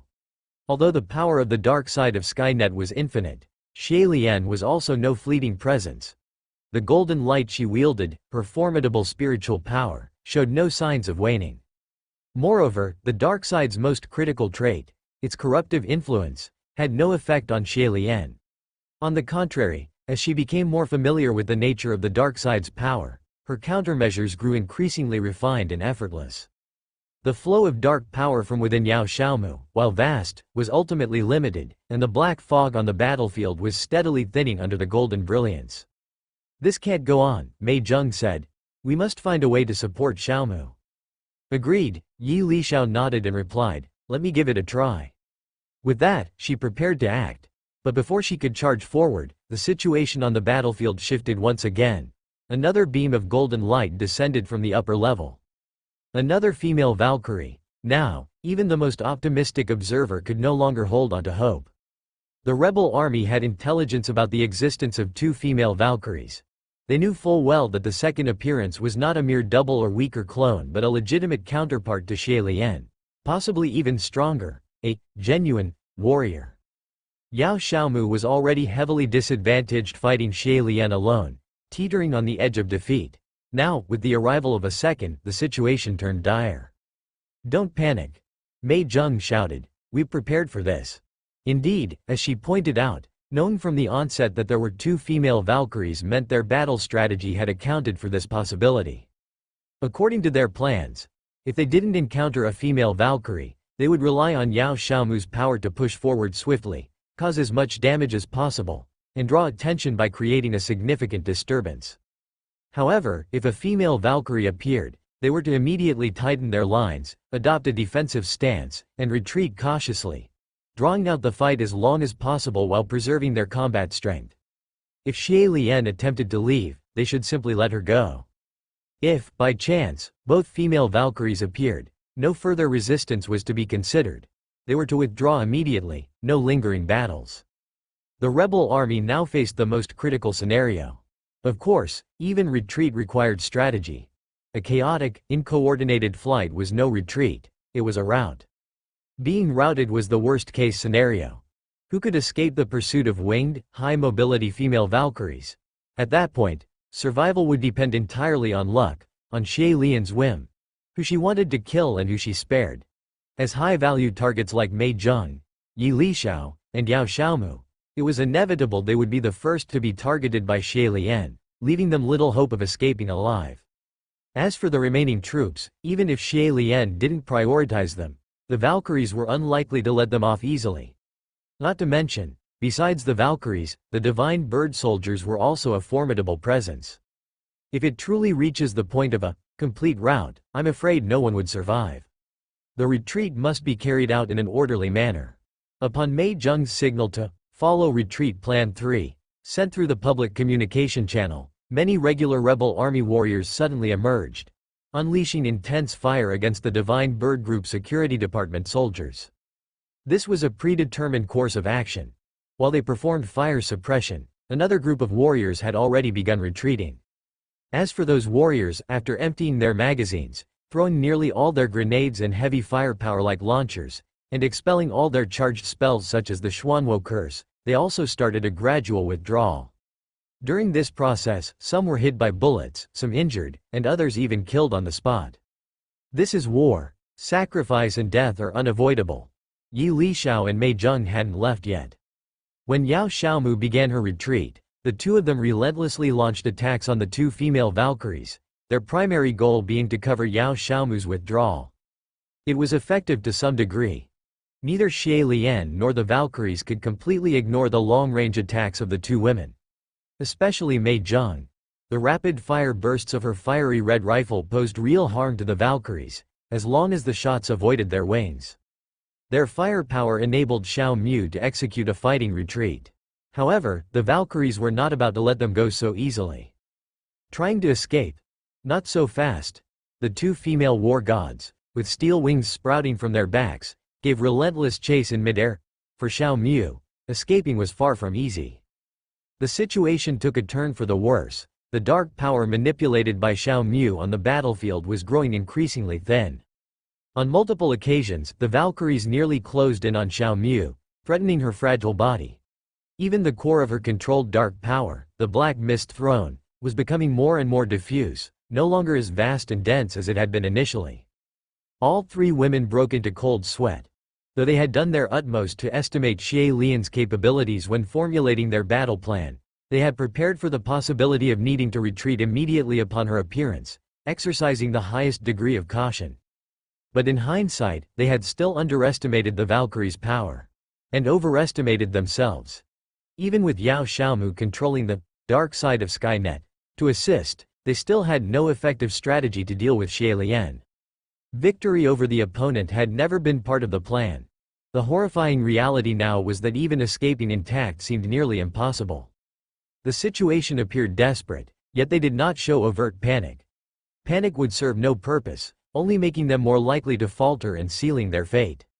Xiao Mu was unaffected. She had always been this way. Mei Zheng and Yi Lixiao, however, continued to desperately search for a glimmer of hope. But some things simply cannot be changed through effort alone. The enormous gulf in abilities was an unbridgeable chasm of reality. With just a little more time, Xie Lian could easily escalate her assault on Yao Xiaomu or shift her focus, either herself or through the Valkyries, to target Mei Zheng and Yi Lixiao. Any choice would guarantee success. Put bluntly, if Xie Lian got serious, one of them would die. Or all of them. However, the turning point came far faster than anyone had imagined. The two Valkyries, who had been ferociously attacking, suddenly halted. The three women, who had been fighting for their lives, were finally able to catch their breath. A feint to strike elsewhere? They heard one of the Valkyries speak. It wasn't directed at them but sounded more like talking to herself. Mei Zheng understood. This likely meant that Li Ang had made his move, and the news had already reached Xie Lian's ears. Judging by the timing, whether Li Ang had acted voluntarily or been forced to reveal himself, it likely no longer mattered. At this moment, he should have succeeded. Especially now, with Xie Lian's complete attention drawn away, there should be no one inside the Divine Bird Building capable of stopping Li Ang. Securing the target item should be remarkably easy for him. Realizing this, Mei Zheng let out a massive sigh of relief. If Li Ang truly accomplished his task, then even if all of them perished here, the final outcome would still be acceptable. At the very least, the objective of this operation had been achieved. Eric looked at Wang Mengsong, his expression quite complex. What should be done now? Should Wang Mengsong be stripped of his command, and this overly assertive guy be taken down? Not to mention Wang Mengsong's contributions to the battle. Just considering the cost of taking him down, it's unacceptable. The old Torch members around Wang Mengsong were clearly all united with him. If force is used, will conflict arise between the two sides? At such a critical moment, would there be internal strife? That would be outrageous. Eric maintained a cold face, but in truth, he was quite at a loss inside. Since internal strife is out of the question, then, should we ask Wang Mengsong how the next action should proceed? That would be somewhat too humiliating. In the midst of this dilemma, Wang Mengsong spoke up. There was no pretense, just straight to the point, and he offered tactical suggestions for the next steps. Then, the new Torch members began to take action. There were still troops left outside. They needed some forces to guard the periphery of the command tower to prevent the Sage from escaping. To ensure that if he tried to flee from the top of the command tower using an aircraft, they could intercept immediately. The firepower for interception wasn't just near the exterior of the command tower but also included several high-level platforms nearby. The interstellar warriors could ensure that no aircraft could approach or leave the command tower in a short time frame. If the Sage left by air, it would actually be easier to handle. But clearly, he intended to die defending. Antoine Delaroque was already aware of Farai's assassination. He even received messages from various parties, hoping he would surrender. Wouldn't it be better for everyone to switch sides together, share in the great cause, and return to the Empire? There's no need for such fierce conflict, making the battle so brutal. But Delaroque refused them all, and even furiously cursed those people. Moreover, Delaroque felt he was far from losing yet. Although the interstellar warriors attacking the starport initially caused massive chaos with their strong individual abilities, as he reacted, the battlefield situation had already been brought under control. Had it not been for an unexpected incident from the flank causing him misjudgment, he would still be calm and collected now. But even now, it wasn't the end. The command tower, though called a tower, had quite a large internal scale. In his hands, he still had thousands of elite troops, fortified within the command tower, defending over a dozen floors. He did not expect these few thousand to repel the interstellar warriors alone. But as long as they could hold them off, the million troops within the starport would continuously come for reinforcement to repel these interstellar warriors. And as long as he held firm, the fence-sitters on the planet would not dare to completely side with the Alliance. The Alliance agents were active, and they were somewhat stunned by the Thunder operation. But given enough time, once they reacted, even if Farai died, he had enough prestige to turn the tide. Delaroque stood up and paced, contemplating countermeasures. He knew the situation was extremely severe, but he wasn't without the power to fight. His body had been significantly modified for combat, and in terms of combat configuration alone, he believed he was even stronger than Farai. He could hold on, however, the terrible news kept coming in. Several troop carriers fully loaded with elite forces, under the escort of fighter jets, were ready to enter the command tower from the air. Although Delaroque had declared no evacuation, it would still be good to have more reinforcements from the air. But these attempts all failed. Nearly 100 interstellar warriors guarding the perimeter were not pushovers. They not only possessed complete anti-air infantry weapons but also had good effects using several anti-air firepower platforms, previously belonging to the sect of mechanics, captured in the surroundings. Even with fighter escorts, it was useless. The troop transportation ships, capable of large-scale deployments, were still too fragile and easily shot down. Moreover, the supporting forces from the ground perimeter all faced interception and couldn't reach their destination. Troops numbering over 10,000 were often blocked directly by just a few interstellar warriors, unable to break through. The terrain within the starport was very similar to the densely constructed surface nest capital, and in the narrow environment, the troops couldn't fully deploy. At the same time, the number of people confronting the interstellar warriors was limited. If the elite level was insufficient to break through, it was meaningless to have more people behind them. Even using heavy firepower wasn't effective. Artillery was not usable inside the starport, and using missile attacks and then employing tanks or other heavy armored units to approach for direct fire could indeed repel a few blocking interstellar warriors. But the passage would also collapse, preventing rapid troop movement. Detouring or clearing debris would take more time, during which they would face continuous harassment. At times, when the new Arid Torch warriors felt they couldn't hold on, they would even proactively destroy buildings, blocking roads in the structure of the starport. Of course, objectively, these were temporary difficulties.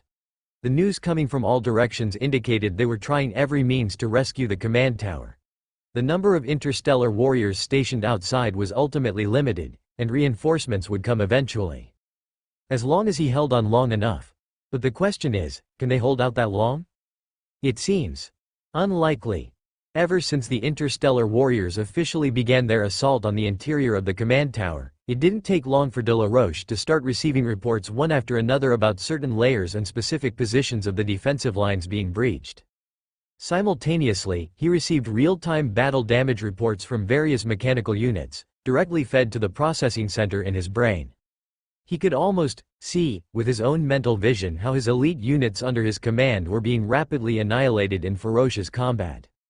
If things kept progressing at this pace, they were bound to be hit right in the face, and there was no avoiding it. After a few moments of thought, he made a daring decision to launch a counter-offensive.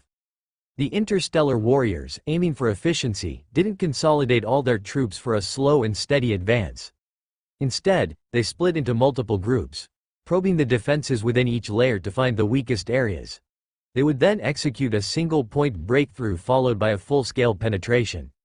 Layer by layer, this was how they had been advancing.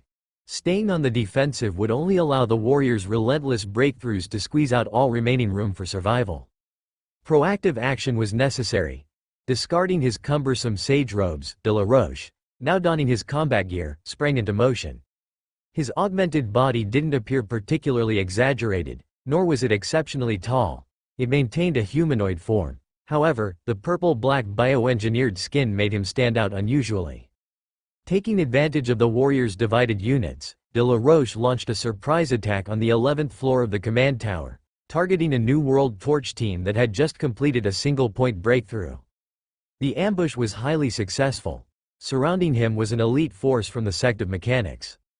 To ensure maneuverability, units like Colossus-grade combat machines and Knight Mecha could not accompany him. Instead, his troops included 2 elite squads of Protection Army warriors, more than 30 specialized combat electrolyte prophets, engine prophets designed for warfare, and double their number of Iron Titan units acting as escorts. Together, this force posed a significant challenge for the interstellar warriors to confront. Of course, if the force relied solely on those troops, they might successfully hunt down one warrior squad, but losses would be inevitable, and possibly substantial. In a second operation, their diminished strength might result in failure. De la Roche couldn't assemble another elite unit like this. The high-ranking rangers in those Protection Army squads and the dozens of electrolyte prophets were not easily replaceable. The solution lay in himself. From his back, running along his spine, extended 8-jointed arms resembling those of an arthropod, enabling him to move with incredibly exaggerated agility. Beneath his bioengineered skin, purple-gray electronic tendons provided immense strength. This combination turned him into a ruthless close-quarters killing machine. Long-range attacks would struggle to hit him. Even if they did, his miniature void shield and reinforced physique would absorb the damage. He could often withstand such firepower and rush directly into the opponent's face. There, his twin blades and 8-limb-like razor-sharp claws would wreak havoc. At blistering speeds, he could shred a Terminator armor to pieces in mere seconds, or at most, a dozen seconds. When he personally joined the fray, the elite troops accompanying him became more like luxury spectators. That description might be exaggerated. They weren't literally spectators. They fought with all their might, and their efforts objectively diverted the warriors' attention, creating a better combat space for de la Roche. But it was undeniable that he was the one handling the most challenging battles. Using this method, he secured his first victory, eliminating a 10-man tactical team from the New World Torch squad with minimal losses. Soon after, he retreated quickly, leaving the reinforcements from the warriors' main force arriving too late, effectively catching them off guard. He then took the opportunity to assault another 10-man tactical group. Unfortunately, this time he only managed to kill 6, as the other 4 escaped. Avoiding prolonged combat, de la Roche calmly chose to retreat, sidestepping any further counterattacks from the larger forces. He understood that his appearance on the front line, with his formidable combat prowess, had significantly bolstered their defensive positions. But his presence meant he was also the main target of the warriors. For the New World Torch's forces, there was no longer a need to fight their way up layer by layer. All they had to do was seize an opportunity at this level to encircle and eliminate him. He had to be extremely cautious. Otherwise, his proactive tactics, meant to resolve their plight, could backfire as a method of delivering himself into their hands. However, he ultimately fell into a trap during his attack on the 3rd Warrior Squad. 2 squads down and 16 warriors lost in a short period. That was already a significant casualty. After all, aside from the troops stationed outside to block reinforcements, there were only about 200 warriors in total advancing into the command center. Should de la Roche continue his hunting spree, slaying several more squads, the warriors' offensive would undoubtedly slow down due to depleted numbers. At that point, the sage could comfortably remain in the rear, confidently watching the warriors grind through layer after layer of defenses, potentially wasting untold amounts of time. They had to seize this opportunity to eliminate this unexpectedly powerful foe. It was a perfect moment, though Eric, despite his arrogance, was still a rookie. His attitude toward Wang Mengsong primarily stemmed from resentment over the battle group's history, rather than personal disdain. But now was not the time to concern oneself with such grievances. Eric approached Wang Mengsong, seeking advice on what to do. Wang Mengsong generously provided the answer: pit strength against strength. Deploy a squad that looks like an easy target for De La Roche to hunt, but contains a powerful fighter capable of countering him. Delay his progress. Hold out until the main force arrives for support, and ideally incapacitate or kill him outright. That would be the optimal solution. Upon hearing this, Eric felt hesitant. The New World Torch Squad seemed to lack such formidable individuals. Reports from brothers who had survived previous battles confirmed that De La Roche was highly skilled. Perhaps battle group leader Moretti could achieve Wang Mengsong's proposed result? Even that wasn't certain. At the very least, among the Torch Squad present, the strongest, Eric himself, couldn't guarantee such success. In the end, Wang Mengsong pointed to himself. After all, as a battle group leader, he was no ordinary combatant. The New World Torch Squad may not have been renowned for individual combat prowess historically, but he personally could easily rival any battle group champion from other squads. The question was whether Eric dared to trust him. There was no hesitation to be had. A 10-person squad launched what appeared to be a reckless assault that would have caused massive casualties without intervention from the Protection Army. The warriors' main force was clearly positioned farther away, requiring time to arrive as reinforcements. With all conditions perfectly aligned, De La Roche predictably took the bait. His move was natural. There was no reason for him to suspect a trap. But this time, it was indeed a trap. Wang Mengsong, adorned in nothing but standard tactical power armor, not even the Terminator variant, engaged De La Roche the moment he appeared. His sharp swordsmanship not only saved the first brother targeted by De La Roche but also taught the battle-hardened sage a painful lesson. 2 of his joint limbs were severed. Then, an unrelenting storm of fierce sword strikes enveloped this so-called combat-specialized sage in a deadly whirlwind. Wang Mengsong's offensive immediately caused significant trouble for De La Roche. This sage, whose body had been extraordinarily modified for combat, had personally killed over a dozen interstellar warriors in the previous hunting operation. To him, the abilities of interstellar warriors seemed to be nothing special, nowhere near as exaggerated as the legends claimed. He, of course, found this very normal. No matter how formidable interstellar warriors are, just look at their power armor. Isn't it only 50,000 tax credits a set? Or 100,000 tax credits a set? What matters is the person inside. But how much more valuable can that person be? As for himself, this set of equipment on him, developed from studying the alien technologies of the insect swarm, cost 30 million tax credits just to manufacture. And that's just the manufacturing cost, excluding the expenses during the research phase. Research is an endeavor far more costly than manufacturing. Moreover, even after it was produced, not just anyone could undergo such modifications. It required someone like him, a sage with the necessary capability to handle this modification technology. With such a significant gap, was it not natural for him to crush ordinary interstellar warriors? The concept of a demigod merely bestowed some peculiar qualities upon interstellar warriors within a religious context. Their superhuman bodies are indeed remarkable, able to maximize the value of their power armor, but they cannot contend with sage-level full-body modifications that exceed their worth 100-fold. Except for the top-notch interstellar warriors, De La Roche felt immense pressure. He even suffered a loss at the very onset. Wang Mengsong, relying on his initial sneak attack, had the intention of directly killing him. Therefore, from the first move, he exerted full force. The weapon in his hand had already been switched to a phase sword. Originally, he certainly wasn't qualified to use such a top weapon, not yet mass-produced by the Alliance.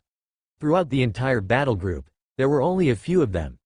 The one he was using now was entrusted to him by Eric, just to increase his chances of victory.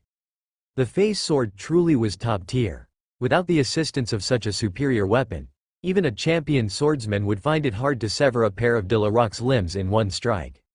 Having suffered a loss at the start, under the swift and fierce slashes, De La Roche found it increasingly difficult to contend.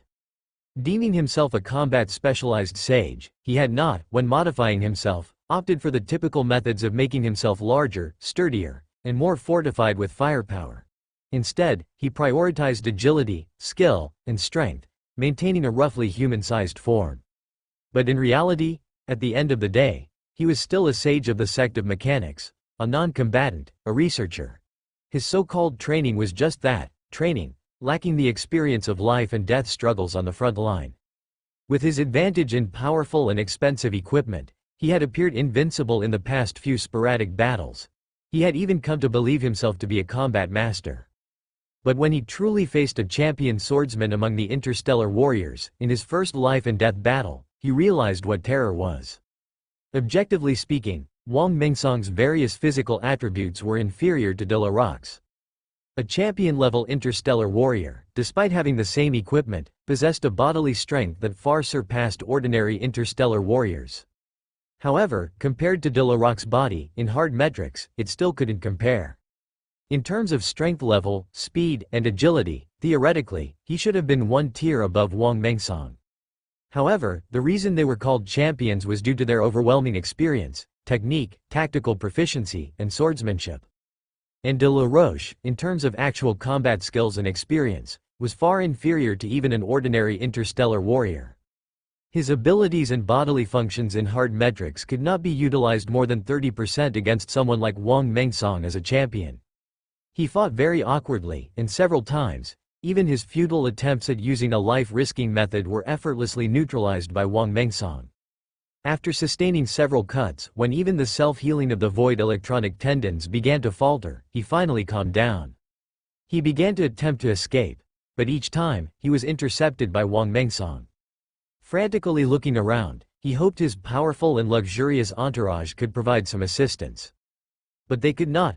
The entourage, which in principle should have been able to crush the remaining 9 interstellar warriors, though indeed at an advantage, were far from being able to completely resolve their opponents to come to his aid. The Torch's warriors participating in this operation were all meticulously selected. Although the rate at which they produced squadron champions was more than 5 times less than that of the Phoenix, within 500 people, they still managed to assemble 10 squadron champions. They certainly didn't possess the level of Wang Mingsong, but they weren't weak either. De La Roche expected others to help him? Impossible. In fact, a Torch warrior, confident in his skills, even took a shot at him during the battle, unafraid of accidentally injuring Wang Mingsong during the high-speed combat. The shot did not miss, rather it accurately coordinated with Wang Mingsong's strike, causing De La Roche to pause and providing the champion swordsman a great opportunity to thrust the phase sword into De La Roque's chest. De La Roche swiftly retreated, the sword withdrawing from his body. This wasn't a fatal wound for him. The biological tissue developed from the void insect species technology quickly repaired the damage. In a moment's time, he would be restored to health. However, right at that moment, another sword struck him from behind. Eric had arrived. More interstellar warriors were converging from behind, but the second company commander of the battle group could not wait any more and rushed over immediately upon receiving the message. With rather strong skills, even among the squadron champions, he was able to play a significant role in the battle. Receiving several more sword strikes, though the power sword was not as fierce as the phase sword, De La Roche finally managed to force Eric back slightly by bearing injury, but he couldn't withstand Wang Mingsong's swift follow-up. Under siege, De La Roche became increasingly incapable of resistance. Ultimately, his quickly repairing body, after being slashed into countless pieces and then burned again by a thermal melter, could no longer reassemble. After De La Roque's death, although the war did not immediately cease, the intensity significantly decreased. Until this point, most of the high officials of the Hawk faction had perished, and the local faction and fence-sitters, who vastly outnumbered them, recognized the situation more clearly. Under their exertion, the Protection Army no longer came to court death. With sages already dead, why continue fighting? Indeed, on Alameda, many dominant bishops of the sect of mechanics had already organized a temporary council and contacted Jiyu Hang, hoping the alliance would send an envoy so both sides could discuss matters amicably. This was an exceedingly clear signal. Everything was negotiable, and there was no need to fight anymore. Unexpectedly, Jiyu Hang rejected this proposal. Moreover, the entire alliance main fleet suddenly pressed forward aggressively. His voice also spread through various channels of alliance agents, broadcasting publicly to the entire Alameda. Unconditional restoration of order. I welcome every individual uprising in battle. You have demonstrated your loyalty to the Empire. And those still oblivious by now, I will, on behalf of the Emperor, on behalf of the God of all machines, impose the harshest punishment. Loyalty, or destruction? Your choice. Upon hearing the voice coming from Sun Bike's corpse, Xu Zhang pondered for a moment and then asked, Fulishan? It's me, the best partner and brother of the man you killed. That's truly unfortunate. Li Yang, Xu Zhang, I swear, I will hunt you down for the rest of my life. No matter where you go, to the ends of the earth, I will skin you alive, dig out your hearts, and let you taste the world's most brutal. Bang! Li Yang raised his gun, aimed at the speaker on Sun Bike's helmet, and shot it to pieces. Why all the chatter? He didn't bother to listen any further. Putting away the gun, he continued to run with Xu Zhang. There is a parking lot on the mid-level platform of the Snow Domain Mansion. Most of the vehicles parked here are hover cars. Li Yang, with Xu Zhang in tow, got into one of the all-black ones. You still have a hover car prepared? Xu Zhang was a bit curious. The Strider 6th generation. I remember it's very expensive. You must be really loaded to afford this. I obviously didn't buy it. Then where did it come from? It's just parked here. Aren't we stealing then? Just borrowing it. What's the big deal? Standing at the car door, Xu Zhang hesitated for a while, but eventually got in. At this moment, it wasn't just the hover car Li Yang and Xu Zhang were in that flew out of the mid-level platform parking lot of the Snow Domain Mansion. Li Yang's ambush and knocking out of Zhang Cheng might not have been too noisy, but the fight with Sun Bake was far from quiet. The residents of the Snow Domain Mansion were quite shaken by this. They would naturally fear that misfortune might befall them and would think about how to complain to the police later. Right now, the priority was clear: seize the chance to escape. This brought a lot of trouble to the trackers from the Divine Bird Group. Yet there was still an armed hover car that fixed its sights on the one Li Yang and Xu Zhang were riding. Front vehicle, please stop immediately for inspection. Front vehicle, please stop immediately for inspection. Front vehicle, please stop immediately for inspection. Relentless warnings came from the car behind. Xu Zhang felt quite restless in the car. Li Yang teased, after all, you come from a police background. Look how scared you are. Xu Zhang sighed, letting you see me as a joke again. But to be honest, I haven't been on frontline action for a very long time. Even in the rare instances, I was only commanding. Being hunted down like this, it's indeed the first time in my life. You'll probably get used to it. That would be horrible. During the conversation, Xu Zhang noticed Li Yang constantly doing something on the hover car's control panel. He couldn't help but curiously ask, what are you doing? Trying to shake off the people behind us. Li Yang replied, without pausing his hands, we're too obvious in this hover car. The Divine Bird's people will eventually identify us as the real targets. We can't outrun them like this. So, what's your plan? I'm programming the autopilot path for this hover car. Soon, we'll pass through a complex area. By then, you'll jump with me. Don't have that look, I assure you there's no problem. The critical part is that we can't be detected when we jump, so the enemy will be distracted by the autopiloted hover car, giving us the chance to escape on foot from the ground. Jumping out of the car? We might get killed. We won't. We'll jump into a building, and I'll use a levitation spell to cushion us. The impact from jumping at high speed won't kill us. Even if we mess up and fall without jumping in, we won't die from it, don't worry. What if we're noticed when we jump out of the car? I have a backup plan for that too. Just follow my lead. Alright, you're the expert. While they were talking, the warning tone from the armed hover car of the Divine Bird Group changed. Warning to the front vehicle, stop immediately for inspection, or I will open fire after 3 warnings. First warning. Xu Zhang's expression was a bit tense. He couldn't help but glance at Li Yang, finding this guy still at the controls. Are you done? They're about to open fire. Second warning? Almost there. Third warning. Just as the warning ended, Li Yang maneuvered the hover car to suddenly accelerate and turn, while also lowering its altitude, veering the entire craft off the normal blue hover light track, descending into the maze of buildings. Caught off guard, the armed hover car of the Divine Bird opened fire, but the shots from the car-mounted gun hit nothing but air. Damn it, cursed the Divine Bird pilot, as he communicated through the headset to his superiors. The target has left the air route and entered the building zone. requesting support. In the building zone, firing would risk hitting the structures. Requesting authorization to fire? Hold your fire for now, pursue the target, don't lose them, support is on the way. Understood. Meanwhile, in Li Yang's car, his hands were already off the control panel. All set, follow me, we're ready to jump. Okay.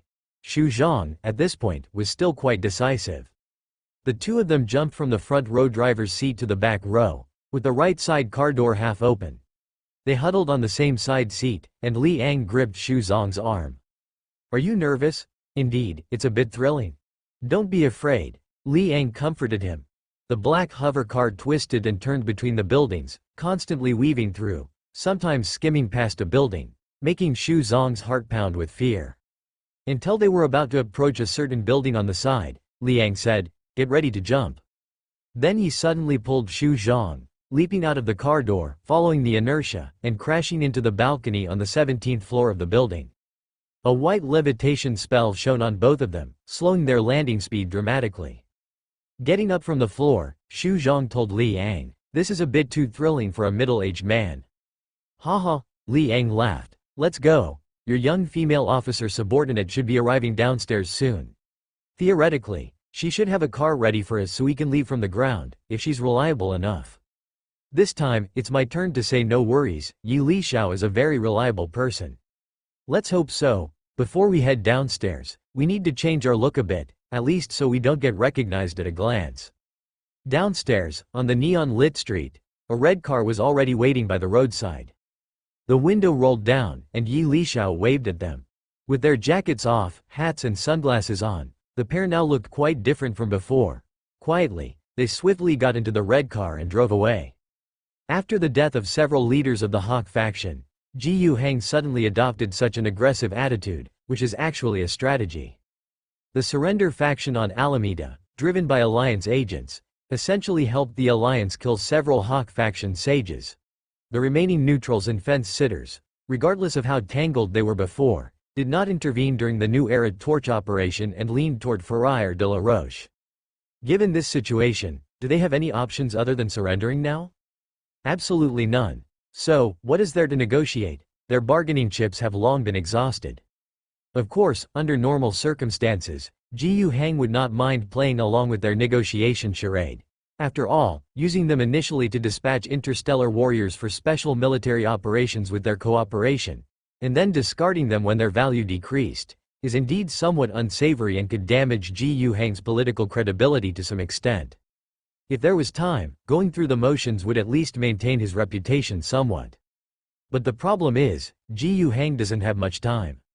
In the Alfonso star domain, due to the presence of the sect of mechanics influence, the degree of infestation and corruption is not very high, but Alfonso's own combat power cannot be underestimated. While the Alliance is painstakingly planning on Alameda to take over this founding world with minimal damage, the main fleet of the Alfonso sect is also on its way. Just as Ji Yuhang wants Alameda, the Alfonso sect cannot accept that a founding world is conquered just like that. This Alfonso fleet is definitely not weak. With 2 mechanical arcs as the core, plus 2 battleships, 6 battleship cruisers. Even after Dubo delivered a heavy blow, they were able to assemble such a fleet, showing the strength of a sect of mechanics. In terms of strength, this fleet is roughly on par with the fleet Ji Yuhang is leading now, possibly even slightly stronger. Normally, there's no need to be afraid. With Ji Yuhang himself here, he can fully lead the Alliance main fleet to face enemies that are a level of strength above them. The Alfonso fleet is clearly not stronger than the Alliance fleet by that much. However, Ji Yuhang must consider another issue. Is Wallach himself present or not? He hasn't forgotten that during the previous major victory over the Alfonso fleet, the greatest challenge encountered was Sage Dubo's manipulation of a neuron progeny, creating a powerful spiritual energy opposition to Ji Yuhang. It can be said that at the time, both sides were evenly matched. Ji Yuhang won the battle by employing heroic spirit descents, cross-field interstellar warrior strikes, and using non-spiritual energy means. Indeed, after devouring that neuron progeny, the essence of Ji Yuhang's spiritual energy increased to an even greater level. However, would Wallach wield something perhaps even more potent than Dubo? Ji Yuhang must consider this possibility. Wallach must be treated as a major enemy and handled carefully. Wallach is hurrying over to save Alameda. Ji Yu Hang must resolve matters here before Wallach arrives. Otherwise, once the great sage arrives with the main fleet of the sect, those fence-sitters might have a change of heart. Under Ji Yu Hang's military pressure, the persuasion of alliance agents, and the deterrence of interstellar warriors directly stationed at the starport and on the planetary urban industrial zones, the people on Alameda, with no other options, reluctantly chose to surrender. A large number of Alliance landing ships, with a large contingent of Alliance army, accompanied by the new Fury Corps, landed on Alameda. The local protection army was methodically disarmed. While they surrendered, it's clear that Ji Yu Hang cannot fully trust them in such a critical battle. The ground issues are not of the highest importance. The most valuable production facilities and founding nest capitals can wait. What Alliance forces mainly took control of were those orbital cannon fortresses on the ground and multiple planetary-grade void shield generators scattered globally, which together constructed the void shield protecting the entire planet. Additionally, starports, star fortresses, and armed space stations in planetary orbit were fully taken over by Alliance personnel. With these secured, it can essentially guarantee that the Alliance fleet can stand with its back to Alameda and contend with the incoming Valak fleet. Of course, while preparing for war, Ji Yu Hang did not forget about certain political affairs. He first paid attention to the new Arid Torch. He also saw specific combat reports. Honestly, Ji Yu Hang was somewhat dissatisfied with the overall performance of the new Arid Torch. He understands that it may be due to lack of experience or a certain mindset, causing the new Arid Torch to act hastily. Yet, he cannot help but wonder if it's the so-called inferior genes, a fundamental inadequacy? However, there were parts that exceeded his expectations. The performance of Wang Mengsong caught Ji Yu Hang by surprise. He initially did not regard this guy as a person but didn't expect a forsaken and considered insignificant old warrior to become a pivotal figure. Perhaps his existence fills a gap, making up for the shortcomings in New Arid Torch that Ji Yu Hang found unsatisfying. He also heard that after the battle on Alameda, the treatment of the redeeming camp within the New Arid Torch improved slightly. The two sides were no longer completely isolated as before, and new torchbearers began to accept some culture and ideology from the old torchbearers. Ji Yu Hang is somewhat unimpressed by the philosophy of the New Arid Torch. A penchant for backstabbing, is it? However, Ji Yu Hang is fairly confident in the Alliance version of Interstellar Warriors, who emerged from Loyal Air Academy's political commissar training, not likely to be polluted. He does not intend to intervene directly but plans to observe further. Another politically relevant matter is Ji Yu Hang releasing Sebastian Moro back to the surface. At the same time, he reaffirmed Moro's status as founding general as recognized in his capacity as Imperial Warzone commander. Moro's identity was originally registered and recognized within the Empire. In contrast, Wallach's act of removing him was illegal. Ji Yu Hang merely restored order. Afterward, Moro, as the founding general, declared Alameda's secession from the Alfonso sect, establishing the Alameda sect, and called for all sect of mechanics members within the star domain to sever ties with the Alfonso sect, as Alameda would welcome them with open arms.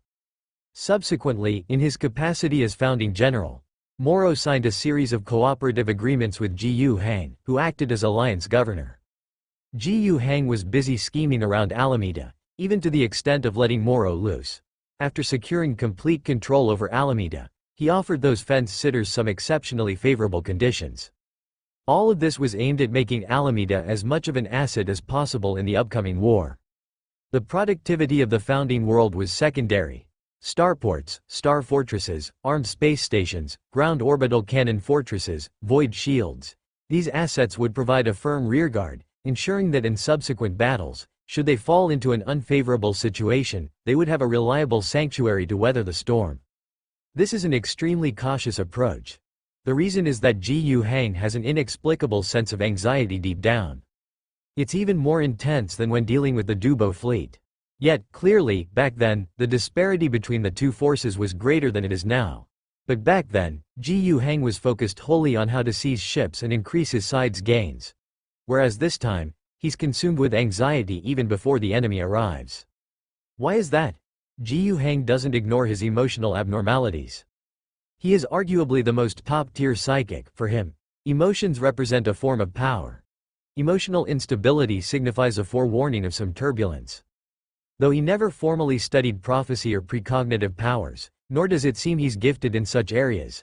However, the highest level spiritual power still endows him with the innate ability to have some premonitions. This is an ominous sign.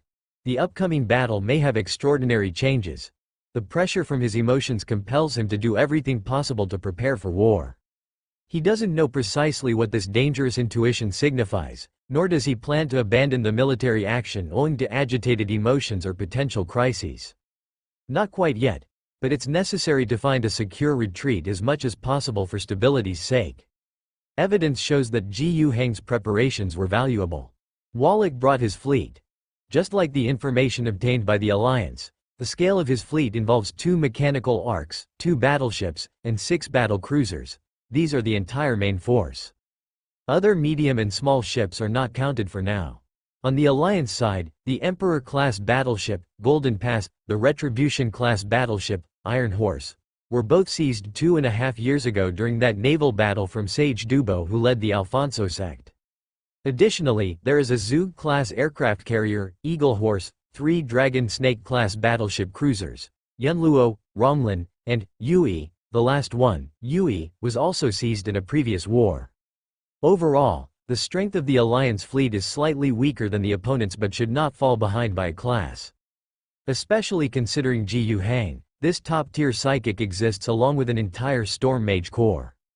In fleet decisive battles, Ji Yuhang should indeed not be afraid of the opponent.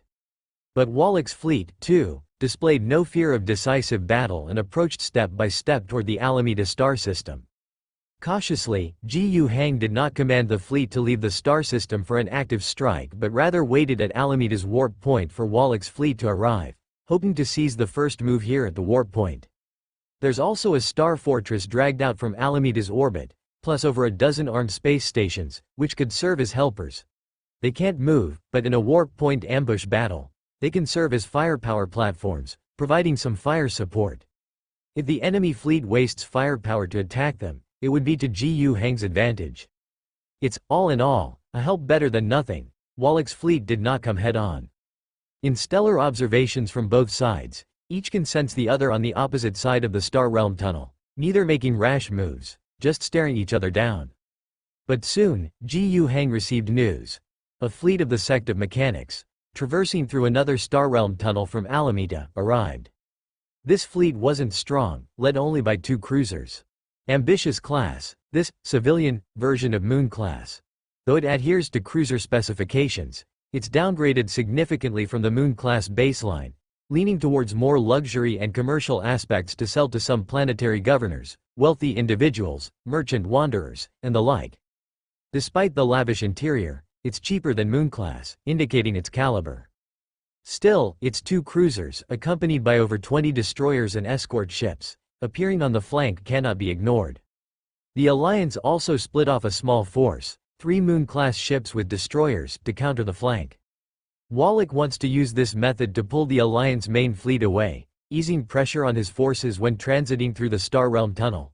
Ji Yuhang wouldn't give him the chance. However, the relatively bad news came through. When the Alliance detected that small fleet, stellar observations clearly showed that Wallach's fleet on the other side had already begun interstellar transit, expected to complete the warp and arrive at Alameda's warp point within 3 to 4 standard Terra days. The confrontation ends, and war is about to begin. Meanwhile, the small fleet that had always been in flirtatious proximity to the Alliance's Moon-class ships suddenly accelerated and engaged the Alliance ships. Nominally, the Alliance side should hold a combat advantage, but during the fight, they suffered greatly. They didn't stop Alfonso's small fleet, instead, they lost a Moon-class ship themselves. According to urgent reports received, the battle began normally. However, later on, the enemy's several swift destroyers suddenly released what the Alliance Navy described as spores. These things bypassed radar detection and fire interception. By the time they were detected, they were already close to the ships.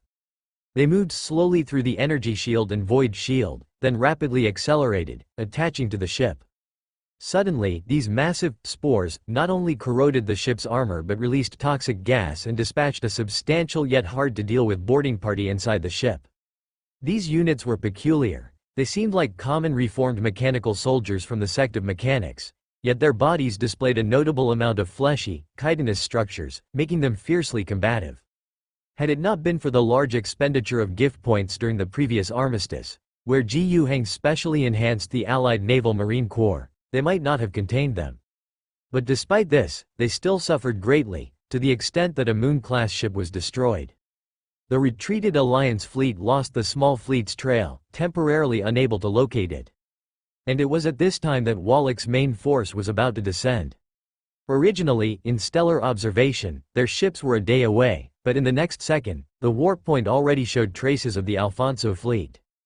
Through a special technology, they deceived the Alliance's observations.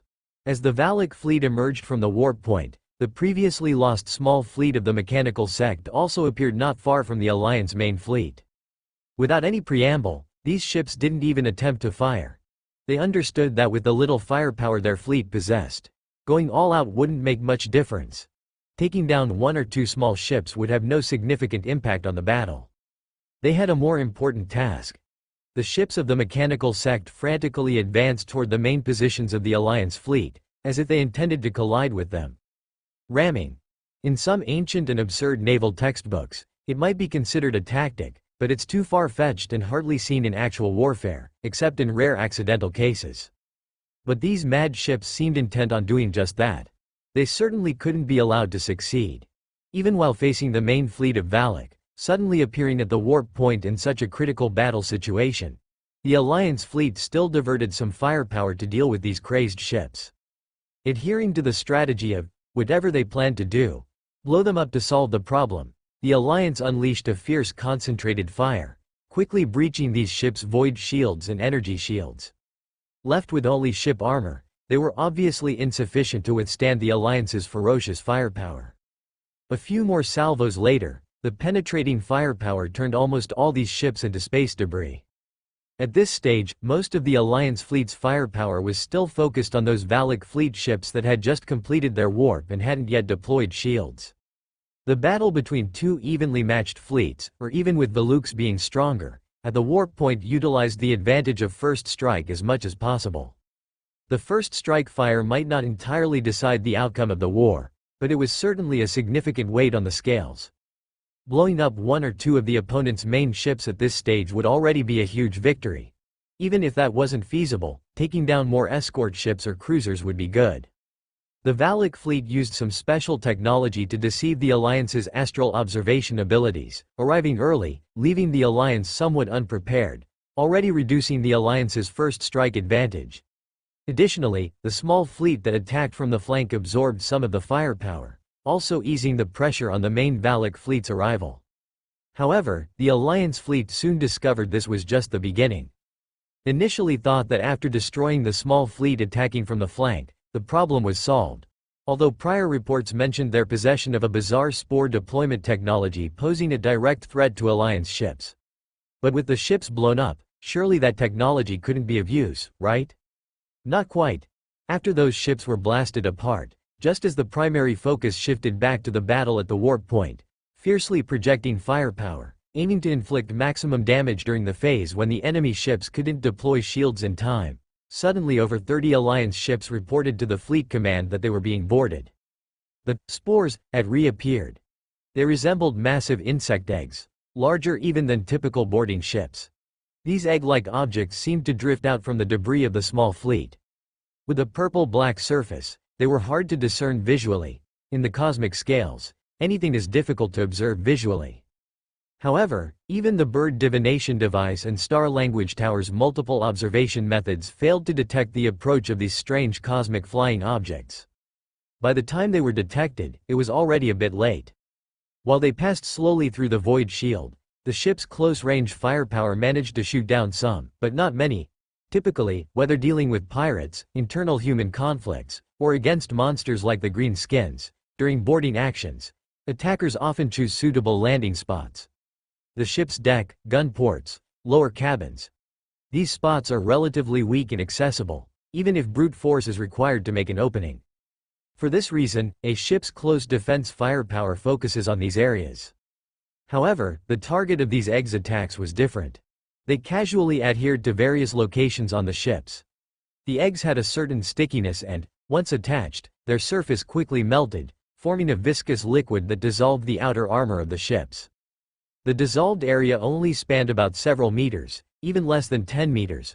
For a massive battleship, it wasn't a major damage. Even if enemy fire penetrated the void shield, hitting this dissolved portion was still unlikely on scales of several kilometers or dozens of kilometers. As for the issue of air leakage from partially dissolved ship armor, there was no need to worry. Any ship of significant scale had thorough pre-arranged measures for such risks, with damage control units prepared for such eventualities. However, the key point was not the armor dissolving, but the overwhelming number of insect race warriors that poured out from the eggs afterwards. They were termed warriors because they resembled humans vaguely, with insect race as a prefix due to the numerous insect-like features in their heads, arms, and bodily structures, and many mechanical modifications. It seemed to be some sort of swarm technology developed by the sect of mechanics, resulting in a new breed of modified servitors. Integrating mechanical and biological modification technology produced entities with astounding individual combat strength. From this perspective, those incoming small ships had a goal beyond just attracting fire. Rather than being shot down, it's more accurate to say they came to self-destruct. After their self-destruction, the released eggs led at least 30 Alliance ships into chaos. Among them included two of the Alliance's main ships, the Eagle Horse and the Golden Pass. The former was an aircraft carrier, the latter a battleship.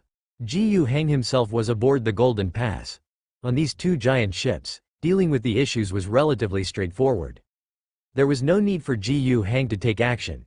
The Marine Corps on board, along with the Glory Guards, were enough to handle it. Not to mention, the interstellar warriors from the two battle groups, Flame and New Torch, were also deployed adequately to eliminate the intruders.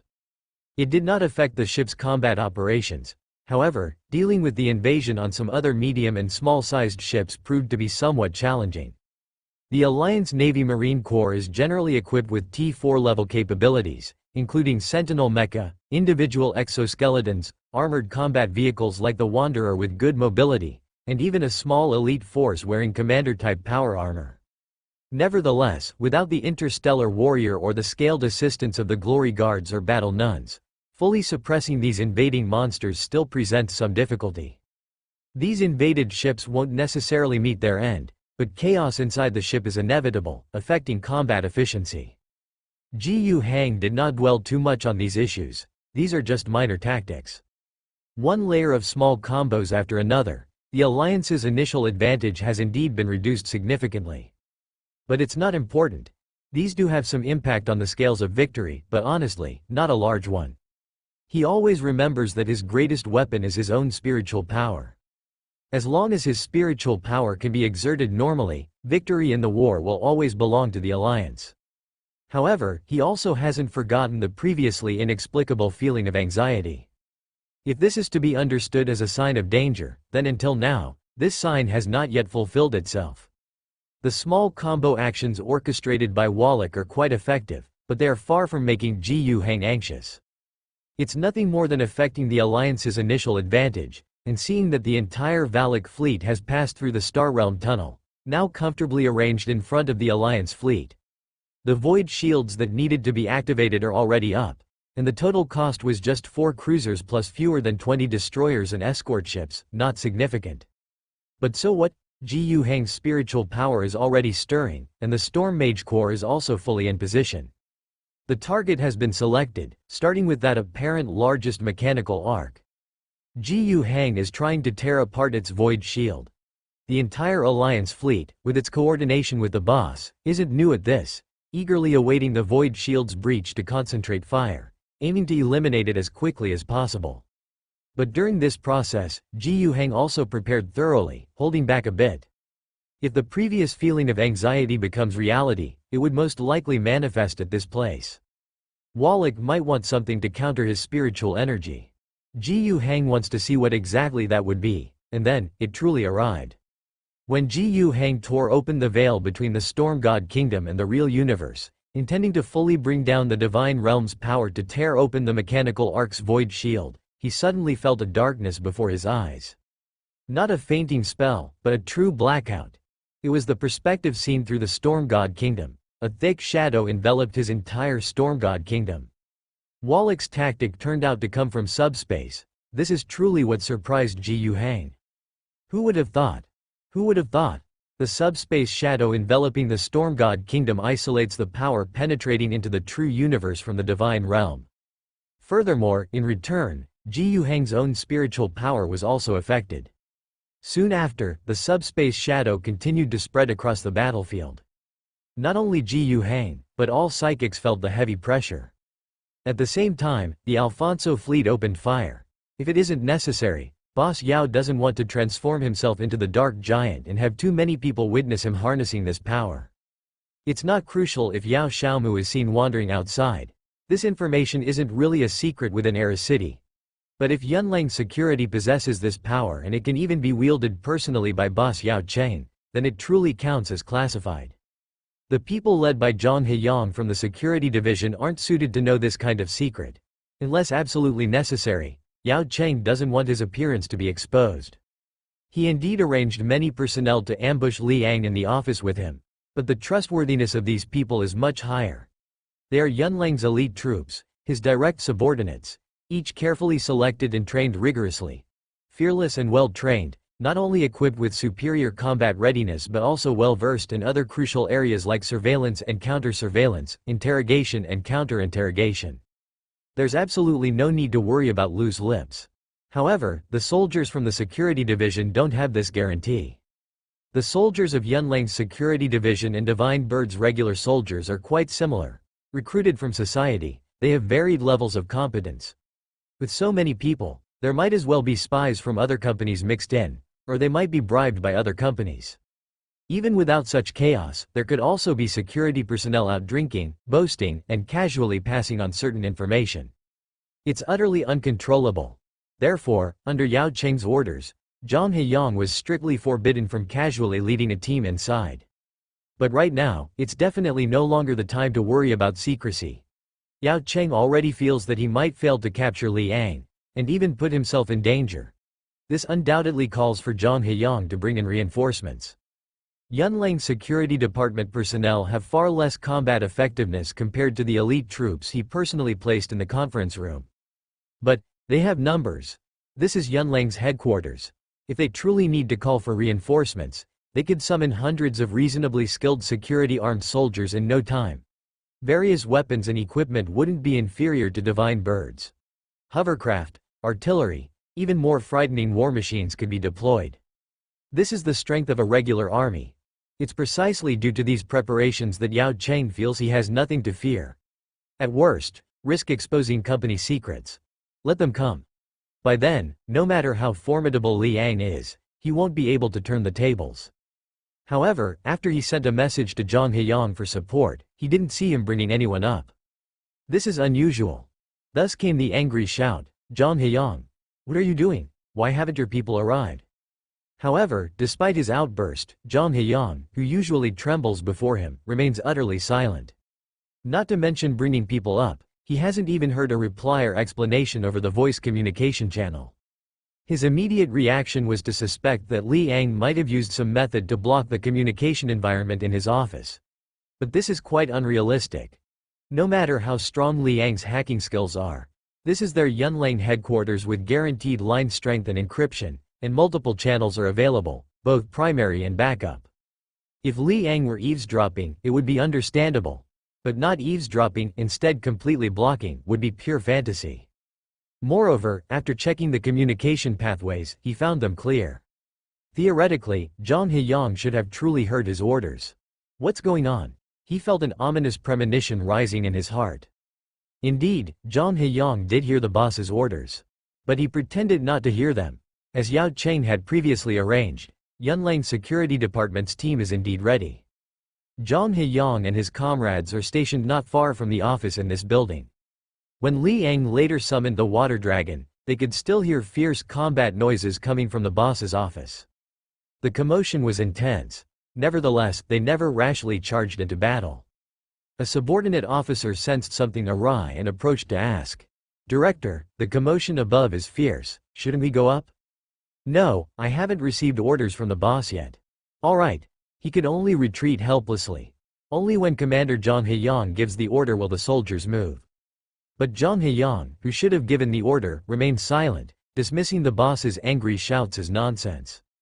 This isn't due to Zhang Heyang's commanding authority but because the boss had publicly instructed beforehand that no matter what they hear or sense, unless ordered, do not proceed recklessly. Now, since Zhang Heyang doesn't give the order, everyone stays put. It's logical. But what no one knows is, at this moment, their director, their commander, is under mind control. Did you control Zhang Heyang? Isn't it a simple matter? Throughout my journey, I delayed as much as possible and had him show me around the company to spend more time together so that the seeds of mental alteration could take deeper root in his central chip. Now, the effect seems quite good. What, to have the main force come and attack? Looks like that's not going to happen. Li Yang casually glanced at the most crucial progress indicator for breaking the dark side of Skynet's energy, noting that there were still 5 or 6 minutes left. Then, he opened his mouth to explain a bunch of things to Yao Cheng, like a villain who loves to talk. But he didn't actually have that much to say. If he could have resolved Yao Cheng, this opponent, swiftly and neatly, he would have preferred not to say a word. Isn't that impossible? His goal was to delay time, so talking a bit more to draw the opponent's attention was a good thing. Yao Cheng looked very angry, despicable and shameless. Ha, you set up a trap for me, ambushed me, and call that being upright? Saying things like despicable and shameless at times like this is just making me laugh. Yao Cheng was infuriated. He roared, and because he had diverted support to other Yunlang soldiers, the dark giant around him had become much smaller than before. A very dense dark power emanated from him. Numerous black spears shot fiercely toward Li Yang. At the same time, his dark battle axe, wielded by extended energy arms, slashed angrily at Li Yang. However, none of these tactics posed any real threat to Li Yang. He didn't even need to resort to mist spell for preservation. With just his agility, he was able to dodge all those seemingly fierce, but actually disorderly attacks. This gave Li Yang an even stronger sense of just how significantly the dark side of Skynet's power could affect the user's mind. Surely Yao Cheng would be aware of this and would have various protective measures in place. But judging by his current appearance, his mental state was clearly abnormal. As the battle progressed, his rationality was inevitably severely impacted. Of course, Yao Cheng's current state hadn't yet reached madness, but it was definitely far from calm. If he was calm, Li Yang's slight provocation wouldn't have made him look so furious, nor would he make irrational decisions, bursting out forcefully to launch attacks that were almost impossible to hit, with drastically reduced attack accuracy, which was certainly irrational. The key point is that Li Yang's cost in this is very low. With mind manipulation fields, he still needed to use spells, allocate computing power, distribute spiritual power, and find a way to break through the top-level firewalls on the opponent. How much effort would that take? But now, there's no need to do any of that. Just with some free words, he could provoke Yao Cheng's emotions, causing him to make foolish mistakes as if he'd lost his mind. So what's there to hesitate about? Shouldn't I keep up the good work? Thus, Li Yang continued to taunt. You're truly ridiculous. You set up a whole trap and schemes, only to be played by me like a monkey. Yao Cheng, in a rage, launched another mindless attack. Undoubtedly, this was also in vain, and incidentally, because too much energy was diverted, the dark powers that originally enveloped a few soldiers disappeared. Of course, Li Yang seized this opportunity, capturing all these individuals with his mind control capabilities. The effect of the mind field was much greater than before. This was expected, after all. Previously Li Yang was trying to control dozens of targets with high mental defenses, influencing their attack accuracy through mental illusions. But now, since all others were shrouded by Yao Cheng's dark force field and couldn't be targeted within the mind field, he didn't need to pay any attention to them at all. Suddenly, a few slipped out, so he went full intensity with a complete blast. The ultimate outcome was successful. As soon as these individuals were freed from the cover of the dark force field, Li Yang dealt with them immediately. From here, the task was simple. Set up an imaginary target and guide them to shoot at their teammates.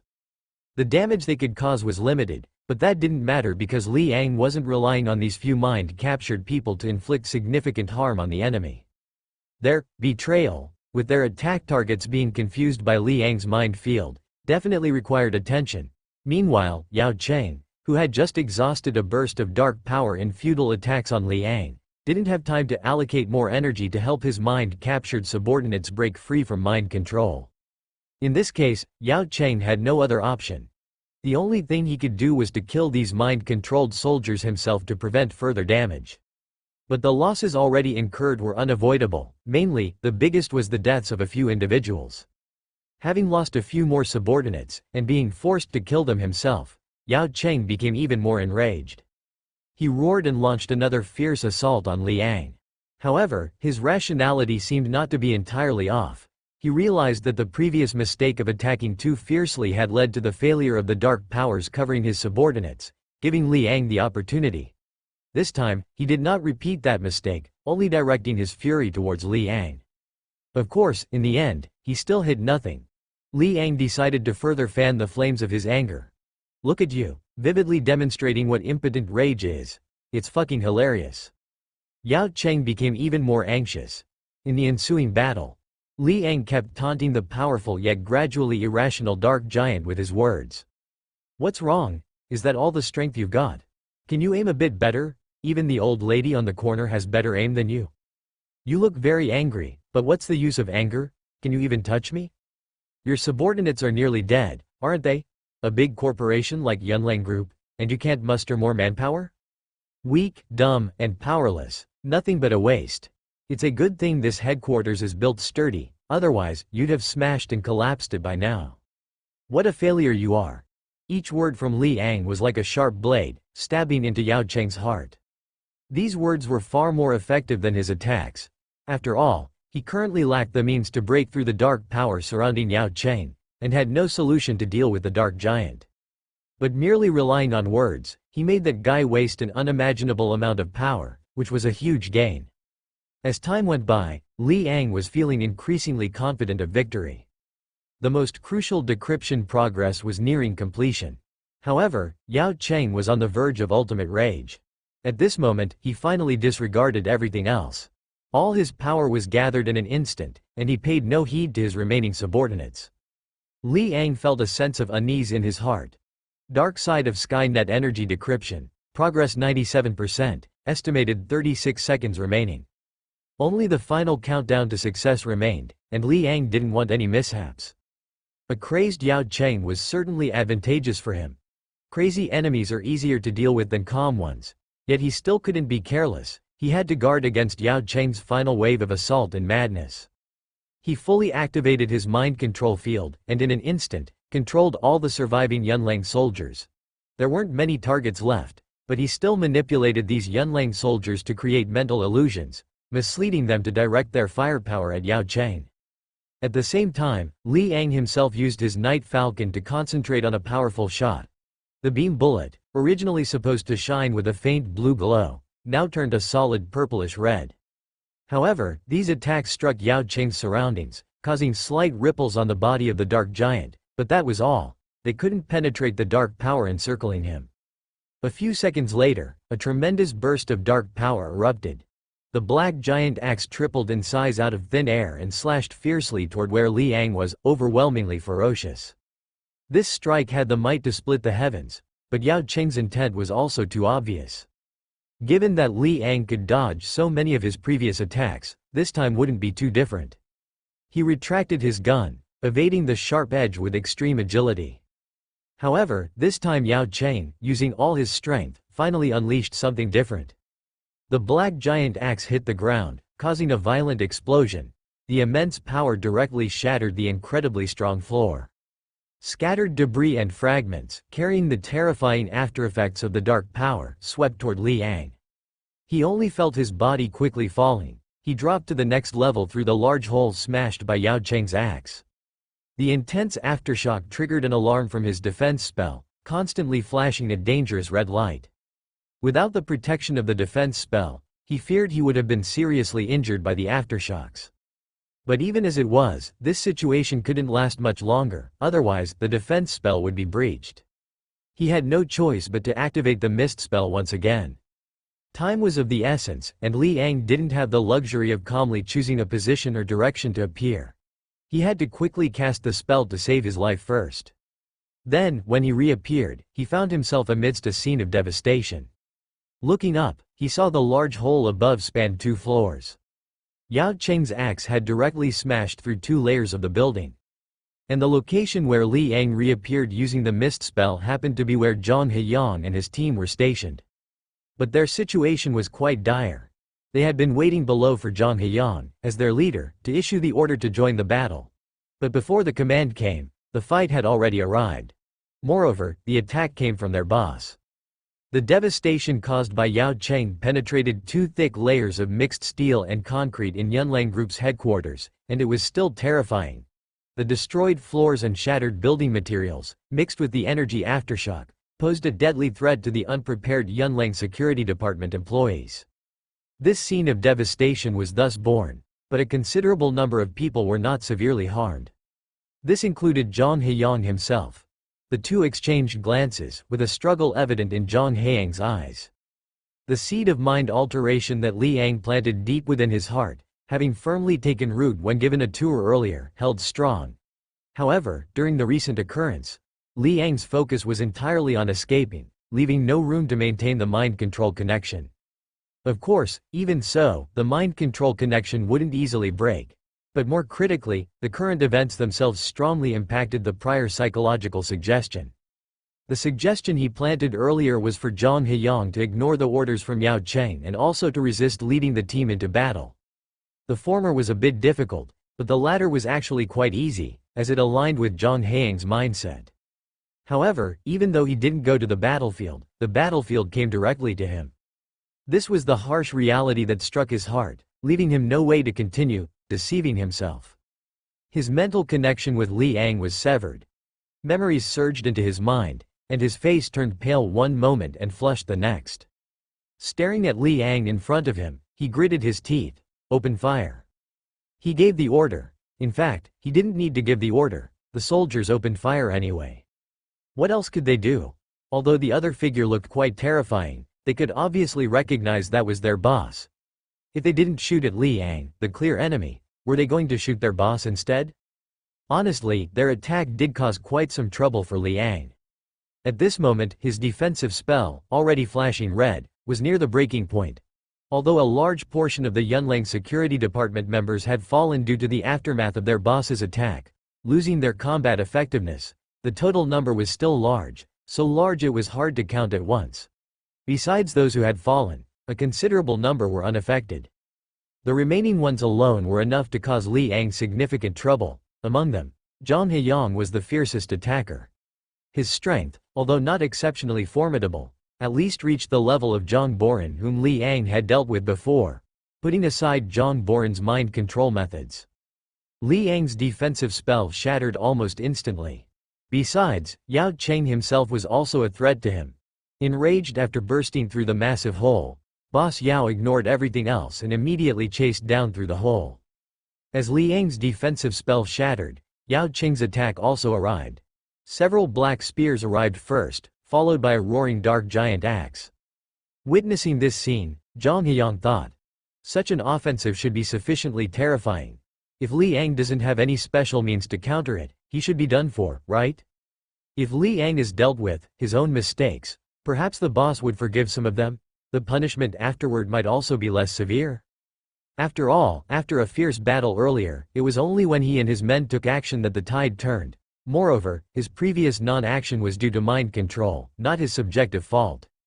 Of course, these were just his fantasies, and now was not the time for fantasies, as Li Yang might not be dead yet.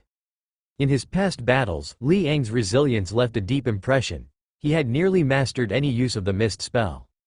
Will Li Yang use the mist spell again in a row? Where will he reappear after using the mist spell? The position where Li Yang originally stood was covered by various powerful attacks, raising a huge cloud of dust. But Zhang Heyang did not look there. If Li Yang was there and hadn't had time to use the mist spell, then he would be dead. If he did, then he certainly wouldn't be there. So, that position was actually the least need for concern. Wait. Something seems off. He saw that the giant axe extended from the dark energy surrounding Boss Yao was stuck and couldn't come out. The dark arm holding the axe was clearly retracting, trying to pull the axe back, but seemed unable to. What? A bad thought arose in Zhang Heyang's mind, and soon, this thought came true. As the smoke cleared, he saw clearly that another dark giant hand was tightly holding that axe. Layer upon layer, surging dark power surrounded Li Yang, forming a dark giant similar to the one beside Yao Cheng. Zhang Heyang was dumbfounded. He knew Li Yang was a very tough adversary, especially since he possessed powerful hacking abilities capable of stealing opponents' powers, a method no one yet knew how he achieved. However, what he hadn't expected was that in addition to ordinary spells and skills, Li Yang could even steal this so-called dark side of Skynet power? His understanding of the dark side of Skynet was limited, as it was a corporate secret and he wasn't deeply involved in the project. Knowing not much was normal.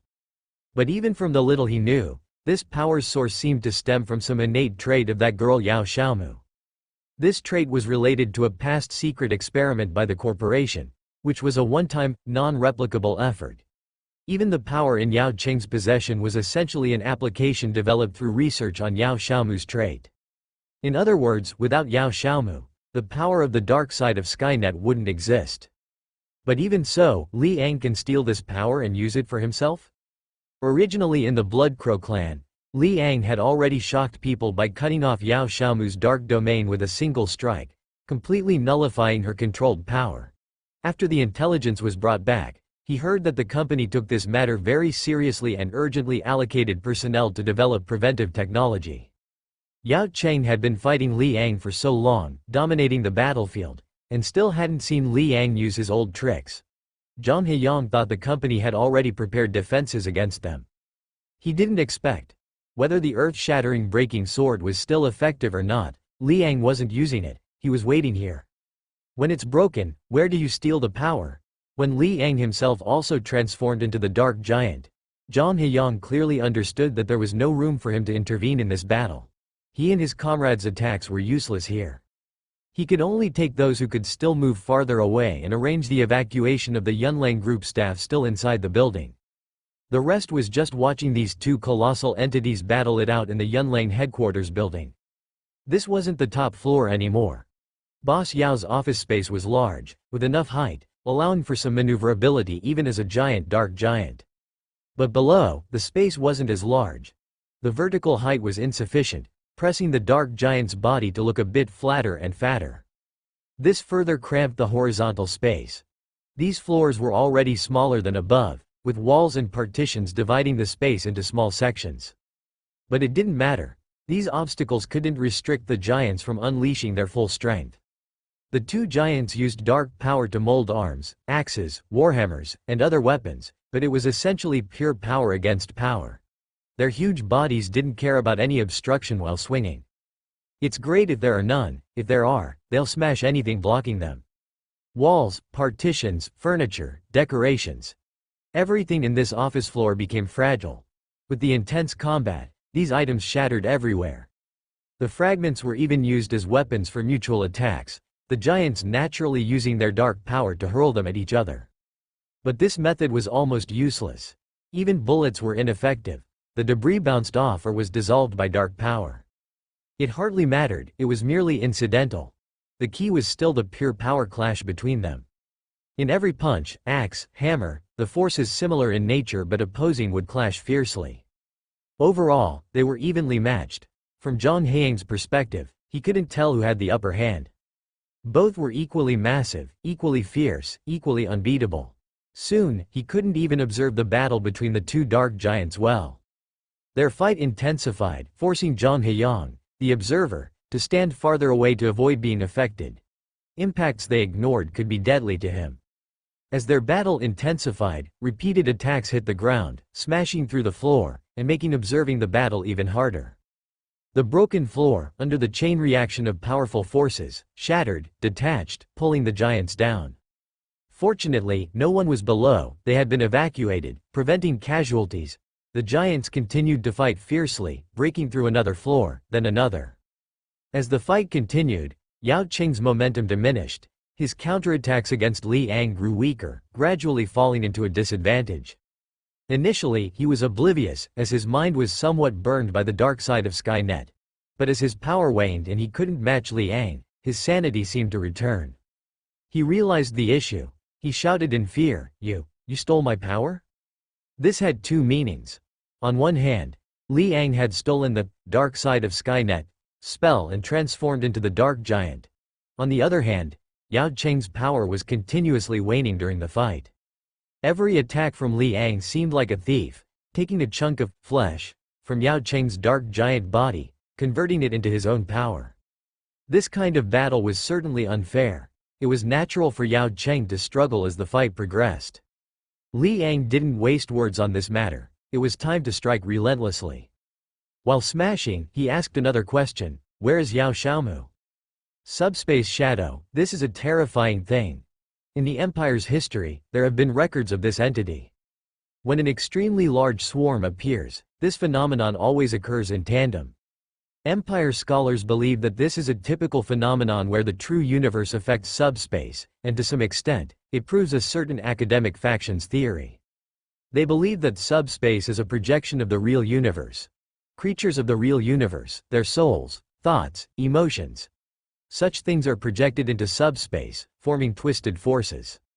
And the subspace shadow is precisely a product under this concept.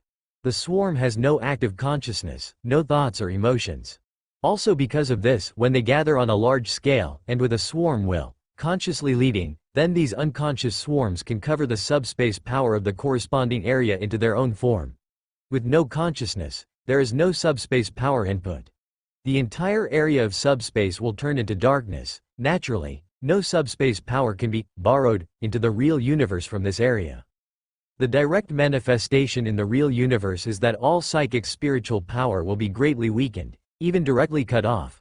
Forcibly using it can squeeze out a bit, but the risk is very high, easily covered by the subspace shadow itself, which will directly lead to death.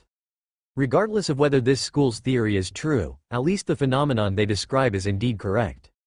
And for Ji Yu Hang, the uniqueness lies in that Ji Yu Hang is not an ordinary psychic. The subspace shadow cannot simply sever his connection with subspace. He himself possesses a part of subspace essence. An entire region of subspace constitutes his storm god kingdom, directly providing him power. Subspace shadow, or rather, Wallach also feels amazed. This technology of manipulating the subspace shadow is developed by him, but it also requires a very large cost, requesting help from the Great Mother to achieve it.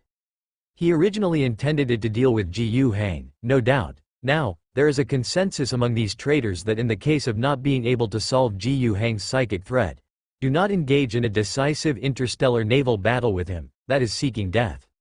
Even if one's own fleet is truly 1 grade stronger than the Alliance fleet, even 2 grades stronger, under the advantage of Ji Yu Hang's psychic power, it can defeat the Alliance fleet. Still do not fight. Even if winning like this, the cost would be too great.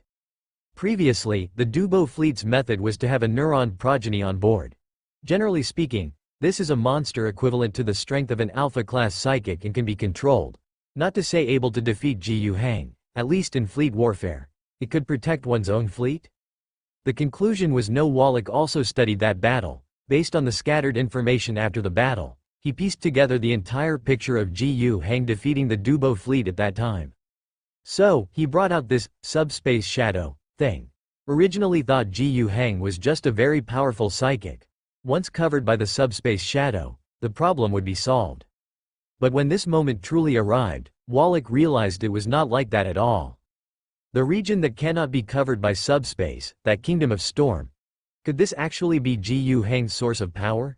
He can consistently demonstrate the power of an alpha-class psychic, unlike the Empire's recorded alpha-class psychics, whose powers are unstable, causing self-harm. The reason being, it turns out this Ji Yu Hang is also a heretic. But how does he ensure that he is a human, while also possessing a part of the subspace essence, similar to an evil god? Wallach, driven by his curiosity as a researcher, was greatly stimulated. He desperately wanted to get his hands on this precious scientific sample, likely unrecorded in the entirety of human history. Win this battle, capture Ji Yu Hang alive, and in terms of specific methods, in the real universe, Wallach no longer paid attention. His guardian army marshal would be responsible for the specific battle command. As for himself, he would immerse his entire mind into the subspace, dealing with and suppressing Ji Yu Hang. The subspace shadow he summoned has already enveloped the entire storm god kingdom. Reaching this step alone is actually not quite enough. As long as the divine realm exists, Jiyu Hang can draw power from the Storm God Kingdom into the real universe and can even distribute it to his storm mages, just with more trouble, more effort, and some difficulty. In fact, Wallach could feel that Jiyu Hang was already attempting this. That cannot be allowed. The enormous subspace shadow is not limited to encircling but begins to compress inward, even invading the Storm God Kingdom. Our position is about to fall. Request artillery support. Where's the armored unit? Quickly move up. We can't keep retreating like this. We must launch a counterattack and reclaim the position. Countless messages spread among the heroic spirits. The entire Storm God Kingdom has turned into a chaotic pot. The intrusion of the subspace shadow has a very tangible manifestation, the swarm. The vast shadow enveloping the perimeter seemed to be countless insects swarming together. And when it pressed in, it truly turned into countless insect beasts, launching an attack from all directions, from the sky, the land, and underneath the entire divine realm.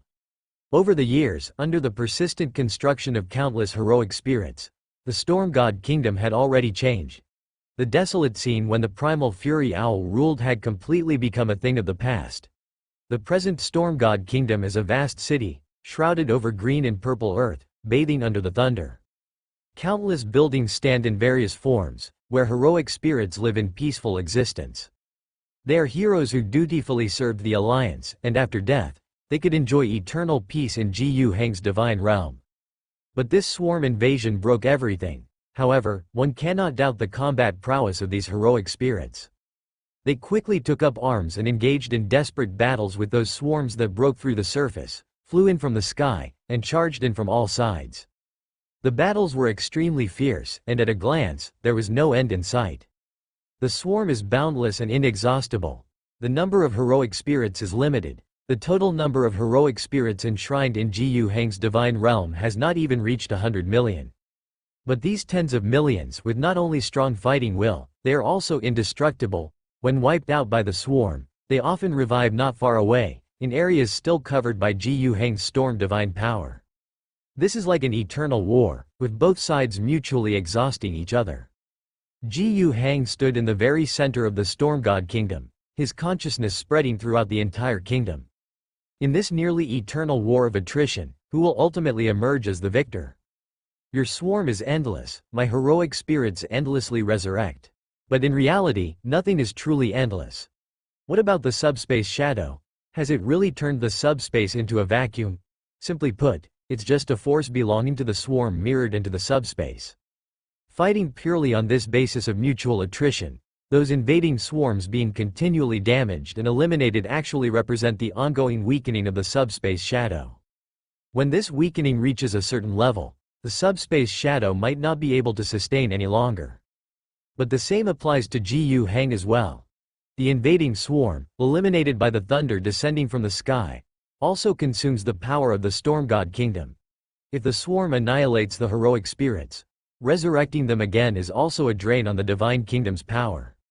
If the consumption continues excessively, the Storm God Kingdom might also collapse. But regardless of the outcome, this war of attrition will be an extremely long process.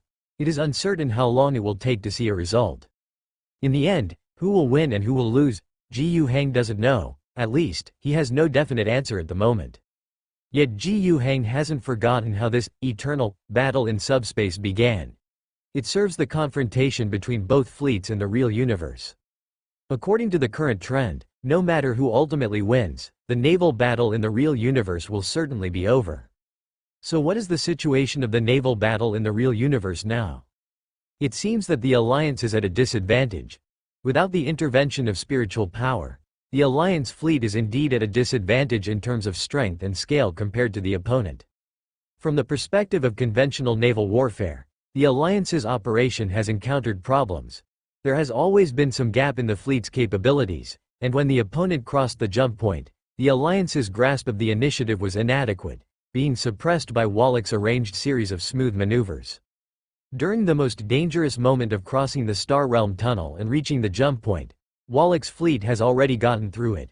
Now, with both sides setting up positions, relying entirely on their fleet's firepower in confrontation, what does the mechanical fleet have to fear? On the Alliance's side, of course, there's an Emperor-class ship, but are the opponent's two mechanical arcs just for show?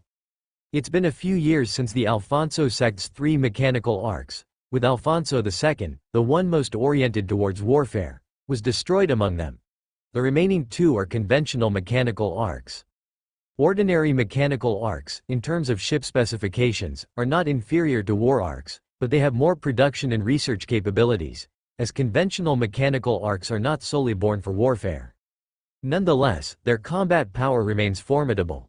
They are a whole class larger than normal battleships, capable of hosting a crew 10 times the size of a traditional ship. Despite being hindered by other non-military equipment, the number of heavy cannons they house is evident. An individual mechanical arc might not match up with an Emperor class, but 2 definitely surpass one Emperor class. Not to mention, there also exist Retribution class battleships and battle cruisers nearby, with numbers exceeding those of the Alliance. In a fleet showdown with array bombardment, the Alliance is inferior not only in firepower but also in armor and shields. If this conventionally continues, the Alliance fleet will end up losing. In reality, the Alliance has also recognized the problem.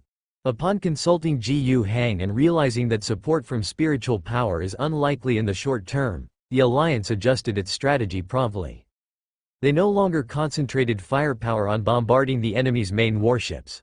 Without the cooperation of spiritual power, directly focusing fire on the immense warships is not something the weaker side should undertake. A mechanical arc was targeted, but so what? These core giant ships reside in the heart of their fleet formation, shielded by numerous other ships. What's the purpose of the escort ship? Not only does the giant ship's own close-range firepower intercept incoming fire, but these escort ships do the same. Under multiple layers of interception, the firepower that reaches the giant ship itself is already minimal. The mechanical arc's mass is significant, with formidable void shields and armor, making them tough to destroy. Despite targeting them, the actual firepower hitting them is so minimal it's insufficient to bring them down. Even if luck fails, interception efficiency falters for a while, and they get battered, causing the void shield to show signs of overload. Bringing in more escort ships or even cruisers directly to form shields in front of the giant ships can prevent them from being destroyed or eliminated. This tactic taken by the weaker side carries a bit of a life or death gamble. Unless there's a stroke of incredible luck and some unexpected situation occurs on the battlefield, allowing their firepower to pierce through various defenses and swiftly eliminate one of the enemy's giant ships, altering the balance of power on the battlefield. Otherwise, they will gain nothing from such a prolonged fight, suffering enormous losses. We might as well attack the small ships. Destroying an escort ship reduces the opponent's barriers, taking down a cruiser lessens their firepower a bit. This type of change is indeed effective. The mechanical fleet began to incur losses. Even if some small ships are destroyed, it still counts as a loss. However, under the same conditions, the Alliance lost even more small ships. Because the opponent is attacking in the same way. Besides, the Alliance has other attempts, interstellar warriors. Although there is no spiritual energy to assist in teleportation, it's impossible to quickly, smoothly, and reliably reach enemy ships. Nevertheless, spiritual transmission was never the only way for boarding operations. Without spiritual energy, it doesn't mean boarding can't be done. In fact, a considerable number of battle groups, their think tanks do not have the ability to perform large-scale transportation. But how has everyone still managed to fight wars like this? Boarding ships, boarding torpedoes, boarding pods. These more traditional methods can still be used. What's more, the Alliance also has a Zugger-class aircraft carrier in the field. This giant ship can also play a significant role in landing operations. The Alliance is doing just that. The New Age Torch is volunteering. Even though they lost over 200 people in the battle against Alameda, they are still willing to take the lead.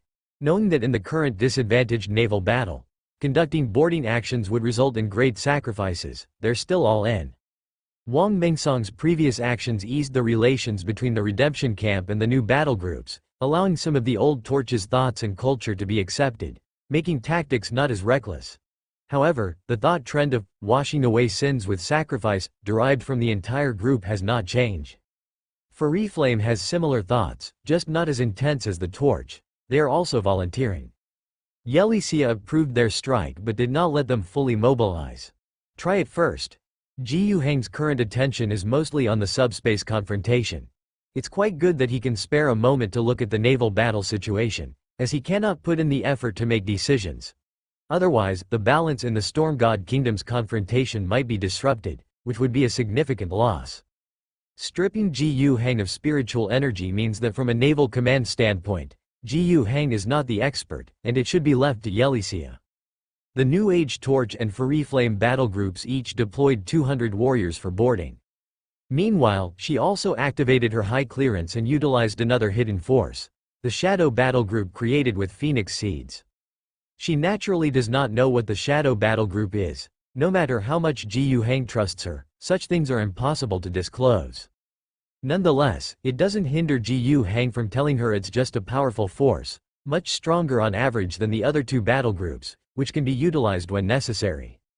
And the fact is indeed so. The potential limitation brought by genetic seeds limits the proportion of company champions in the Free Flame and New Age Torch battle groups, created with inferior infinite warrior seeds, to only 2% to 3%. While the Phoenix Seeds proportion can hover between 10% to 15%. Within this shadow battle group, the number of company champions reached over 100 people, fully capable of forming a champion company. Yelisia did not really deploy them. Losing such a troop during boarding operations would be too painful. She only deployed 200 people, including a normal proportion of 20 champions. 600 interstellar warriors gathered in batches on various warships, boarded the landing ships and boarding torpedoes, and were launched out. In the initial stage of flying through space, the risk is relatively low. Being far away, small, and unlike light spear, missiles, or colossal cannon with such noise, it's not easy to be detected and intercepted from a distance. However, after they had flown over more than half of the battlefield and were about to enter the enemy's focused short-range firepower intercept area, the Eagle Horse made its move. Before this, its presence was quite low, mostly just releasing Qilin fighters, cooperating with its fleet's firepower targets, attacking some cruisers and destroyers, to create some disruption.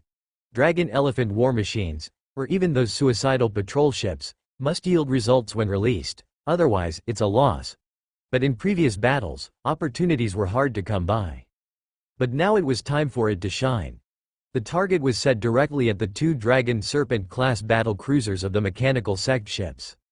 These two warships were exactly the boarding targets for the interstellar warriors. The Eagle Horse launched a patrol ship and over 20 fighters of various classes next to these targets respectively. Once in place, these deployed forces unleashed full firepower, disregarding the threats from the escort ships and the battle cruisers themselves, doing their best to pour out their firepower. The damage caused was quite clear. Especially when thrown in their face, some firepower could bypass the void shield and directly hit the ships. Each of the two Dragon Serpent-class battle cruisers took quite a few substantial hits. However, they couldn't blow up the ships, which was a pity, and it wouldn't dramatically affect the battle. At this moment, the boarding torpedoes of the interstellar warriors arrived one after another. The ships and fighters deployed by the aircraft carrier, while causing damage, were less important. The key was the surprise attack to disrupt the enemy ship's positioning and attract attention. They achieved their goal after all. When boarding torpedoes and landing ships arrived, the enemy's intercepting firepower didn't play out effectively, being distracted by the ships earlier deployed by the aircraft carrier, and it's unable to redirect firepower in time to intercept these boarding torpedoes or ships adequately. The boarding vehicles deployed were in a significant quantity. Among them, quite a few contained no personnel or only a few Army or Navy Marine Corps members. To put it bluntly, they indeed served as cannon fodder. If they managed to board successfully, they would work together with the interstellar warriors to provide assistance. But their main role was to serve as distractions during the boarding vehicle's flight process. At most, only 1/10 of the boarding vehicles had interstellar warriors. The rest were either empty or filled with cannon fodder. Even though the enemy's short-range firepower was drawn away, still a third of the boarding vehicles were destroyed. Since the flight trajectories and formations of the boarding vehicles were specially arranged, most of those destroyed were actually the cannon fodder.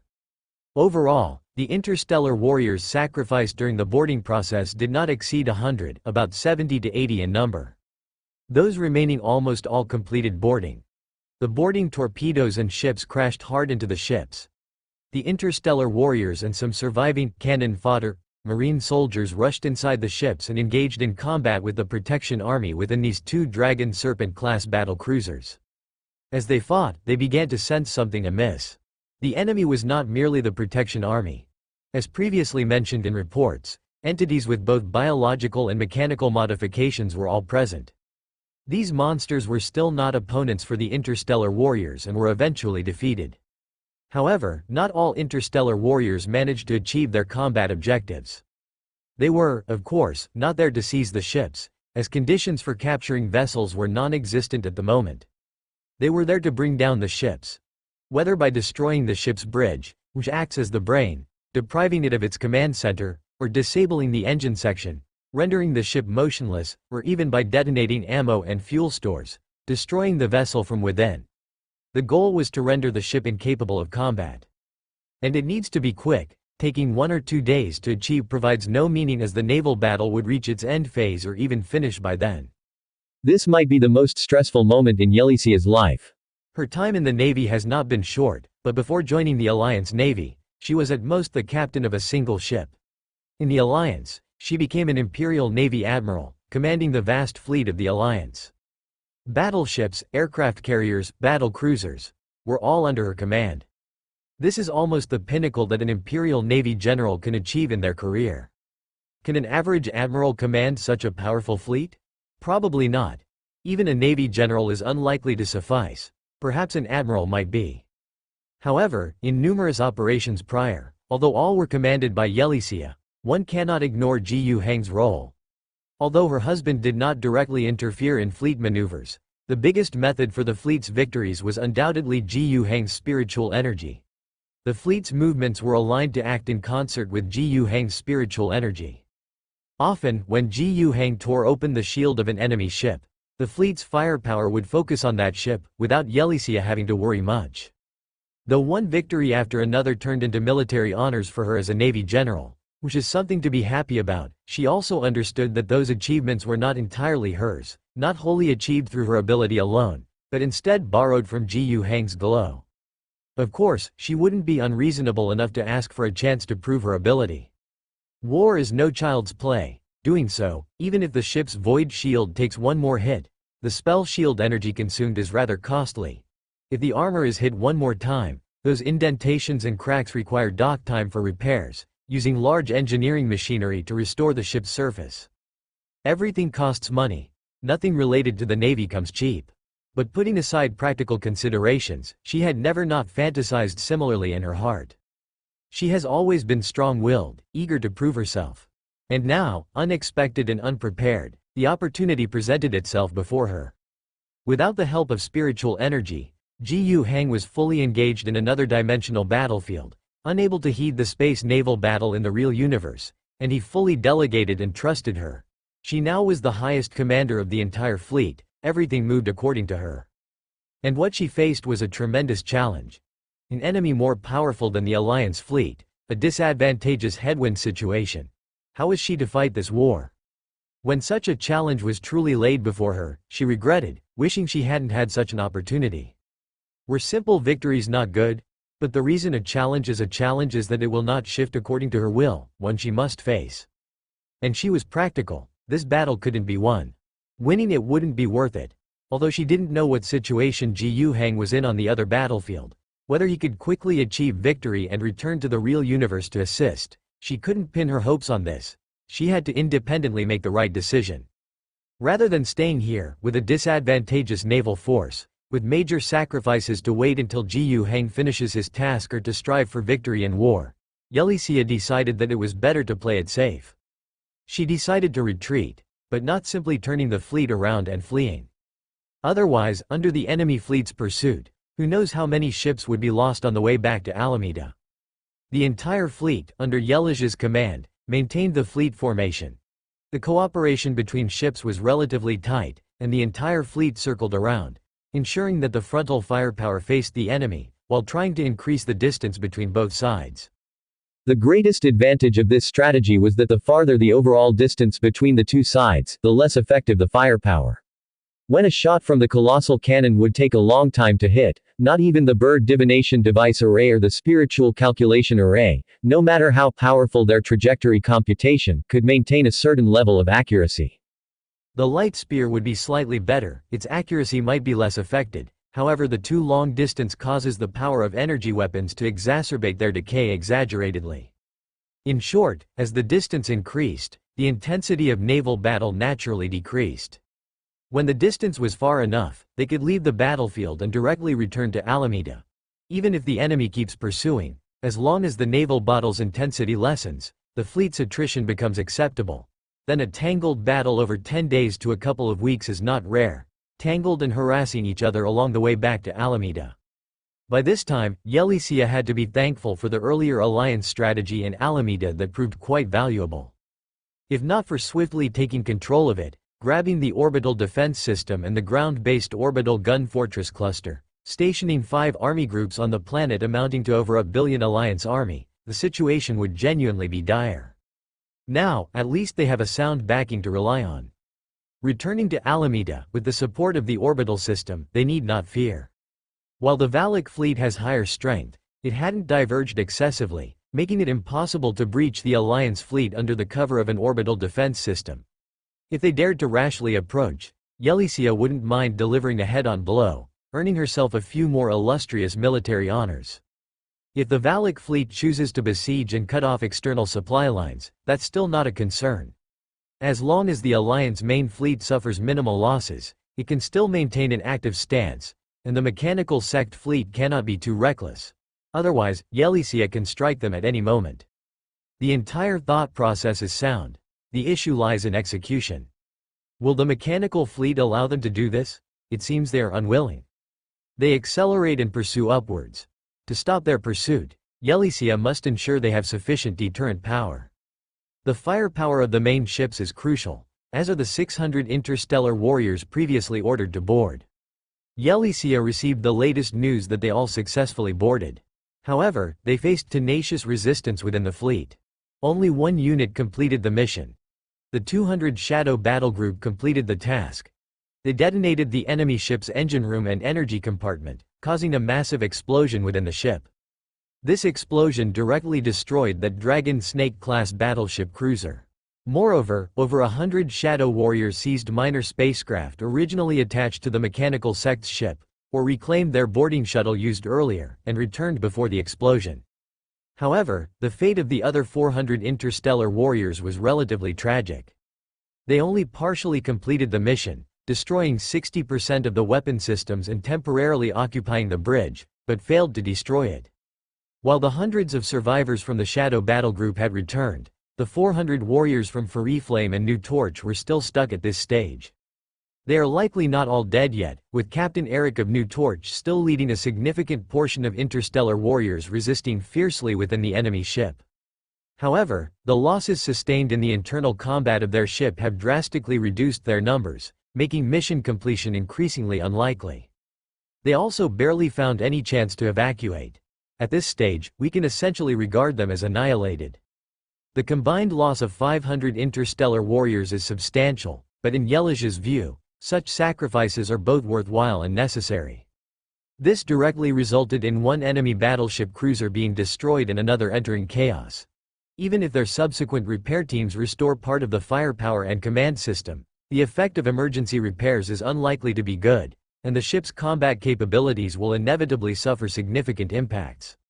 Reducing pressure on our forces by causing one of the enemy's 6 battle cruisers to be destroyed and another crippled is already considerable.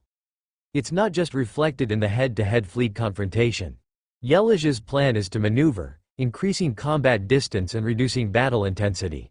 In this plan, the greatest threats actually aren't the 2 mechanical arcs and 2 Retribution-class battleships within the Valak fleet.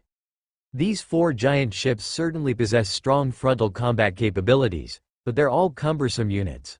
The real trouble comes from those 6 Dragon Snake-class battle cruisers. The battle cruisers move fast, they can engage first, delay, and harass the Alliance fleet. They can even temporarily detach from their formation, circling to intercept and stall the Alliance fleet's route. Although Yelicia has contingency plans to counter them, the risks are certainly greatly increased. Eliminating 2 immediately would naturally be perfect. It would ease subsequent pressures significantly. Yelicia even thinks about trying again.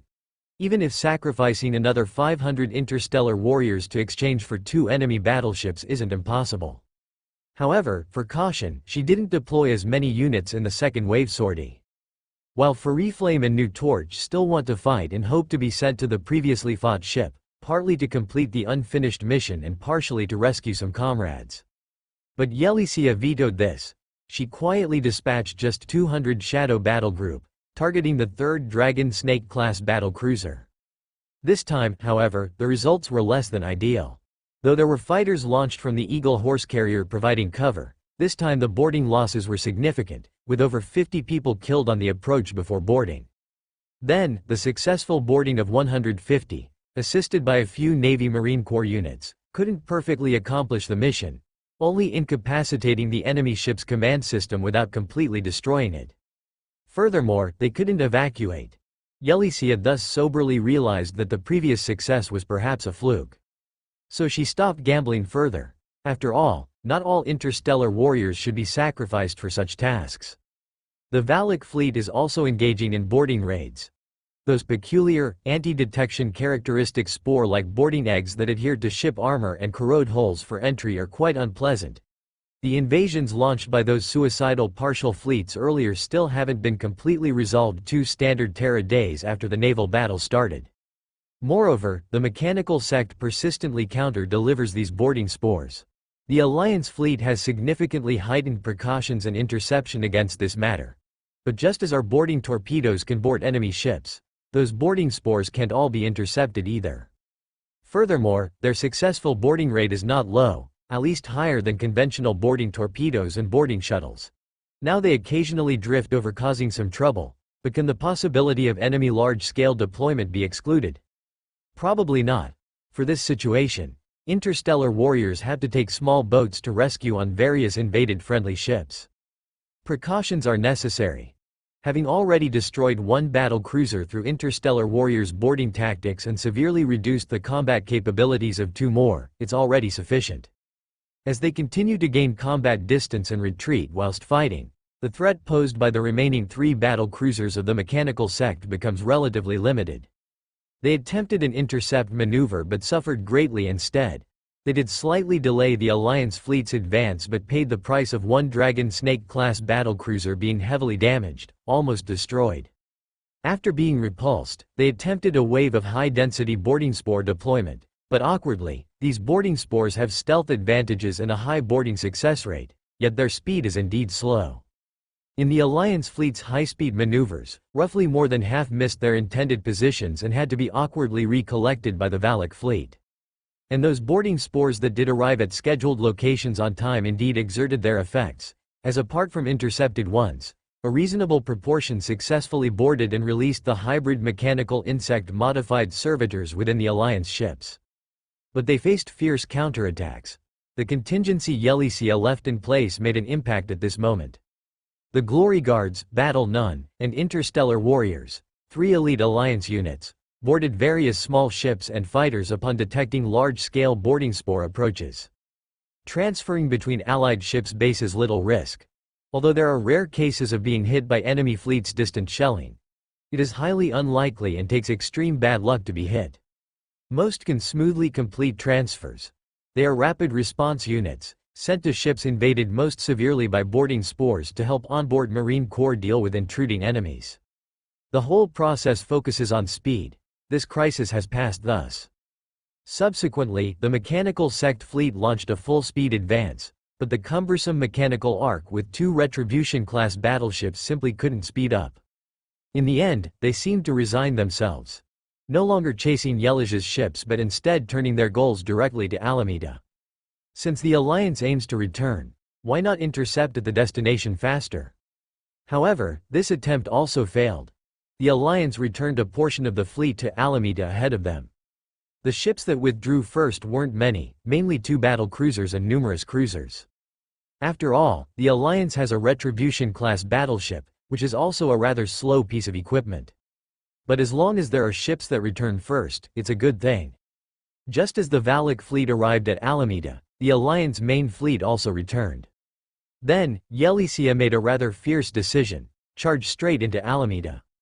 At the same time, the Alliance ships that reached Alameda's near orbit earlier would also launch an attack to support them. Try to block us if you can. the mechanical sect fleet is also rational. If they insist on intercepting, they'd first suffer from being attacked on two fronts. Subsequently, the Alliance main fleet charged forward, and in a flash, could enter the cover range of Alameda's orbital firepower. Unless they could annihilate the Alliance main fleet in such a short time, which was clearly impossible. Once the Alliance main fleet charges in, the mechanical fleet would be dumbfounded and couldn't pursue, or else they would crash into Alameda's orbital vicinity, where the starport, star fortress, combined with ground orbital firepower, might add up to the equivalent of 10 battleships. Starships can't easily engage in a firepower exchange with a planet. If a planet's defense system doesn't have its starships to cover it, it indeed appears clumsy, inflexible, easily allowing enemy ships to wipe out its outer space stations one by one, and easily getting caught in the gaps of the star fortress's trajectory to deploy troops on the ground, attacking from the surface. But these strategies wouldn't work when the opponent's orbit still has a strong fleet present. Both sides once again engaged in a standoff at Alameda. The Alliance fleet couldn't leave, and the Valak fleet didn't dare to advance under anti-orbital firepower, leaving both sides deadlocked. Yelicia breathed a sigh of relief. Judging from her command and stages, there were some flaws and mistakes, but overall, it should be correct. In any case, she preserved the Alliance's main fleet. Admittedly, a battlecruiser, specifically the Ronglin, suffered severe damage and was laid up at the starport, and small to medium-sized warships experienced substantial losses during the naval skirmishes in space over the past few days, but overall, the main force survived. To truly compare losses, the mechanical fleet's small to medium-sized ships might have exploded less, but concerning main capital ships, they lost a Dragon Serpent-class battlecruiser, with two others heavily damaged, one of which had to return to the factory for repairs, essentially crippling its combat effectiveness. Another is still combat-capable, but its command system was damaged, with temporary repairs causing an estimated 30% reduction in combat effectiveness due to impaired command. Comparatively, it's uncertain which side suffered greater losses. Given the fleet's scale and strength were inferior to the opponent's, and the ambush tactic at the warp point was cracked, achieving this outcome should be considered a success. Including Ji Hang himself, that was the thought. He found some time to observe the naval battle situation in the real universe, and in a few simple words exchanged with Yelicia, he praised his lady. Yelicia wasn't very pleased by Ji Hang's compliments, maintaining a cautious and conservative approach in her subsequent strategy, engaging in a standoff with the Valak fleet at Alameda for half a month. During this half-month, things were relatively calm. The atmosphere was tense, but there were almost no actual battles, not even tentative clashes. It seemed that everyone realized that using Alameda's orbit as a battlefield meant no one could gain the upper hand.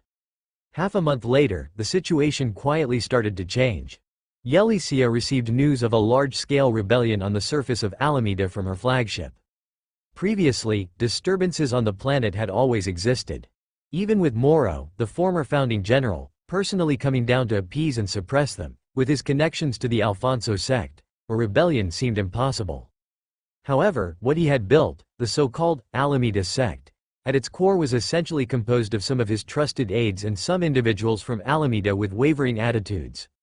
After all, this place had belonged to the Alfonso sect for thousands of years. Moro, despite his prestige as the founding general, couldn't avoid the fact that some people on the planet harbored allegiance to the Alfonso sect.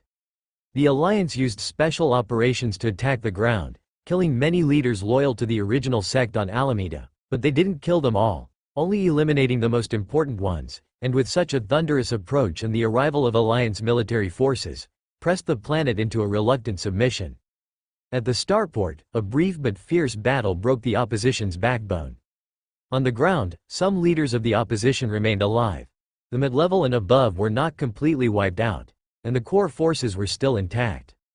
Initially, they were hit hard and intimidated. Now, they've regained their momentum, with Valak, their biggest backer outside, having arrived. Some people started to become active again, which was not surprising. Not to mention, Valak would inevitably intervene to some extent.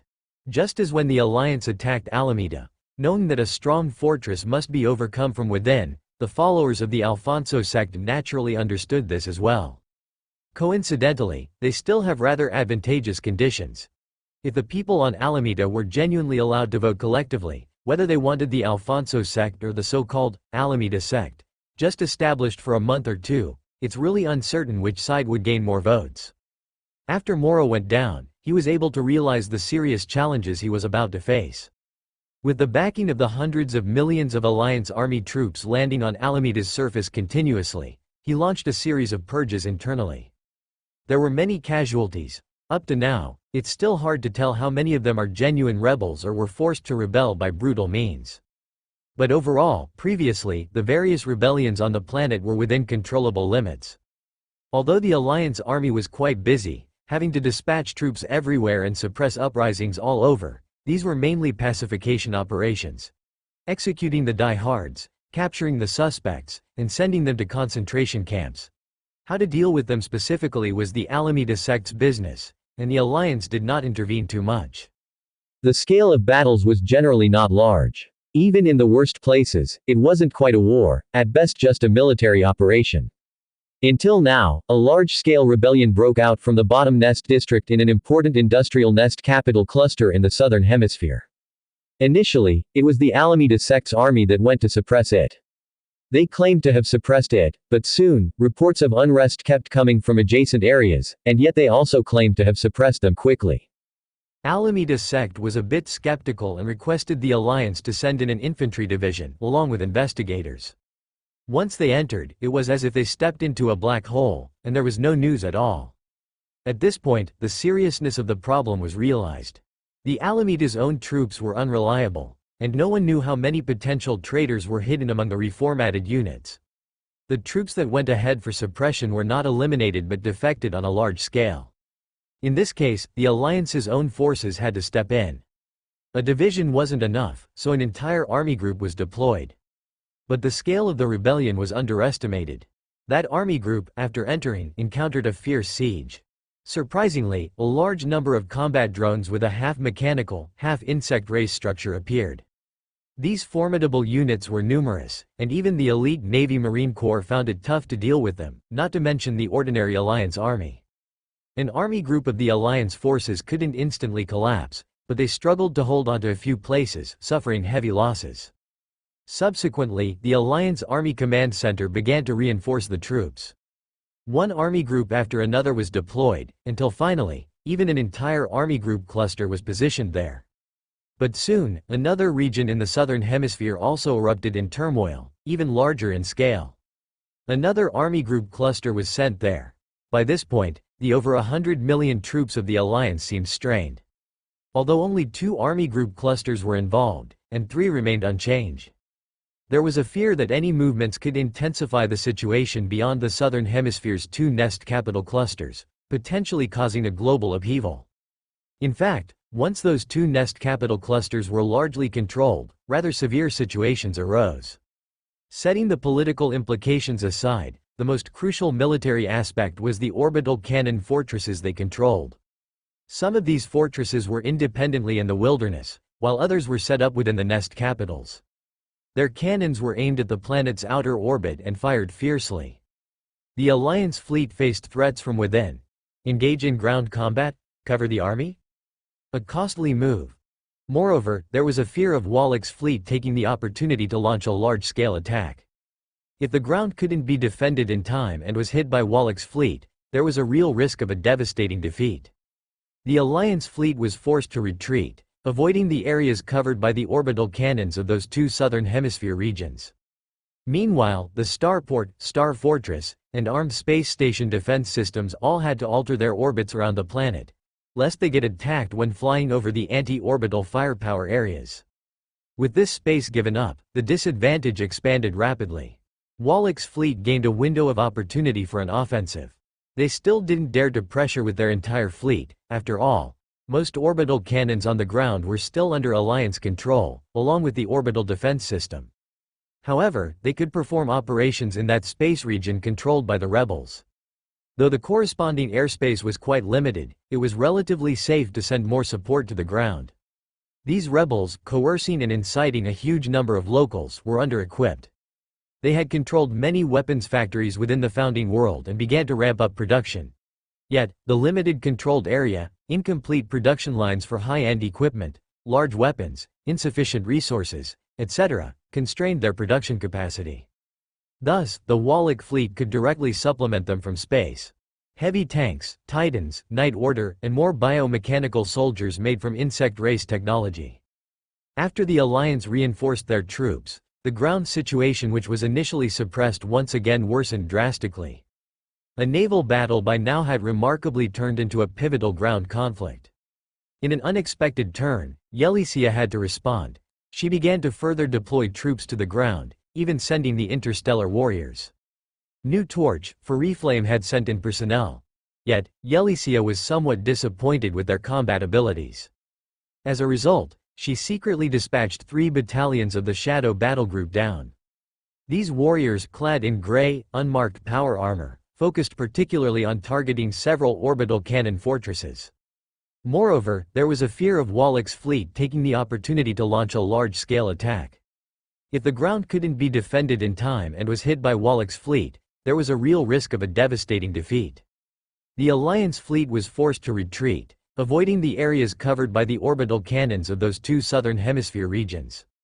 Meanwhile, the Starport, Star Fortress, and armed space station defense systems all had to alter their orbits around the planet, lest they get attacked when flying over the anti-orbital firepower areas.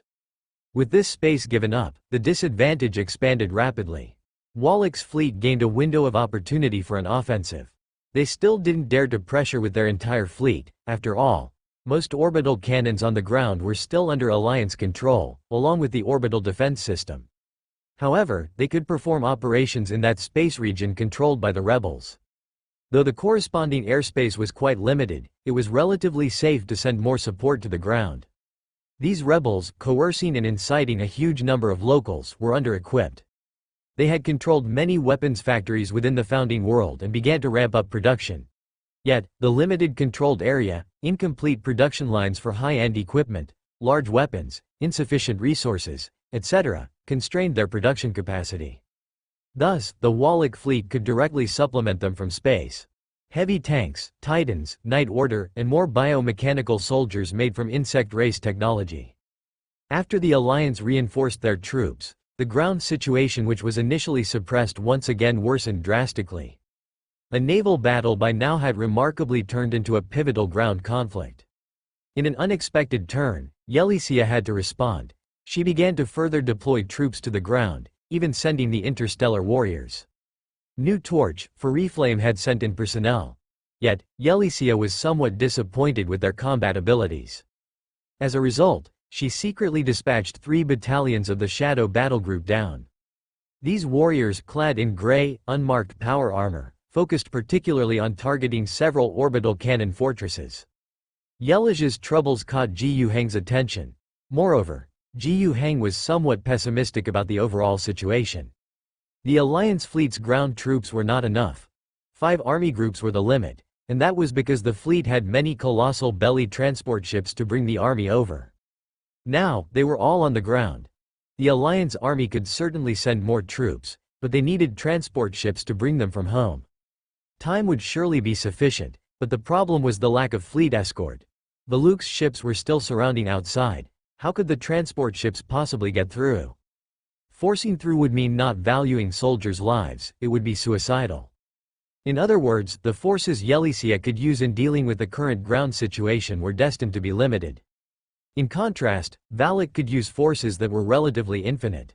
He could continuously dispatch troops from places still under his control in more than half of the Alfonso star domain, especially from 2 founding worlds. The Alliance didn't have enough strength for interception in between.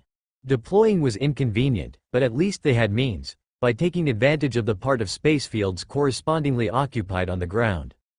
There would surely be losses, such as being intercepted by Alliance ships. But the losses were acceptable. Moreover, the more troops the Alfonso sect put in, the greater their influence would grow. Those on the planet who originally stood with the Alfonso sect would become more steadfast. Those undecided would become increasingly wavering. If the Alameda sect controlled by Moro was eventually overthrown and became short-lived, the whole planet turned against them. Then the Alliance army deployed on the planet would be engulfed in a sea of resistance from the planet's local forces. No matter how capable the Alliance army was, they would be completely overwhelmed. Such a situation had not yet occurred. Moro was engaged in suppression and cleansing, and it might not necessarily develop to this extent. However, as long as the war situation does not improve, and the alliance cannot show signs of winning, this scenario is bound to happen sooner or later. The involvement of the interstellar warriors alleviated this emerging trend. They reclaimed some ground orbital cannon fortresses. With each fortress reclaimed, the range of activity for alliance ships increased. Once all were reclaimed, when alliance ships could fully cover the positions of the ground rebels with orbital firepower, their doom would arrive. However, the further the fight went, the more arduous it became. Especially with large numbers of Alfonso Titans and various Night Orders landing, their combat power was extremely strong. Often a Warlord-level Titan, paired with a few Warhound-level units, adding dozens of Night Titans, in combination with batches of Protection Army, could render a fortress impenetrable. Even if an entire battle group was deployed, paired with Alliance Army's major forces, even if victorious in direct combat, the battle would be intensely difficult. Significant casualties and prolonged conquest time were inevitable. Titan, always a majestic and powerful combat unit for human forces on the ground battlefield. The entire ground war evolved, at a speed beyond anyone's imagination, into an apocalypse-level battle. The battlefield encompassed two nest capital groups, with both sides committing forces exceeding 200 million, and not just cannon fodder. The majestic Titans, heavy tanks, swarm like aircraft, elite soldiers. Interstellar warriors, battle nuns, modified mech soldiers. They fought fiercely against each other in these two nest capital groups, equivalent to half a continent's city group battleground. Inside the nest capital became scorched earth, ruins. Survivors continued fighting amid the ruins. Changing flags in a region often meant fighting until both sides lost the last ounce of strength, before temporarily calming. But soon, the next region would once again become the focal battleground. Through the interstellar warriors, through the army's courageous fighting and sacrifice, before Alameda's ground situation deteriorated to a certain extent, with tremendous cost, reclaimed all those fortresses, restored Alameda's defense system, filled the gaps, preventing Valak from continuing to deploy forces on the planet's surface. Then based on this foundation, Moro could swiftly complete internal cleansing and unify thoughts. This was Yelish's right path to breaking the stalemate. But it was extremely difficult, of course. However difficult it was, she was striving for this. However, there was a simpler method for breaking the stalemate. That was in Ji Hang himself. If he could achieve ultimate victory in the subspace war, then no worries would remain. The confrontation between him and Valak, or rather the sweeping subspace shadows, had persisted since the war began until now, lasting just over 2 months. In the Storm God Kingdom, the battle between heroic spirits and insect swarm had never ceased. The battle situation was not at all easier than in Alameda's southern hemisphere. Even more so because of the endless insect swarm and the undying heroic spirits, the confrontation was even more desperate and brutal. And during these 2 months of endless confrontation, both sides saw some noticeable changes. The azure-purple land of the Storm God Kingdom seemed to lose some of its richness. The original sky-filled lightning seemed to have reduced in frequency some. As for the subspace shadow shrouding the divine realm, it also seemed to have thinned. Both sides could feel a profound sense of fatigue, yet neither was willing to relax even a bit. However, in the ongoing confrontation, Ji Hang gradually pondered and found a method to achieve victory. It just needed verification. In the past 2 months, apart from mobilizing the entire divine realm's power into this endless consumption, he also explored and tested whether his method was feasible. Until now, he felt it was time. Yelisia, aboard the Emperor-class battleship, Golden Pass, received Ji Hang's command. She gathered 500 interstellar warriors from the Shadow Battle Group. This was not only deploying those previously unused defensive measures on the ship, which were meant to guard against the Valak fleet's boarding spores, but also drawing key personnel from various ground battlefronts. They gathered on the starship, fully prepared for combat, staying in an empty chamber. They didn't know what they were going to do next, but they knew it was an order from the governor. A very important and dangerous battle awaited them. And when the interstellar warriors were ready, Ji Hang no longer delayed. The entire Storm God Kingdom, in an instant, burst into light. Under the cover of the subspace shadow, it, for a moment, shone like a tumultuous thunderstorm, with a brilliance that no amount of darkness could conceal. At least, at this moment, the subspace shadow enveloping the storm god kingdom was dispelled and illuminated.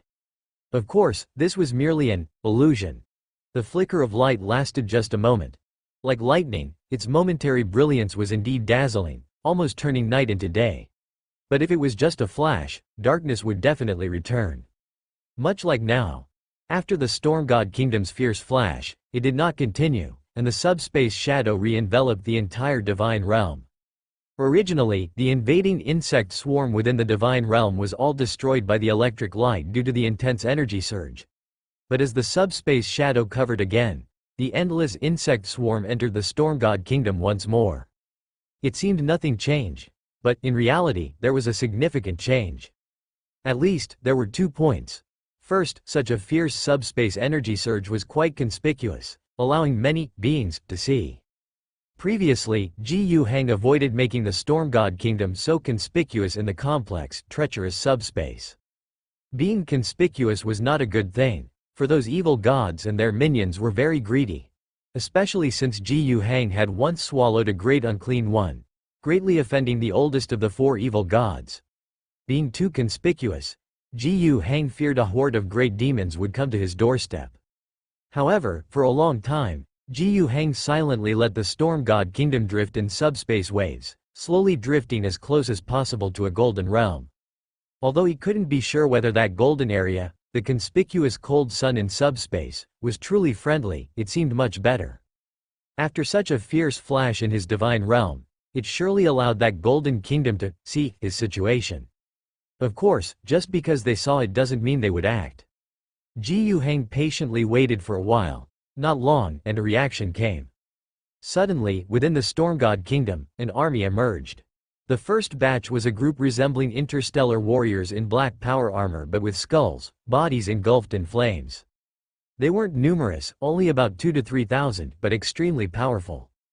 The other type resembled the angels in classical mythology, with wings and golden bodies. These angels were even fewer, only a few hundred, but their combat power was fiercer. The key point was, whether burning skeleton warriors or angels, they, like Gu Heng's heroic spirits, possessed the ability of infinite resurrection. Their resurrection was self-initiated, unlike heroic spirits who essentially used the storm god kingdom's power for reconstruction, thereby consuming Gu Heng's energy. Although not much, the sheer number and the 2-month consumption couldn't withstand it.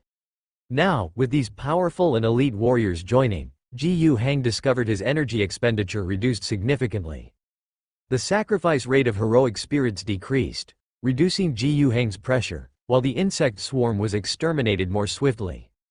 On the surface, it seemed there was no difference, given one side was endless and the other side was immortal. But essentially, it caused a subtle, yet significant, shift in the balance of mutual consumption between 2 massive groups. Often, just this slight shift could lead to a qualitative change. For Gu Heng, the qualitative change was that he could now disregard matters within the storm god kingdom. Disregarding didn't mean not investing any power. That's certainly not acceptable, as the main force of endless consumption was still his heroic spirits.